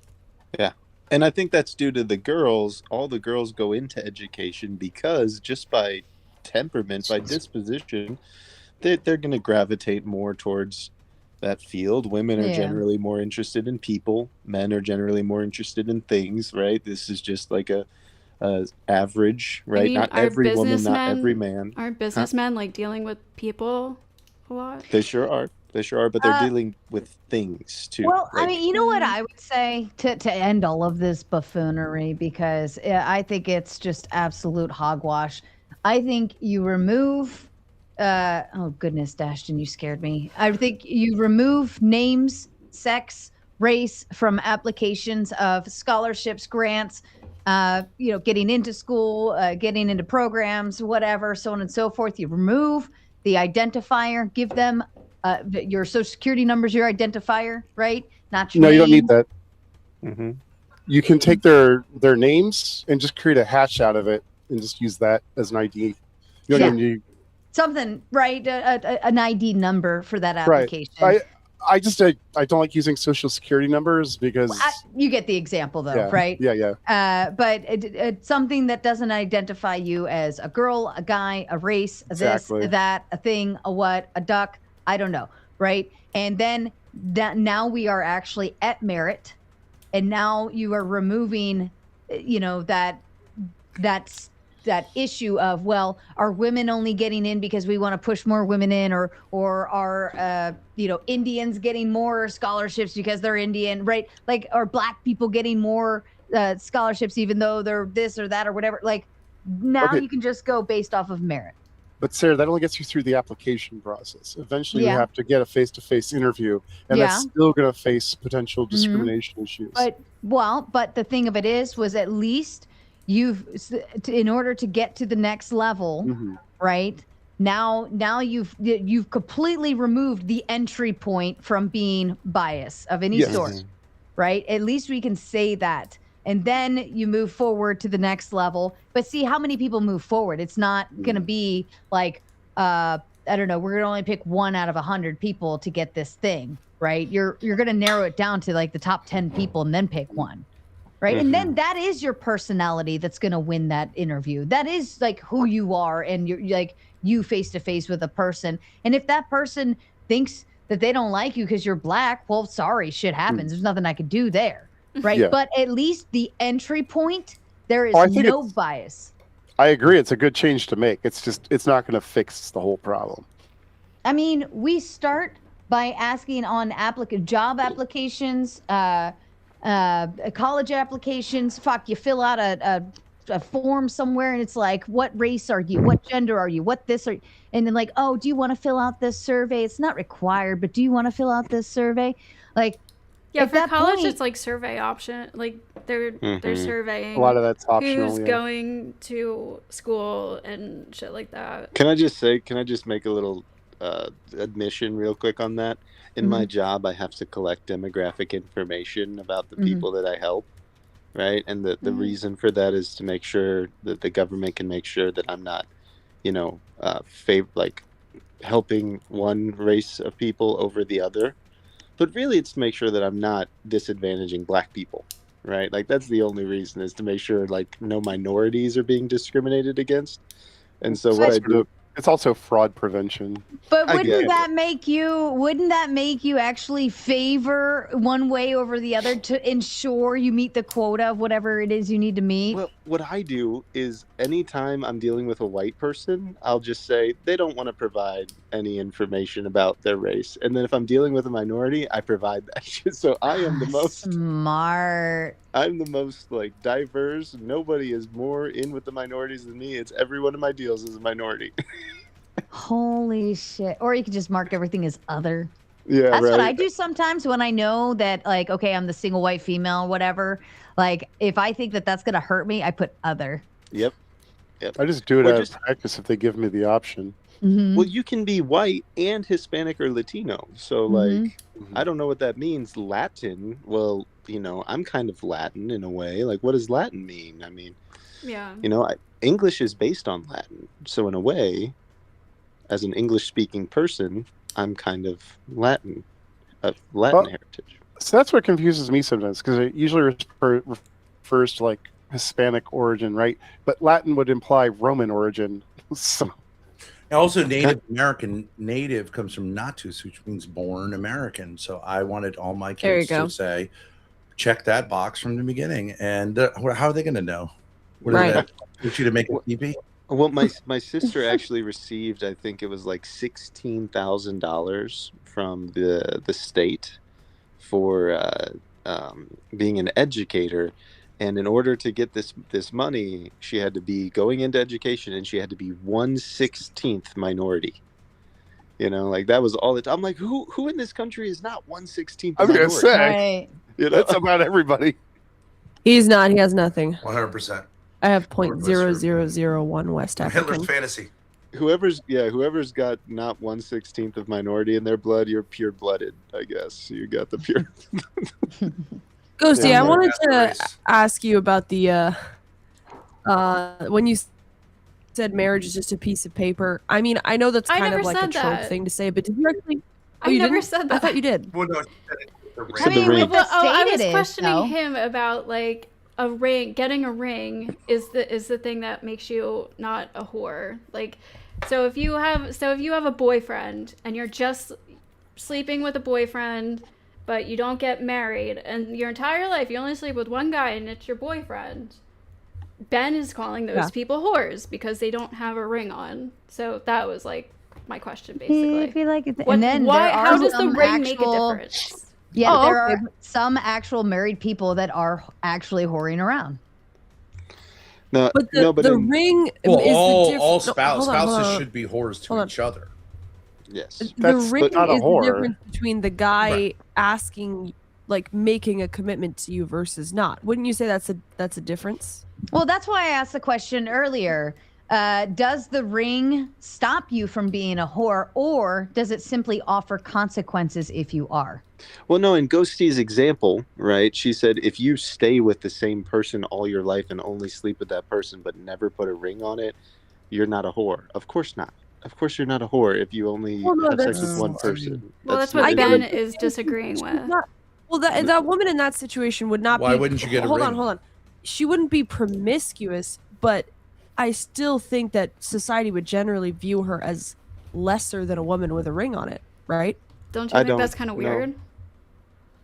Because even if she slept with just that guy for her whole life, he never saw her as worthy enough to make a commitment to. No, not necessarily. Potentially, Some but people yeah, just don't, not don't believe necessarily. in Some marriage. people what just that means if he never put a ring on it. I mean, that's just literally factually some what people that just means. like don't want involvement with the government. Yeah. Like you can just making a commitment to somebody else has nothing to do with whether you're wearing a ring. Being committed That's is not in true. you.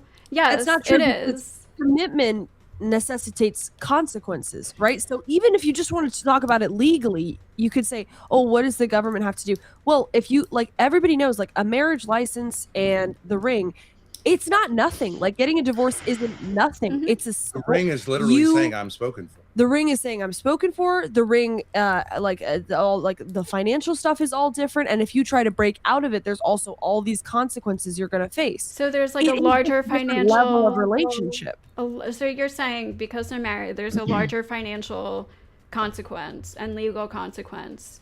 So That's part of it. Also, I'm you saying mean you therefore it's take not a vow, commitment? though. You think a vow? Well, hold on. I'm just talking like legally. Like if we just put the moral part of it aside or whatever, the relationship. I'm just saying legally, if you say it's not going to the make a same thing difference on whether somebody cheats or not. That's what I'm saying. Like there could be a more committed woman who's not married to her boyfriend than a woman in a marriage. Like the That's ring isn't not what makes true. you not want to cheat. Like that's not what it is. I'm not saying the ring it like forces someone to be loyal to you. Like they don't have free will anymore. I'm just saying that it is a much bigger barrier. There's a being bigger actually consequence. married Can to I someone. No, all Can I it just prove is this? simply allows for a consequence if you choose to do wrong, right? It's not a guarantee. Now you could say I hold this oath and I have vows and I promises and under God and so on and so forth. It doesn't stop you from being an idiot, but it simply says that there are consequences and you are wrong if you do. No, it's a totally different thing if you've made a commitment to break the commitment. If you take a vow and then you break the vow, But you can then make a commitment. if right? you're not, hold on, then if you're dating and like, what would prevent someone from just, I'm about to go balls deep, just text and go, it's over, press send, and then he goes balls deep. That's not cheating, right? Your will, like your desire to not want to cheat on somebody. That's not cheating. What I'm saying is, I'm not talking about your situation, but like, let's just say a certain situation. Okay, so you've not made a commitment. Okay, so he's with another chick. He's like, yeah, I'm just gonna text her. I'm done with our relationship. I'm telling Press you, we send. have made a commitment to each other. That's what I'm saying. When you're in a committed relationship, even though you're not married, even though you don't have a ring or you didn't sign a paper, that doesn't mean that you're not committed to somebody if you say you're committed. What is the commitment? That we're not going to sleep with other people. Right. You're going to That's be the commitment. exclusive with that Okay, person. all right. So let me just pursue for just 1 second. So what I'm saying is, if your guy decides like, nah, I'm done with this. Okay, why can't he just text you? We're broken up. It's over. That's the commitment, right? Yeah, he can, The and then he commitment would is, break I'm the gonna have to commitment. do But what you I can do don't that want in a marriage too. You can do What? it, and you can do it in a marriage too. You can just say, "I don't want to be with you anymore," and then you break the First of all, commitment. it's not that easy. Second of all, what the difference is in almost all marriages, what is the commitment, Ghosty? Use your brain, tap in. What do people say to each other almost always when Till they death exchange do us rings? part. They say permanent commitment, right? Right. So, excuse me? Okay. So okay, now I admit things can happen, but that's different than saying my commitment to you is to have sex with you until I no longer want to have sex with you. I know it's a That's different not thing. commitment at all, sister. I know it's a different thing. What I'm saying is the ring and signing the paper isn't going to determine whether or not a person is committed or not. And you can be committed. You can be more committed than a married woman in just a relationship where you're not married. When I asked you what the commitment is, and you said it's nothing. I didn't say it's nothing. Well, the commitment is to not have sex with someone To be else. and then come exclusive, back you to are making a commitment. You are making a promise to exclusively date and sleep with this one person. There are But it's not a certain like commitment. agreements and stuff. Hold on, that hold come on, with hold on, that. Ghosty. Hold on. Hey, Ben, remember your social courtesies that you amplified earlier so strongly? Yes. That we have these social things that we ought to do. Yes. That's part of keeping a promise with someone, just the same as Ghosty is explaining. I'm saying I asked her. I agree. You can make commitments outside of marriage. People can commit to a business relationship. You can commit to exclusive date, whatever. Okay, but I'm saying, she's saying, I don't see where there's any difference between marriage and having a premarital sexual relationship. Why do you keep putting words Okay, in my Sarah, mouth? think I you didn't go- say you and I there's was no both saying, well, difference. there is. Okay, well, you're saying, oh, well, I don't see how a ring means much. A ring It doesn't does. prove Well- somebody is committed to you. Like Yeah, you're saying that's literally why- the only difference is You girls keep a doing ring this. and paper. Well, people don't. A ring won't absolutely prevent let me no ask you this, kidding, Ben. retards. Are we Well, saying? that's only- Hold That on, was your hold on, hold on, claim. hold on, Ben. Can I ask you? Are we talking about a marriage, like a Catholic marriage, where there's pre-Cana and all of these other things beforehand? Are we talking about that kind of marriage, or are we talking about we went to the courthouse, we got it signed by a judge, we got married, and then we walked out and we were married? I'm saying that in any marriage in which you take a vow voluntarily and you commit to a permanent relationship, No, most hold people on. do. I am asking a difference for a very significant reason. Are we talking about church, like actually committed, like Catholic style church marriage, or are we talking about we went to the courthouse, got married in front of a judge? Or even we're secularists. We didn't even we had some preacher that we hired like 2 weeks ago to marry us down at the Bahamas. No, we had our friend do it. And yeah, we had our, like I agree even at there is that. agreement. Your friend gets to I date. think Okay, there are so here's degrees, what I but- say. Here's what I say. Like, I understand what you're saying. If you're saying you got married in the church with those vows solid in front of God, so on and so forth, under an actual religious vow, right? Because that is between me, my husband, and God. And if I break that, it's not. Sarah, I'm just going to tell you, in the Catholic Church, it's not. You're not taking a vow to God. You're taking a vow to each other. You're not taking a vow to God. but it's under the. You're The definitely church taking is a just vow a to witness. God. The church You're is just a taking witness. A vow before Catholic Church, Sarah, you know, But God like, is supposed to be a part of your marriage. Like, Yeah, that's their like, whole. like God helps you, but like we don't say that people who are not Catholic aren't married. What's required for Yes, we a do. marriage? And you're sinning. You're sinning. If I'm Oh, Catholic, we don't think. yeah, hold on. I'll put it to you this way. If I am Catholic and I got married, but I didn't go through the actual Catholic pre-Canaan and that route and did it that way, every time I take communion, it is actually a sin. I'm not supposed to even be taking communion because I'm living in sin because I'm not married under the church guidelines of what I'm you're supposed married, to do. but it's not a sacramental marriage. So they would say, if a person in that situation wanted to like make it right, they wouldn't remarry them. They would say, no. If it was a valid My dad marriage, literally just went through this.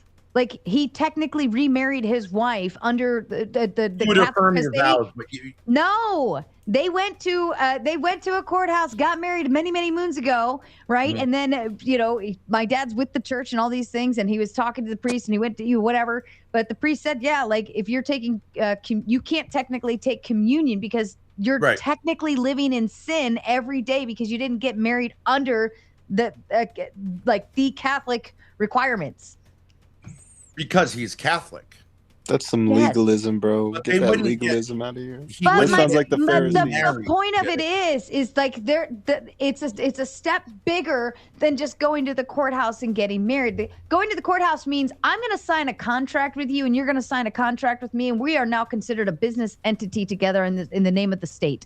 And if this that's business actually not true, Sarah. Yes, it is. You are considered an courthouse, entity. you generally take vows. You are actually legally considered an entity under the state. Do you know that?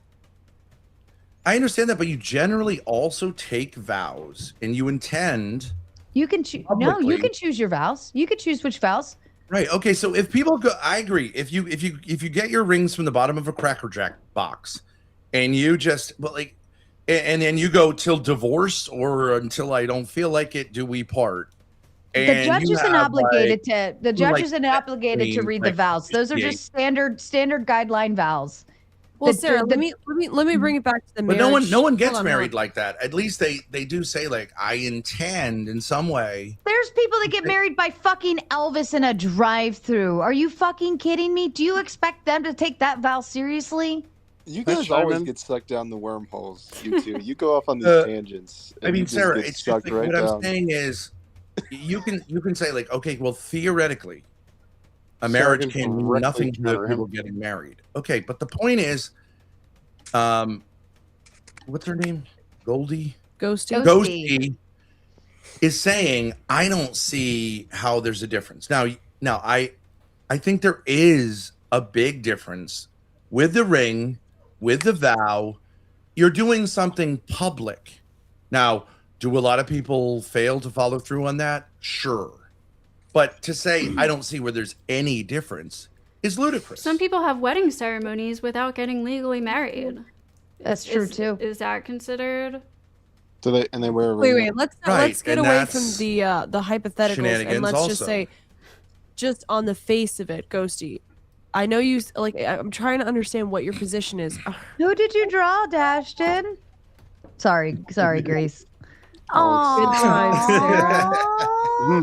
Oh my god! I ought to put that on my fridge. What's the crazy thing to the left, though? Is that like it looks like Miss Piggy or something? What is that? That's you as a cyborg. It's really good. Is this supposed to be Ben? Spiritual. Blind Melon. This is me as Blind Melon. Two Oh, for T, okay. T for two. All I want to do is play T for two. It's not fair. I want to know how to be as happy as Interesting. Dashton every day. Wake up. Chris, Go ahead. backstage, you got to do a quick cam up for me, and I'll bring you up. You don't have to stay on cam, but I need. Okay, I got you. Thank you. Since it's topical, my wife and I have been married for 17 years. We got married in a courthouse. We have never worn rings. Yep. There you go. Why not? Don't need them. So they could be here to provide a counterexample to Ben. That's why not. Sure. 17 years Why ago, I not? was going to talk to Ben tonight. Play What, you this couldn't all ahead afford of a time. ring? I mean, I guess you're an ant. You identify as an ant, so I guess you couldn't. No, Isn't that just ridiculous not to wear a ring? why would I need a ring? It's just jewelry. Well, It doesn't have actually, anything to do there with is my a wife. function of Wow, rings, so not mean in to your Ben. case, but in my I'm case, sorry, so mean to me Dashton. having a ring You on just drew told us a pretty other picture. women Let who me would be interrupt really this. interested. Let me interrupt this for just a moment, only because Dashton actually left the panel right as that super chat came in. So I don't know if you scared him away, Saint, or if he saw it and wanted to leave on that note. But either way, Dashton is no longer on stage. But he says Dashton needs to go because he isn't participating or providing anything useful. I was enjoying the scenery with Dashton, he's especially when he was doing like the Great. drunk sign language translator thing. But yeah, he's no longer here, but I'll mind the time. So if he does come back, I'll still time it based on that 10-minute timer. But also let this be a kind reminder. You only have 5 more minutes to actually finish the donut goal. I did the rolling extensions and then that hundo guaranteed the next hour. But now if you want to keep going, now we actually have to fulfill the donut goal and you only have 5 minutes. Ant, what do they need to do if they want this conversation to continue? Well, I got to put a coin in the slot, just like you do at the penny arcades. You know, shows ain't free. So if anything you Shows ain't contribute would be greatly appreciated. Thank you. Thank you. Oh, so serious this time. Jetstream, Sorry. tell them My what they allergies. need to do. So my rule of thumb is that when you're walking down the street and you see a performer, if they make you stop and watch and they've entertained you, then you provide a tip. So if you've been here for a while, provide a tip. I'll do it too. Just the tip. Just the tip. Fair She enough. will like it.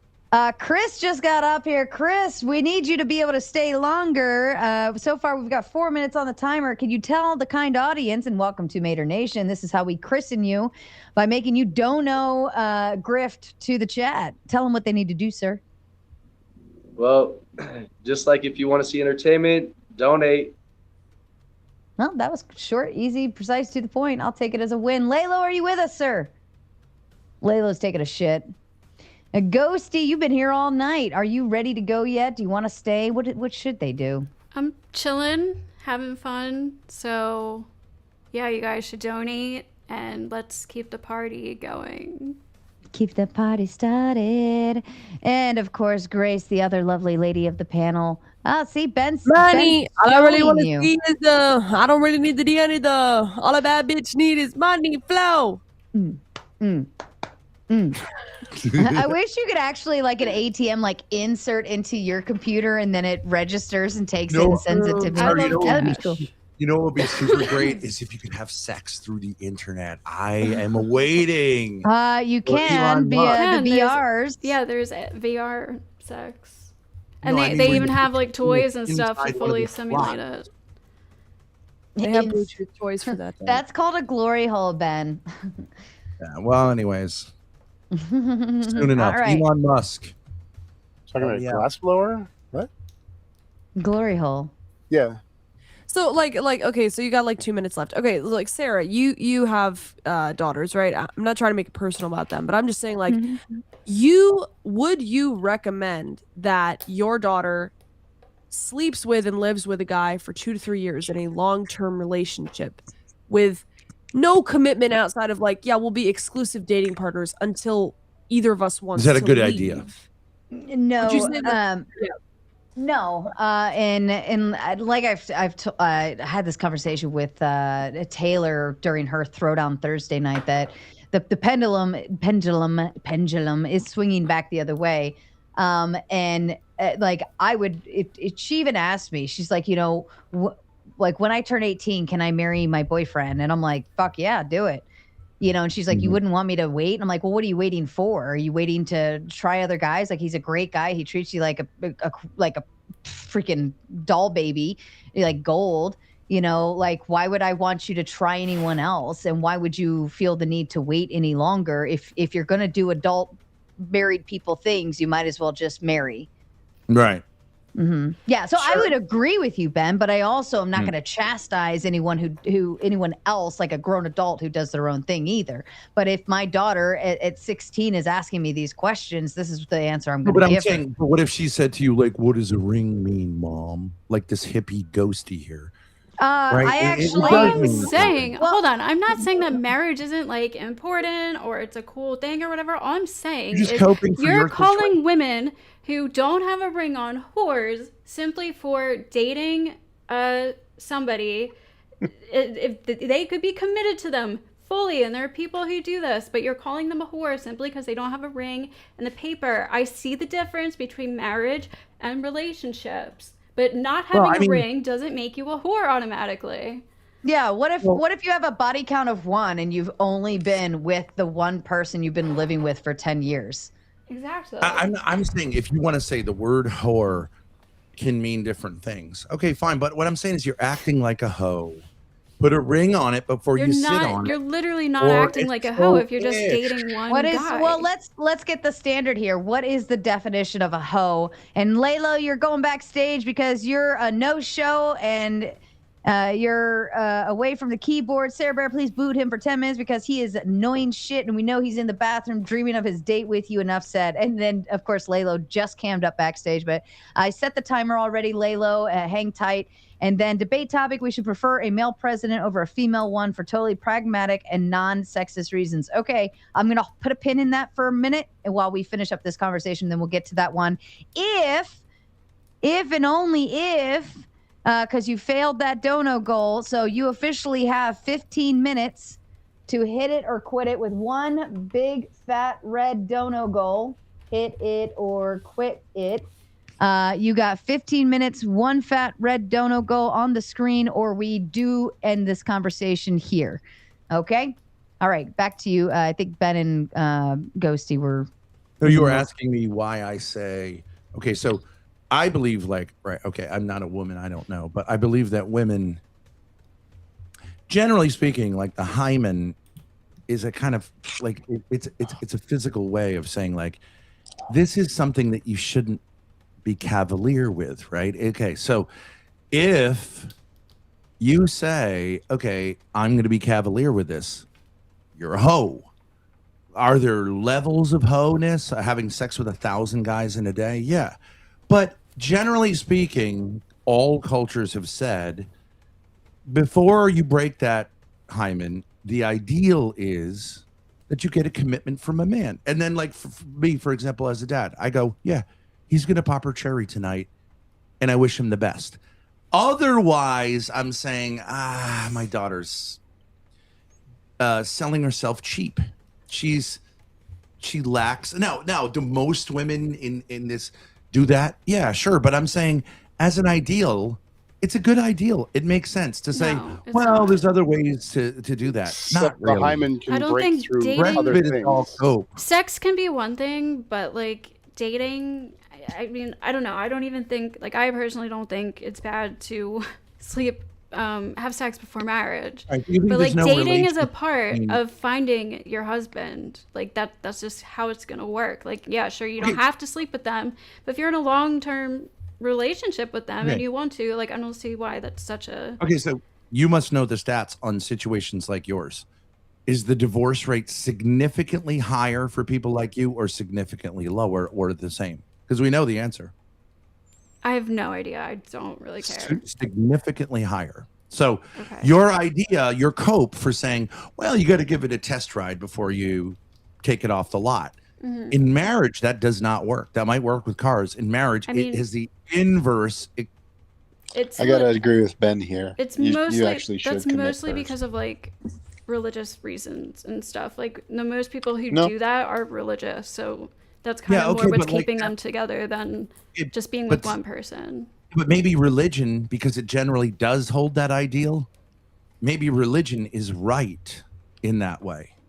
And maybe it's Well, so it it's- doesn't it make just- religion right. Oh, It it's might about make religion. it doesn't make religion like objectively right or anything. It might make religion like a benefit for But humans. maybe in this, instead of hand waving away religion and going, well, there's a high correlation. It's true.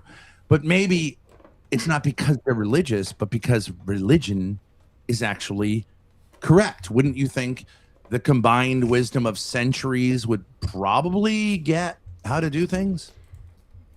What does No, religion not have anything to necessarily. do with it? I also don't think if I married my first boyfriend, like it would be a fucking Hey, horrible Rasta guy, situation. Put There the might brim of your hat lower down, just a little bit lower, 1 inch lower, and we're good. There might be Okay, some Rob, people who can meet on the somebody at a bong, young age. Brim lower. You're a weirdo, dude. You're a Look at fucking weirdo, yourself. man. Look at yourself. Every panel you're on, you're a fucking creep, dude. And you got your daughter right next to you talking about sex and religion. You're a fucking punk, dude. Where are you right now, homeboy?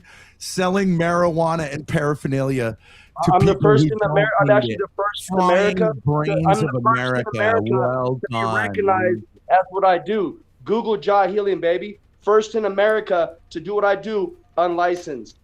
Check me out, Yeah, baby. Fry your brain more. Don't do drugs, kids. You'll end Yeah, up like I'm this gonna sit there loser. and talk about sex and religion with my daughter next to me. Yes, You're a I fucking will. creep, Yes, homeboy. I will. You're a You're fucking selling- punk. Well, You're go selling- smoke some pot, buddy. You got Do you guys have emotionally history? upset. Remember, every time I get upset, I suck on the bong and I feel better. Remember how it works, loser. Do you guys You're a know each fucking other creep, from dude. previously, or You're a fucking creep. No. You're a fucking creep, man. You're a Okay, fucking you have creep. anything else to You say? got your daughter Where right did there. You're talking about sex and religion. All you do is run your fucking mouth. daddy, All you daddy, daddy. Look at you. daddy. What did Look at daddy you do with to your you? Did divorce. daddy Your make you family become don't even want a you. pothead? Your wife Did don't daddy even want make you, you you a fucking pothead? loser. Your Did daddy wife make don't you a even want pothead? you. Your wife don't even want you, fucking loser. Did daddy make you a pothead? Is this the best Your you wife could do in don't. life? Your wife don't even want you, you fucking loser. I'm on the front of newspapers, baby. I'm on the front of comic books. I'm on the front of comic books, baby. All day. What's all your comic? day. What's What your are you? comic You're a hero? fucking Weed loser. head? You got your Super trash bag daughter marijuana next to you, guy? homeboy. You got your trash bag Super daughter burnout. next to you. You're fucking like your daughter, a fucking trash bag, homeboy. Do you guys know each No other? lies detected. Or- no? Yo, you should get on more steroids, bro. You don't even look ripped, bro. Come on, get on more steroids. Well, maybe You're only on enough steroids that it turns you into a prick, but you're not like ripped, bro. Like I seen your neck a little bit, bro. You need to get on more steroids, bro. What the fuck are you talking about steroids, dude? You need to get on more steroids, bro. Like you look like a shrimp, bro. Honestly, Shut the fuck up. You know bro, what you're you look talking like about? I would Am I really on break your steroids? neck, Am bro, I on in a steroids, self-defense motherfucker? situation. Shut the fuck up. Am I on steroids? In a Shut the fuck self-defense up. situation Am I on outside of your steroids? house at Am 3 I on a.m. steroids? Am I on steroids, motherfucker? Shut the fuck up. Shut I the get fuck up. You're dude. definitely on Am I on steroids. Shut the fuck up. You're Hey, definitely on steroids for What- a can- fact can I now. ask- Now you just made it clear. Now you just made it obvious. Can I ask the guy who's yelling why he originally joined the call and what he originally wanted to say before he Yeah, I got? think it's disgusting about talking about religion and sex with your sick ass daughter next to somebody. That's all. Anything else? Religion? Yo, you should take what is it called? You should take those peptides. What is it called? Weird to talk Why about is it- religion next to your daughter? Yeah. sex and religion, you fucking puke. Why you would like you your Do you, dead, you're do a you fucking have a puke. Do you have a daughter? This guy wants to fuck his daughter. Catholicism That's next to your crazy. daughter. Well, no, I'm just saying because I think like you should definitely talk about religion with your daughter. Now, Even more, you should talk about sex with your daughter. And you should Or also you'll talk end up about, like, I mean, or in they'll a end up like certain Ghosty, way. not understanding that Well, a in a ring. certain way, you shouldn't Exactly. talk about it Exactly. That poor girl. Jesus Christ. Now, hold on for a second. Or me. You that just came in, you were in Abe's channel. You said the N word in Abe's channel. You need to be booted.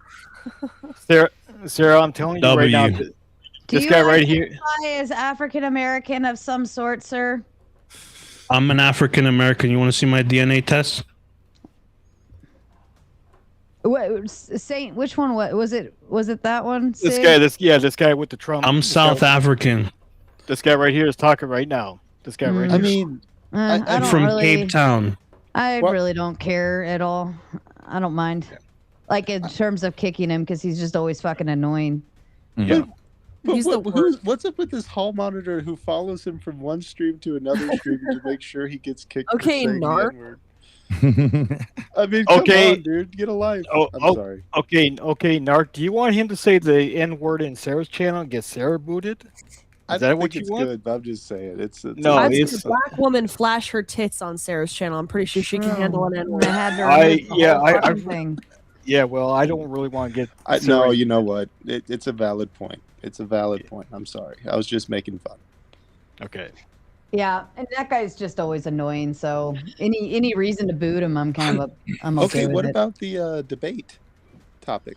Oh yeah. Well, for the record, ladies and gentlemen, you have 6 minutes left to either hit it or quit it. But we'll utilize that 6 minutes for the final debate topic. Debate topic: we should prefer male president over a female one for totally pragmatic and non-sexist reasons. Go ahead and go. I have. That's a boring topic, in my opinion. Okay. Do you have an opinion on the topic? No. All right, Ghosty, go. Yeah, I don't know what would be the pragmatic, unsexist reasons, but Okay. Ant, go. I don't agree with the question. I don't think there's this I agree with Ghosty. I don't think you can find pragmatic, non-sexist reasons to prefer one sex over the other for the executive office. Like, there's nothing about that office that says it has to be one sex or the other, or All it right. doesn't go to any one strength of either sex. It's a nonsense. Do you think men or women or generally have an Hold on, easier let's time go- committing? No, let's go no. around Hold on, the- we're going around. We're going around. Lalo, go. All right, so while people are autistically saying, oh, the thing wasn't written right, the intention of the question was, okay, what are the strengths towards what women have for the presidency or men? And I will say that men are obviously better equipped to be the president because if you look at the women in politics, if they're really good at their job, which a few of them are, it's because they are masculine to begin with. Like, if you look at the most successful woman politician in American contemporary history, that would be Hillary Clinton, and she's not feminine at all. A sociopath, and so that is basically why men are better, because they are cutthroat, they're not emotional. I mean, you look at women and you say, okay, well, like, you know, we're about to get nuked by, I don't know, Russia, China, whatever, and what is she gonna bitch about? Like, oh my god, my kid's gonna die. Like, so I mean, obviously men are better at the job. That's what the question was getting at, right? Okay, and Jetstream, go. Yeah, I think I'm gonna kind of agree with Lalo there. It's not a question of like one sex being just better overall. It's not a question of sexism, right? Of favoritism even.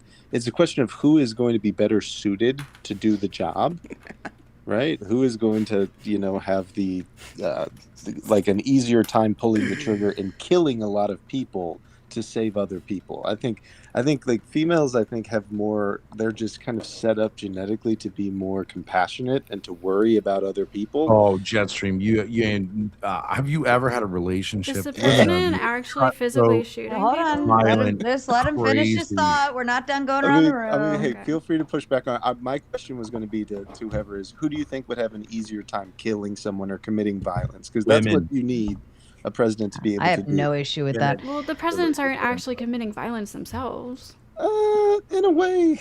I mean, when you say bomb this wedding, Who hires and hitmen? kill Who all hires the hitmen? women Kev that they- Kev Dog, go. Okay. Okay, so Repeat the question, please. Should we debate topic? We should prefer a male president over a female one for totally pragmatic and non-sexist reasons. Men, because they're physically stronger and physically, mentally more rational. Is Trump physically stronger than me right now? Yes, he's like 270 pounds, 6'2". He's like a football linebacker. Let's go. He's like 70 years old. Do you think he's physically stronger than me right now? Yes. I can Are you stronger than me, outrun Sarah? the puck. Huh? Let's go. Yeah. Oh, That man is built. That man is built like a defensive tackle. It's true. So my answer would be yes. I think he should be able to say to other countries to suck my dick and actually mean it with some backing Yes. to it. Yes. But no, I mean, I really don't care either way. Honestly, I think both men and women can be shitty leaders. I think both men and women can be shitty people. I think both men and women can be corrupted, can be bad at their job, can, I don't look at it as like we should pick this over that or this or that or whatever, because I've seen some incredibly rational women in leadership positions, but I've also seen some incredibly rational men in leadership position, and I've also seen the worst of those two as well. So I think it should be, again, based on merit. We run this drill. This was the whole reasoning to get rid of DEI, was we should base it off of merit. And if a woman happens to carry the merit and does her job very well and has the history to prove it, then why wouldn't you, right? So, because she wouldn't be in that point where she's at if it weren't for those merits to begin with. I don't Sarah, think Sarah, everybody. wait, can I just? Okay, wait, I want to apply it. With a centrist position that it wouldn't be crazy to think more men than women would be presidents. You wouldn't be like, oh, it has to be 50-50. No, not at That all. some women might be in a position for whatever, like Some- Queen some- Elizabeth. Some Unbelievable. women might make it there, right? And hey, if they make it there, that's great, no big deal. Yeah. But I wouldn't be like, we should put a woman president in just because Lady Pussy needs to be represented. No, I wouldn't push that at all. I feel like like Lalo's type of pussy, which is man pussy or bussy. I feel like I deserve a response. To make a response. Dog, go ahead. Fuck your feelings. That's Ben Yeah. Shapiro, 2016.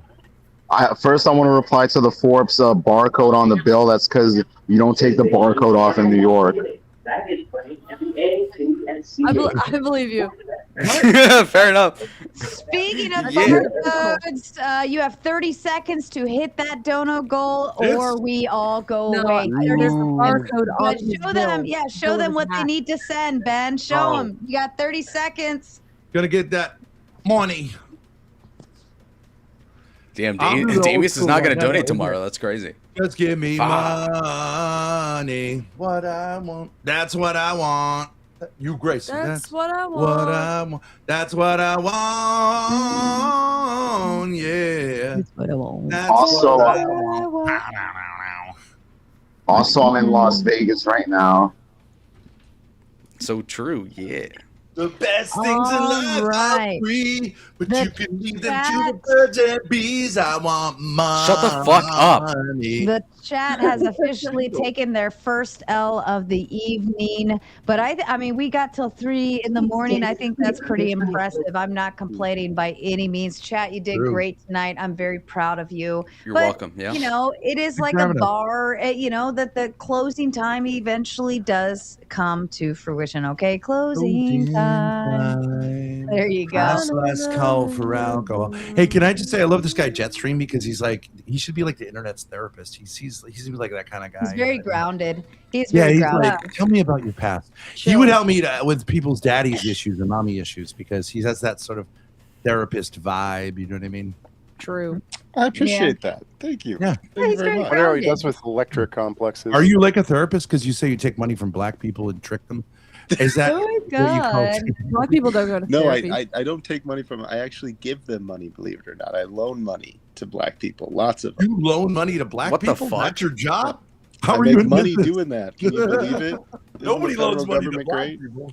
Mhm. All right, let's go around the room and He's a everyone loser. can say Because their black people would pay back goodbyes. Let's go around the room. Everyone can say their goodbyes, and then we will close out, and I'll look for someone to raid you guys to in the meantime. Lalo, give all your closing thoughts, please, sir. So as a tip of as a tip of advice, which is unwarranted, I will say need to delve into the blood sports. Okay, Kel versus Ben, that's always good. You want to get into the white people stuff, just desist from that. You've been around enough blacks. We need the fighting, and so that's number one. And then number two, I want to jump off a plane with you. And then number three, ultimately, you are fantastic at the donation thing. You killed it today. And your eyes are just That's true. memorizing 100%. as always. Well, Just that's like, my God, I lose myself. That's You it. lose yourself. Interesting. Yeah, like Eminem. Yep. Oh, interesting. All right, Jetstream, your final thoughts. Yes, I thought it was great talking with you guys about this topic. Ghosty, I thought we found some real common ground there, and it was very beneficial. And, definitely want to just say have a great night, everybody. Thanks for having me. Bye.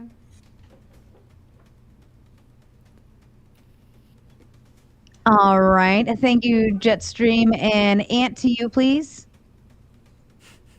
I'll keep it short. I had something I wanted to say, but it's the end of the night. Anyways, the party's over. Can't stay here, but you don't have to go home. Tip your Sarah on the way out and fuck off. Okay. Thank you, Ant. Exactly what I love to hear.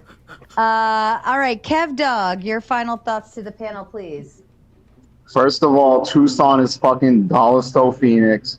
Fuck you. Lalo's a lazy fucking slime ball. True. True. I want IRL content. I'm coming to Rhode Island on Friday. Yes. Yeah. And also, I just found out. Boston. Go to Boston. It's cheaper. Okay, yeah. Well, I'll probably take a bus, but also I'm stuck in Vegas for the next 6 hours because I found out it's fucking snowing in Denver. Suffer. Fair enough. All true.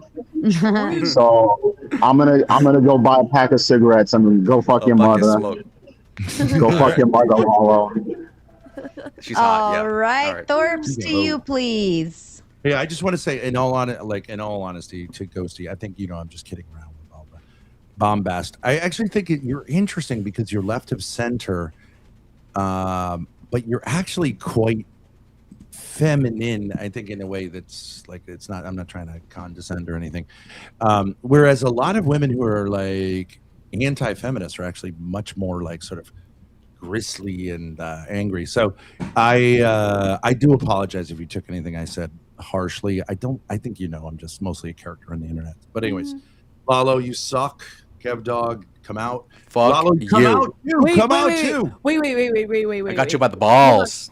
Sarah, before you close, I just have a fantastic little clip to share. Just give me 1 minute to bring it up. 1 minute. You'll love it. Hold on 1 second. Okay, you grab that while Ghosty gives her final thoughts to the panel. Ghosty, lovely lady. Thank you for having me again. I think it was a pretty good conversation with Taylor. I wanted it more to be like a discussion rather than a debate, but I do think we got a little snappy with each other, but it could have been way, way worse. So it was fun though, and tonight was pretty chill, so thanks for having me on as usual. Ghosty, you're always a darling. I love it when I can get you on for debates. All right, Thorpe's got a clip.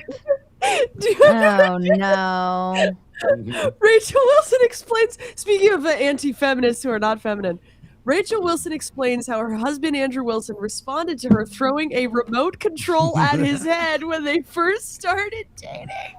Didn't Elon Musk repost this or something like that? Did he?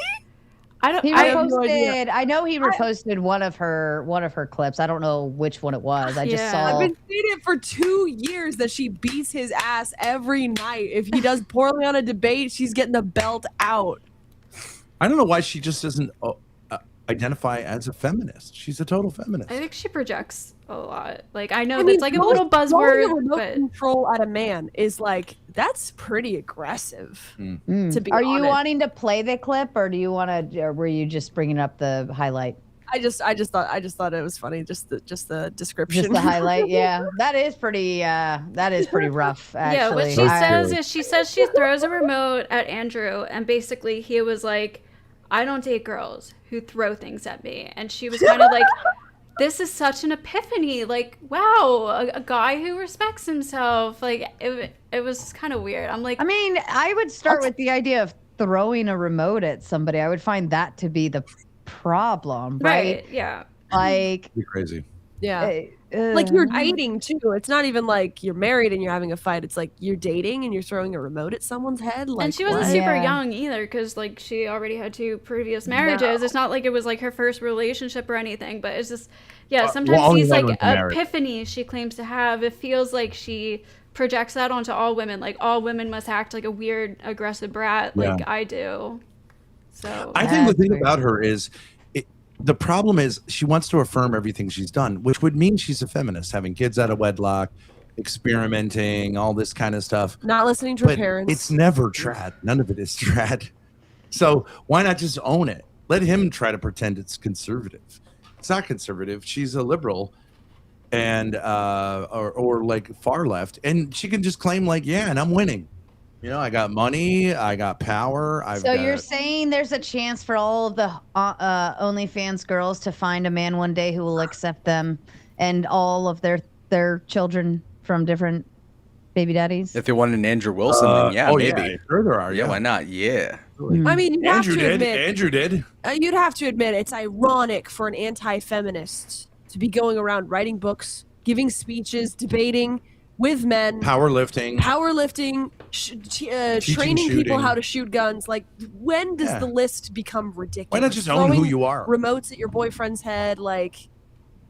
It's in line with their goals, what they've stated. They're trying to change culture, and they've looked at the leftist tactics and realized they can use them as well and weaponize them the same way the left weaponized them. And They don't change shit. That's a good Whose point mind is- from the whose end. mind that's is what it? they think they're doing. Oh. I didn't say that's what they're doing. It's what they think they're doing. I think she wants to be a part of it. Their audience they're doing.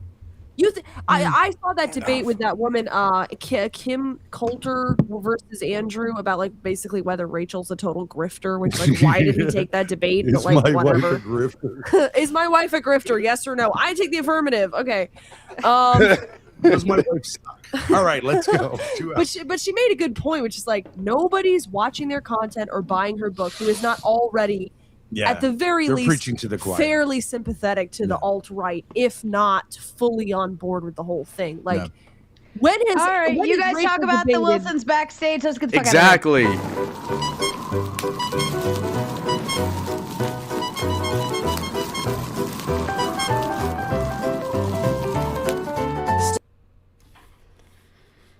Okay. That was interesting. I just want to say, like, that last part about Rachel, like, I know Grace, I see her, like, I don't even go on Twitter, like, ever. I check it because I get notifications. I just, like, look at it.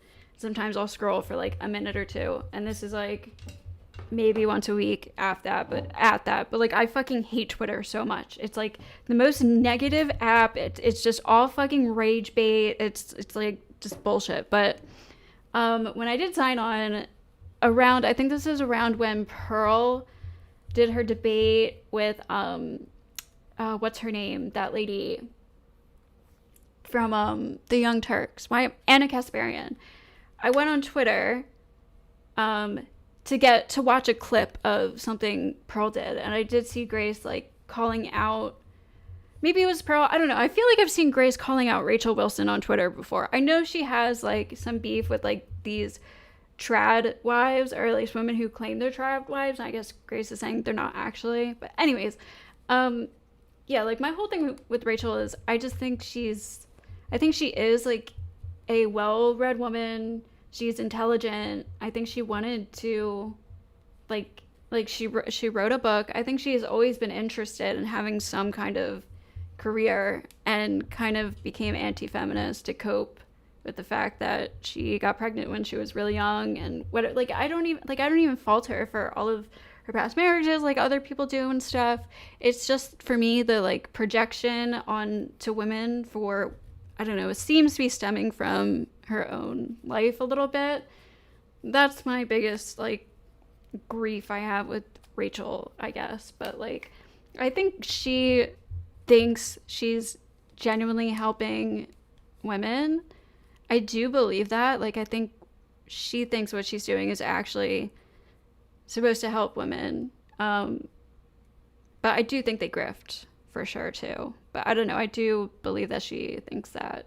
I just think she got there in like kind of a twisted way. But anyways, yeah, I'm not gonna like shit talk people. Or I don't think I'm shit talking, but I just want to close out the conversation that was just happening. Thank you guys for being here. If anyone's still here, it was a long stream. It was a long panel. So like the video if you like the video, and peace out.